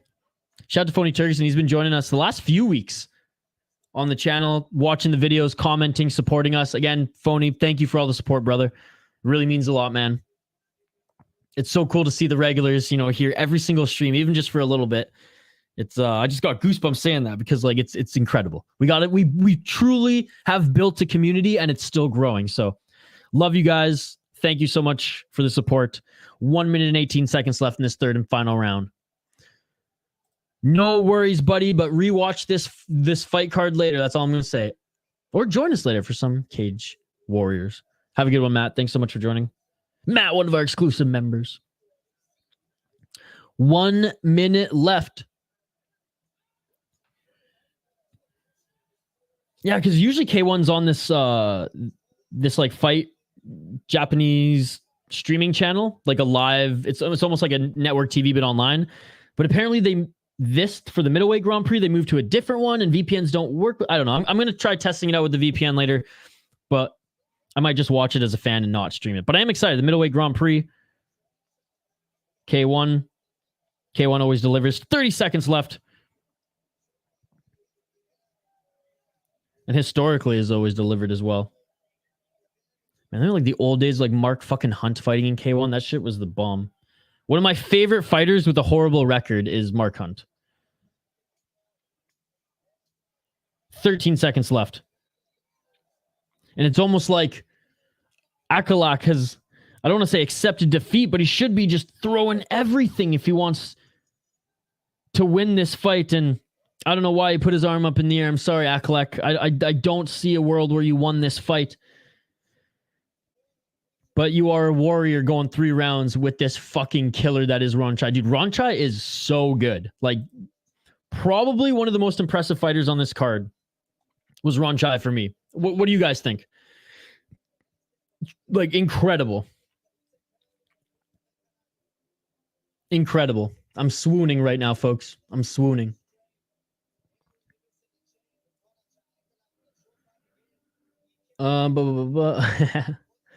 Jay Herbo, no, I disagree.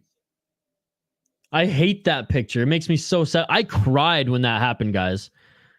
Mostly because Tony Ferguson won the first round and in quite dominant fashion, I would say, against Chandler. Outstruck him. I believe he even took him down once. And then that happens. And Tony was like in good shape in that fight. You know, he looked like the old Tony. And then that happened. It broke my fucking heart, dude. It broke my fucking heart. Yes, ask the question now. Ask the question now.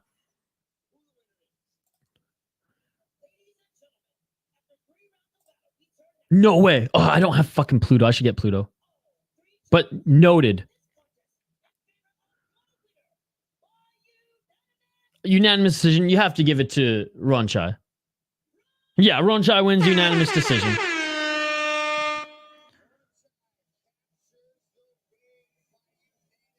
Hell yeah. Good decision. Good decision. All right. All right. 1. Where the hell did you get that hat? I love it. Oh, dude, I have a few different. You want to see? I have a few different ones too. Give me 1 sec here.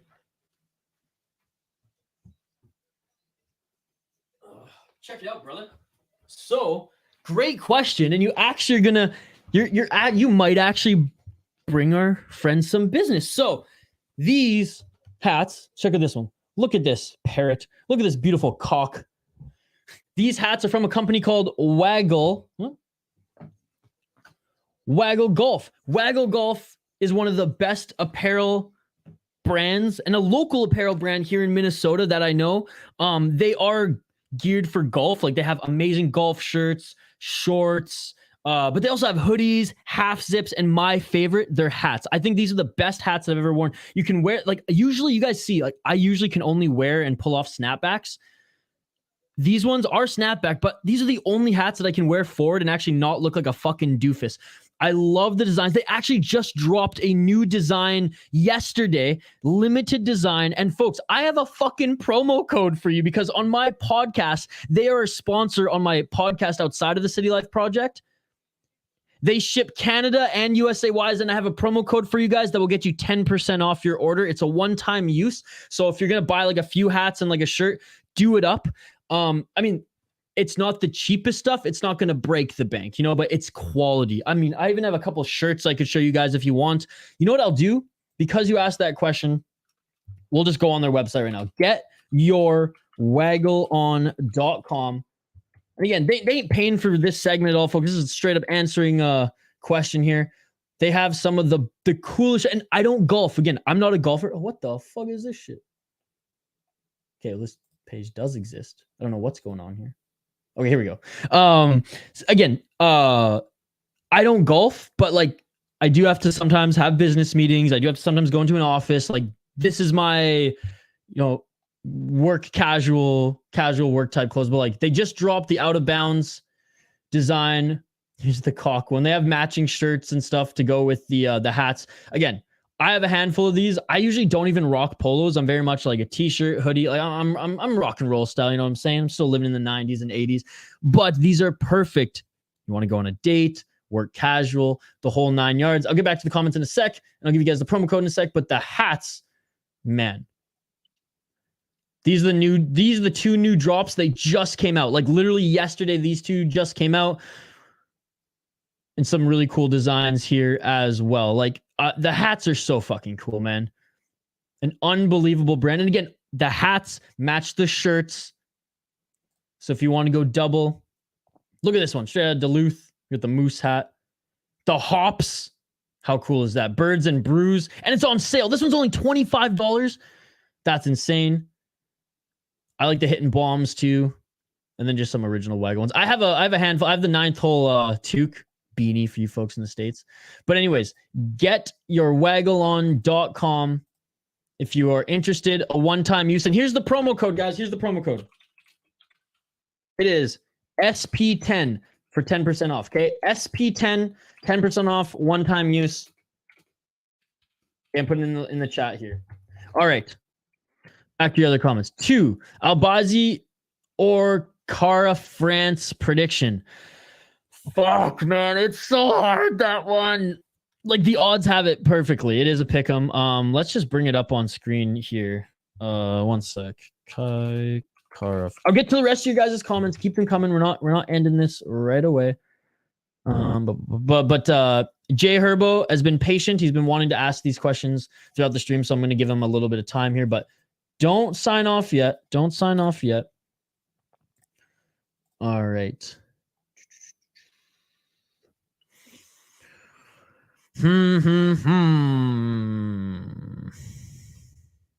Honestly, fuck, dude. This one's so tough. Because Albazi's no joke, but is he ready to take that next step in competition? Because you look at the last few guys that he's fought. I mean, Alessandro Costa, he's good, not great. Francisco Figueiredo, good, not great. This was a good win. Malcolm Gordon, good, not great. Look, he had a hell of a run in Brave and Bellator. I get it, and he didn't crush cans. You know what I mean? And respect, like his only loss to an 8-1 guy when he was 11-0. I mean, maybe some of these guys were cans, but you know what I mean. Once he entered kind of Brave, Bellator, he was fighting decent competition and experienced guys. But in the UFC, he hasn't fought guys with the same experience as Kai Kara France. I'm leaning Kai Kara France, but I could totally see him get smothered and finished by Amir Albazi. Actually, you know what? I'm changing it. I'm going to Amir Albazi.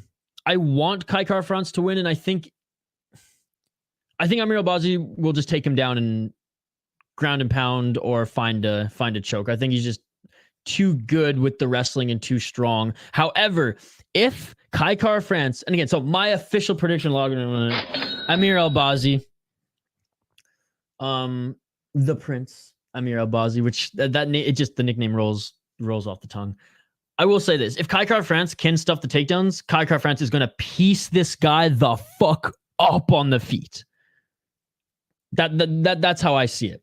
Amir Albazi, I think, is the better wrestler, and he even said, like, I don't fight to fight 5 rounds. I fight to finish the fight, and he's like, So I think he will try to go for the finish and out wrestle. I think Albazi, but Kai could get it done too. Yeah, this is a tough one, right? This is the odds have it perfect right now. I just said that because his name is Phony Turkison. It sounds like a Tony meme account. No, I know. Tony looked great against Chandler, then got subbed by the bum Nate. Yeah, I don't think either of them were really taking that shit seriously at all. And yes, they shipped to Canada, buddy. I usually don't put a cock on my head. Me neither, but sometimes I like to show off my nice cock. Down goes Fraser. Great show, man. Well, thank you so much, Arthur, for joining. I appreciate it. Hope to see you later for Cage Wars, tomorrow for KSW or UFC, brother. Diego, as always, thank you so much. I will see you on Cage Wars, man. You are the man, Diego. Thank you so much. How's your leg, by the way, Diego? Are you all healed up now? Prince Diego.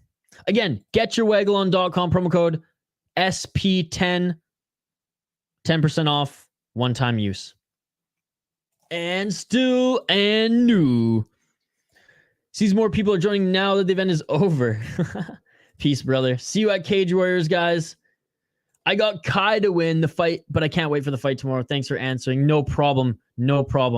Oh, Diego got in an accident. He was on a scooter, if I'm not mistaken, and a car hit him and he broke his leg. He was literally in the hospital a few weeks ago on the live streams, in the live chat for the entire chat. Like for the entire time, like 2 days in a row. I know Diego's, you got back home 2 weeks ago, if I'm not mistaken, 2-3 weeks ago. Time's just flying for me, buddy. So I hope you're all healed up. Nothing but best thoughts to Diego. I know we had another couple friends of ours in the live chat who weren't doing so well. I think we had another friend in the live chat. Oh, shoot, I'm sorry, I forget who was, but who got in a car accident recently. And I know Average Fight Fan was not doing so well either. So just, hey, for everyone struggling out there, we got your back. Oh, you broken 2 legs? Shit. Oh, man. Yeah, okay, so you can empathize. I've never broken a leg. I've broken parts of my arm. I broke this hand, the same 3 bones, twice. The day I got the cast off, I went skateboarding. I think this is one of the first times I ever drank too. I won't say my age because YouTube will get mad, but let's just say it was one of the first times I experimented. And I tried to race someone down this hill. He was on a longboard. I was on a skateboard. As soon, when you feel the wobble and you're like, oh fuck, I'm gonna bail. Well, I bailed, broke my collarbone, bounced off my collarbone, and then landed on my hand, broke the exact same 3 bones, went to the exact same doctor at the hospital who cast it up again. He was just, I think he said, you are a fucking idiot. I'm feeling better. 2 casts off and legs better. Thanks for asking. That's so great to hear, buddy. That's so great to hear. And my ankle's still fractured. It's been 4 years. It's still bruised. I need to get surgery. Now I'm in the States, so I can't afford surgery. I broke my right tibia last summer. Damn, still kind of healing. Tomorrow's actually the 1-year anniversary. Dude, yeah, those leg breaks are no joke. Hope it didn't impede you too much this year, but I'm glad now that you get to be back on both legs in the summer, buddy. Later, bro. See you for Cage Wars. Good show. Thank you, Phony. Thank you so much. I never broken anything with my arm or wrist, but I broke 2 legs, broke my ankle once, and cracked my head open once. Jeez. What sports do you play? Do you mountain bike? So I hurt my ankle mountain biking, and the rest was just stupid shit, man. Like, I loved Jackass as a kid, right? The TV show and movies, and I just took that shit to the extreme. I feel like I don't even say like I didn't have a high pain tolerance because I would feel pain, but like I would, if someone had maybe this was foreshadowing. If someone had a camera rolling for content, I would do it. And I had nowhere to post as a kid, but I was like, other than American Funniest Home Videos, right? But I was that kid who would do just the stupidest fucking stunts and break this and cut this. And yeah, I've had more stitches than I can count. And I never played hockey, like in a league or anything. ATV, my tibia playing basketball. Those are like night and day, style of breaks there. But oh man, well, I'm glad you're back on your feet now, buddy. I had a 40% chance to die when I broke my femur. Jeez, it was only okay. I was gonna say, like, at this age, what happened? Damn. Well, glad that you're all healed up now, buddy. Hey, bro, Gordon's out of his fight with Miller and got a replacement, new upcoming opponent. Oh, we know, Diego. Oh, we know. Oh, we know. We talked about JL is going to be pissed. I'm happy for Shannon. Skip Bayless is the worst. I don't watch too much football, but yeah, fuck Skip Bayless. Yeah, Diego, his name is Jesse Butler, I think. Okay, quickly, I'm going to give a shout out to everyone in the live chat here. LeBron about to put LeShannon on one. Shout out to Arthur. Shout out to Jay Herbo. Shout out to you, Diego. Shout out to you, Phony Turgeson. Dun, dun, dun, dun, dun. There's gonna be a lot of scrolling here, but that's okay. Shout out to you, MN Wild Talk, one of our exclusive members on the channel. Shout out to JD. Thank you so much for joining, JD. Again, I want to see you all. I want to see you folks, even just for a minute on Cage War. Shout out Hockey from Home. Shout out Andrew. Shout out. Bum, bum, bum, bum. Zoomer Loyalist. Thanks so much, Zoomer, as always, for the support, buddy. Appreciate you. Shout out to Benjamin. Shout out to Benjamin. Thank you so much for joining, Benjamin. There were JC, of course, JC. How could I forget JC? Ale Silva, which I'm pretty sure our friend Ale Silva like speaks English, but they're just going full Portuguese in the chat today, so that's okay. That's okay. I think that was it. Oh, Gravedigger Jones dropped by and said, "What's up?" Shout out to Gravedigger Jones. Thank you so much for joining. But yeah, not a huge crowd, but a lot of comments, which is awesome. Activate A. Thank you so much, Activate A. Okay, now I think that was it. Is there anyone that I missed? I'm like speed scrolling now. I think that was it. Yeah, Phony, JC is just a lot of the same. Oh, Steel City Tom. Steel City Tom, graduating high school today. Go check out Tom's latest channel as well. Habib, thank you so much, Habib, for joining. Appreciate you, buddy. Bum, bum, bum, bum, bum, bum, bum, bum, bum, bum. Damn, this was a long stream, 4.5 hours. Hey-yo.